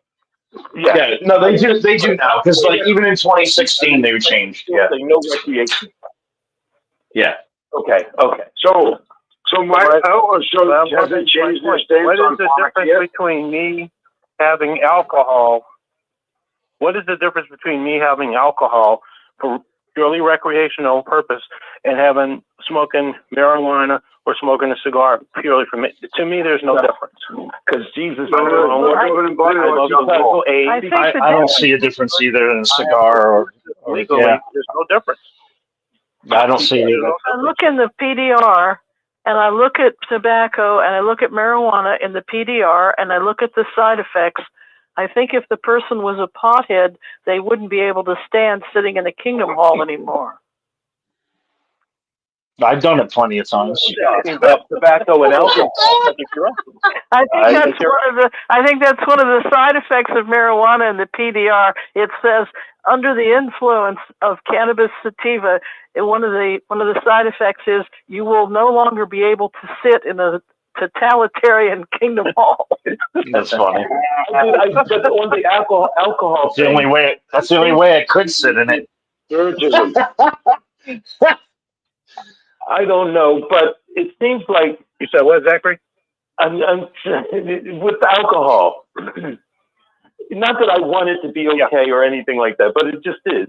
But one of Jesus' first miracle was turning the water to wine, and there's a suggestion that it was the real stuff. because they said you turn water to wine, and it's good stuff. Usually they put out the bad stuff after people get intoxicated, but you put out the good stuff after they were intoxicated. So that scripture says a whole lot about, you know what I'm saying? Says a lot about. I do. So they would have a hard time saying, but that's wrong. Let me say this. This was within the last, I want to say, 3 weeks. This was on the news, and it was a scientist report, and the report was all alcohol, bar none, irrespective of the quantity and the quality, is bad for you. It is a toxin to your body. All alcohol. I heard all that. drugs are drugs.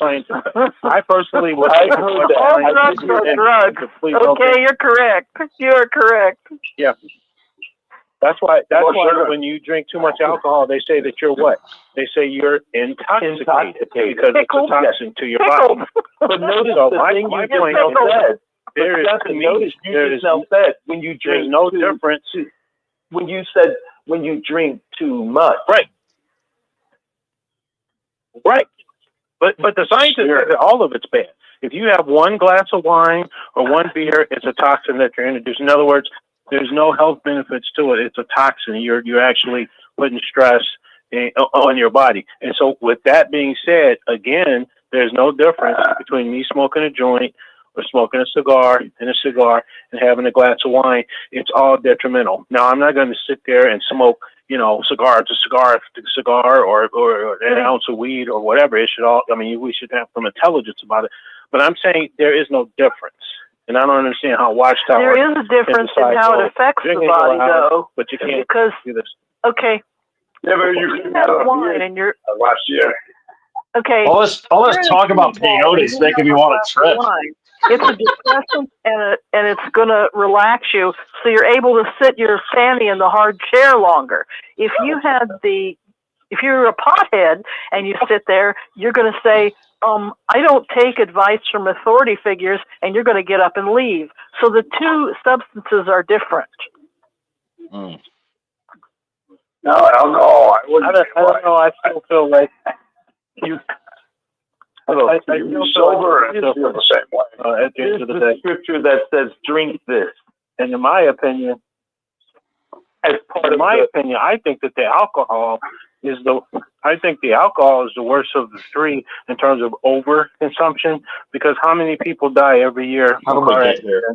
That this almost happened to me. Somebody partied all night. This was 5 something in the morning, and this guy, we were on the freeway, and he just ran right into me, completely drunk out of his mind. But I don't think you can use that to pass a rule in a religious rule that you can't drink wine or alcohol. The scriptures do seem to allow it. Yeah, I'm not saying pass a rule. The other crazy thing is, Watchtower should stay out of people's business. My point is, this is all legal. If it's legal in your state, they should. Because now, if it were illegal, then Watchtower's position should be, listen, that's illegal. So unless you're doing it, adultery is illegal. Adultery is legal too. Consuming and acquiring. When I was in adultery is legal also. What they did in Bethel, people were able to drink wine, right? And what's the age at Bethel? You get there, you're 19 years old, you have to be 19 or something like that to be invited into Bethel. But at some point, New York State passed a law that you were not supposed to drink alcohol if you were under 21 years of age. And Bethel did the rule that the brothers were not allowed to drink if they were under 21, unless they were, the law said, unless they were in the presence of a parent or guardian. And Bethel said, since your parents are not here or your guardians are not here, not until you're 21. That was sometime probably in the late 80s, if I guess. Mid to late 80s. That was the thing. So they did put the kibosh on people who were under 21 drinking. And one brother said he told his roommates, "If I see any of you drinking, I will report you." But hey, what about they also put the kibosh on beards? Now, come on now. They make their own rules. I'm talking about, look, no, they make their own rules. It's bullshit. I'm being specific. It was a law that New York State passed. And they said, okay, you can't drink if you're under 21 because your parents are not here. New York State did not pass a law about beers. That was their own law. No, but it's just all bullshit. You bullshit. could be, well, that's fine. You could be a witness and have a beard.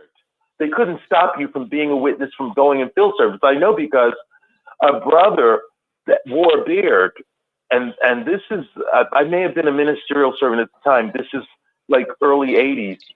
And he wore a beard, and the brothers said he couldn't go in field service. The elders said he couldn't go in field service. And so this brother wrote a letter to the society, and I had to type it out, which is misery, typing out someone's handwritten letter.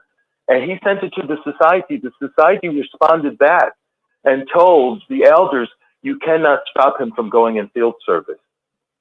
Wow. Yeah, they wouldn't put it in the Watchtower. They can't stop you from going in field service.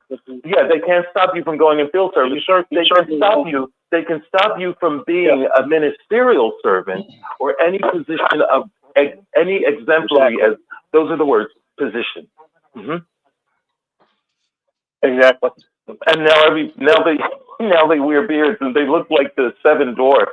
I gave the governing body names of the seven dwarfs based on their personalities, and now when I see Brother Herb, he looks like one of them.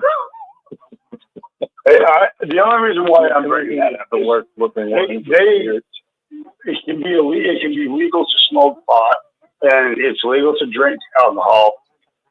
So they make up their own rules because it was never illegal to have a beard, but they made it illegal. So whatever they say about these other aspects of life is bullshit because they don't actually need a logical, scriptural reason to make these rules. They just pull them out of their ass and they expect you to live by them. That's my point. That's all. That's all I'm saying about the beards. It's okay. It's legal to the government that you can smoke weed, but we are still not going to allow it. Don't ask us for permission. Don't talk about it. We're not going to punish you. Stupid shit like that. That's all I'm saying. It's just stupid shit. There's no rhyme or reason for half of their rules.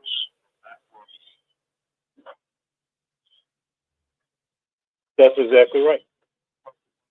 That's exactly right. And all they've done is create all this confusion in people's lives because unfortunately people pay attention to Watchtower, and now they're trying to back out of stuff. And I remember, and the thing about it is how they never say that they're sorry, and they never admit the chaos that they cause in people's lives. So even with the announcement, just the way that they worded the change in beards, the governing body wants you to know the Bible doesn't say anything about. No. They said the governing body doesn't have a problem with beards. When I heard this, somebody told me there was an active witness. Yeah, but my mentality was, who cares? Who cares what the governing body thinks?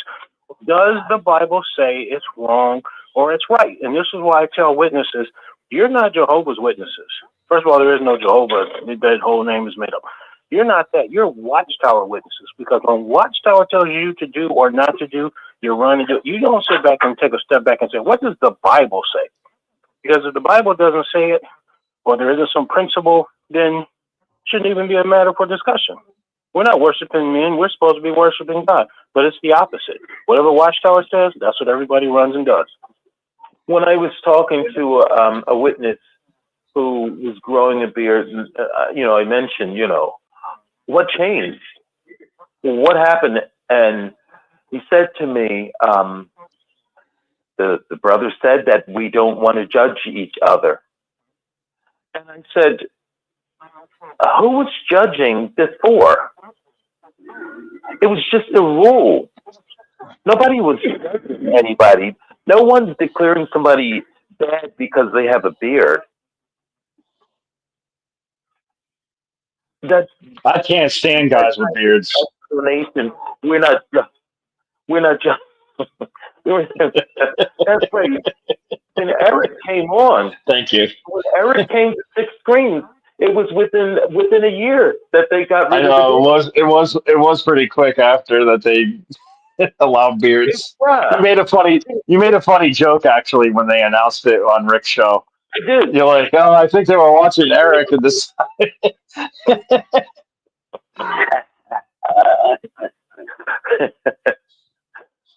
I remember. I got a good memory, kind of. Not really. I remember some things. Yeah. I don't have a memory like you do. You have like a photographic memory. You're like Zachary's like, I remember it was 1987. I was in Wrigley Field. You got a great memory, bro. What happened in '87? Nothing. I have no idea. I just pulled numbers out of my ass. 1987. Tonight, that question tonight, Ministerial Training School was announced in March of 1987.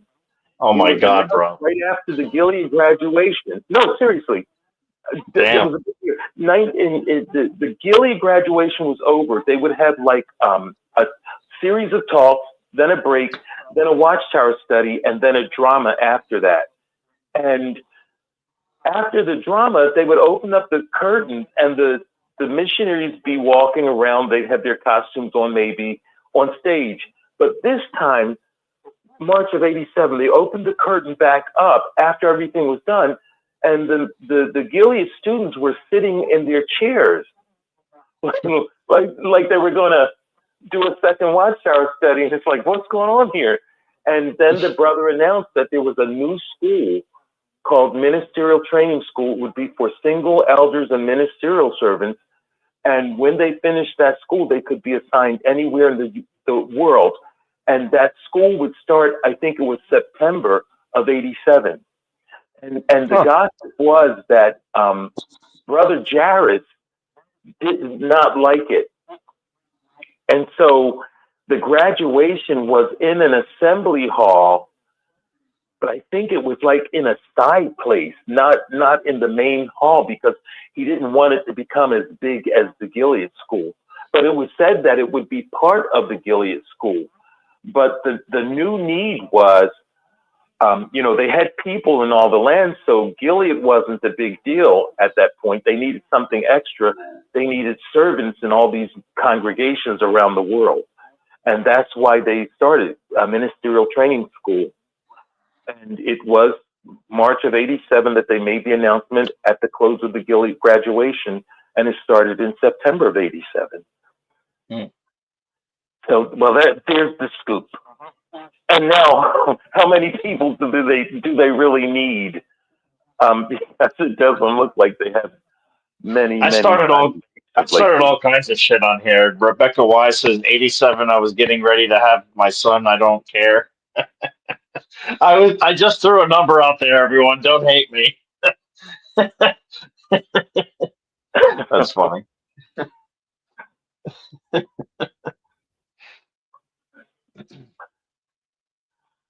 So those are the things going on, you know? I feel you.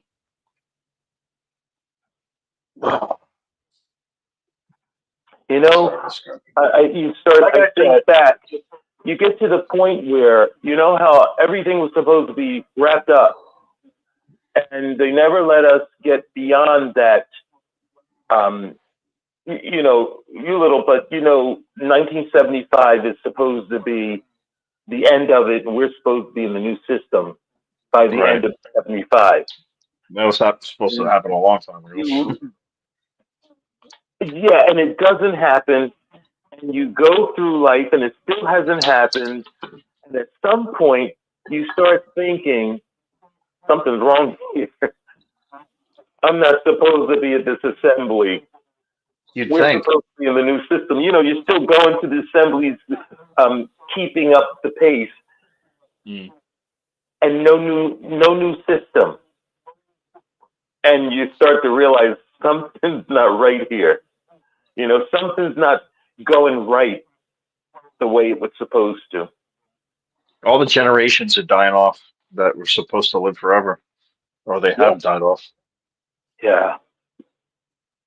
And I remember from Crisis of Conscience, I believe it was, and Raymond France was talking about how the governing body really did not want to address what transpired in 1975, and there was always this rumbling, like, "Hey, you guys said 1975, now here we are, 1976, and you're acting like nothing happened. Like, what is going on?" You know, we had us running all around the whole planet, telling anybody that would listen, and then now it's come and gone and nothing. And they slowly but surely addressed it, but as much as, well, first of all, Fred Franz blamed it on the witnesses, that it was the witnesses that had interpreted those remarks to mean that 1975 wasn't the year, but they didn't really say that. But then finally, I believe it was JT on the JT and Lady C channel, they made a statement in one of the publications, maybe in Awake or something, that they, meaning, I guess, the governing body, that they take responsibility for 1975. And that's all they said. What does "we take responsibility for" that mean? They didn't apologize. They didn't indicate what "we take responsibility" means. They just wrote "we take responsibility," and then they washed their hands of the whole thing and never to be discussed again. So my grandfather told me about 75, and he was fair about it. Sorry. You said he was fair about it? Yeah. He said they made a mistake and they false prophesied, but then he screwed up and he said that it was Jehovah's way of testing who the real witnesses were, you know, when they stayed. Like, it was a test, but he said they did mess up and that they shouldn't, and it imprinted me, because when I started to have more and more doubts, I always thought of that. And I'm like, yeah, they're flawed. Did they put that in print? No. The 1975? Oh, in 75, yeah. It's an audio recording. Fred Franz said the time and the date and everything in it. I mean, it's in the Life Everlasting and the Freedom of the Sons of God book. There's a whole chart, a whole table. Oh, they do a whole dedication to it. Yeah. Hey, Zachary. No, when they admitted they were wrong, did they? Most they ever said was, first of all, this was years later. Yeah. And the only thing that they said in print was, "we take responsibility for 1975," and that was it. Wow, I don't remember that. Hey, Zachary. Now, and that's after years of pressure to say something. Uh-huh. Are you going to be up for a little while? Probably not. No. I was gonna ask you if you wanted to take over the show a little bit, or if anybody wanted to. I don't want to just end it on everyone, but it's about 2:30 my time, and I'm crashing.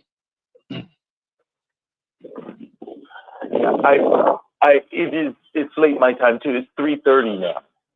Yeah. Oh, you're on Eastern. You're on Eastern time. Yeah. I'm on Central. Yeah. Well, if you guys want to keep talking, I think Stefan's still here, and Pixie might be listening. The line will still be up. Everything's peaceful. So if you guys want to keep talking, you can. If not, I'll just end it here. Well, I'm going. Good night. I'm not kicking you out. No, this was really a good. I really enjoyed talking. Yeah, man, I had a good time with you too, man. We can agree to disagree. The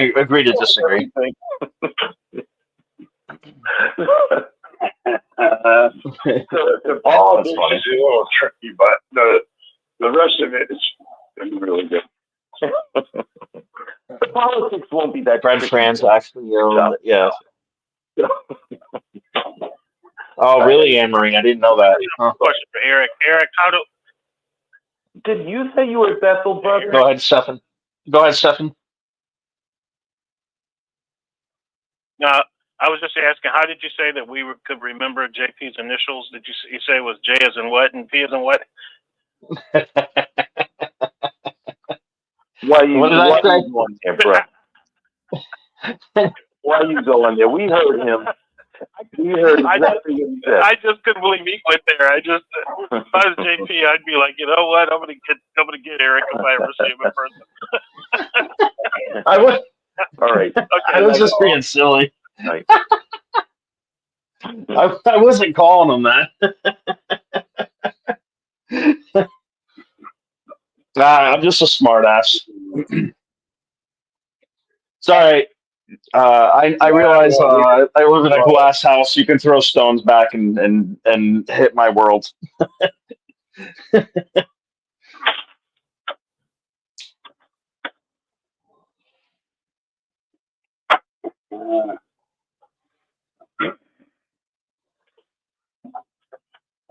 Sweet dreams.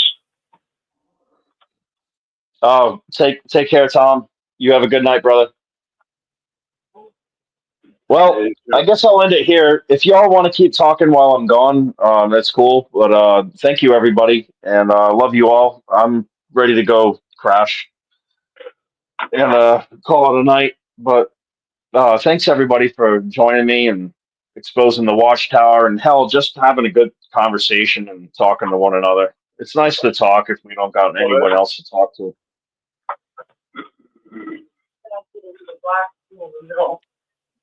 But all right, everyone, you take care. Love you, Debbie. Anne Marie, thank you. Let's see, Deborah, Sellers, Maverick, Becky, and of course my friend Brad from Australia.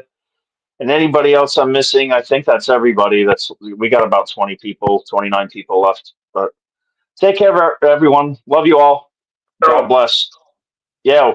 Hey, what time is it for Brad? For Brad, he's 15 hours ahead of us. So that means it's Sunday night. It's like Sunday, probably around 5 or 6, maybe 7. I don't know. Let's see if he put anything up there.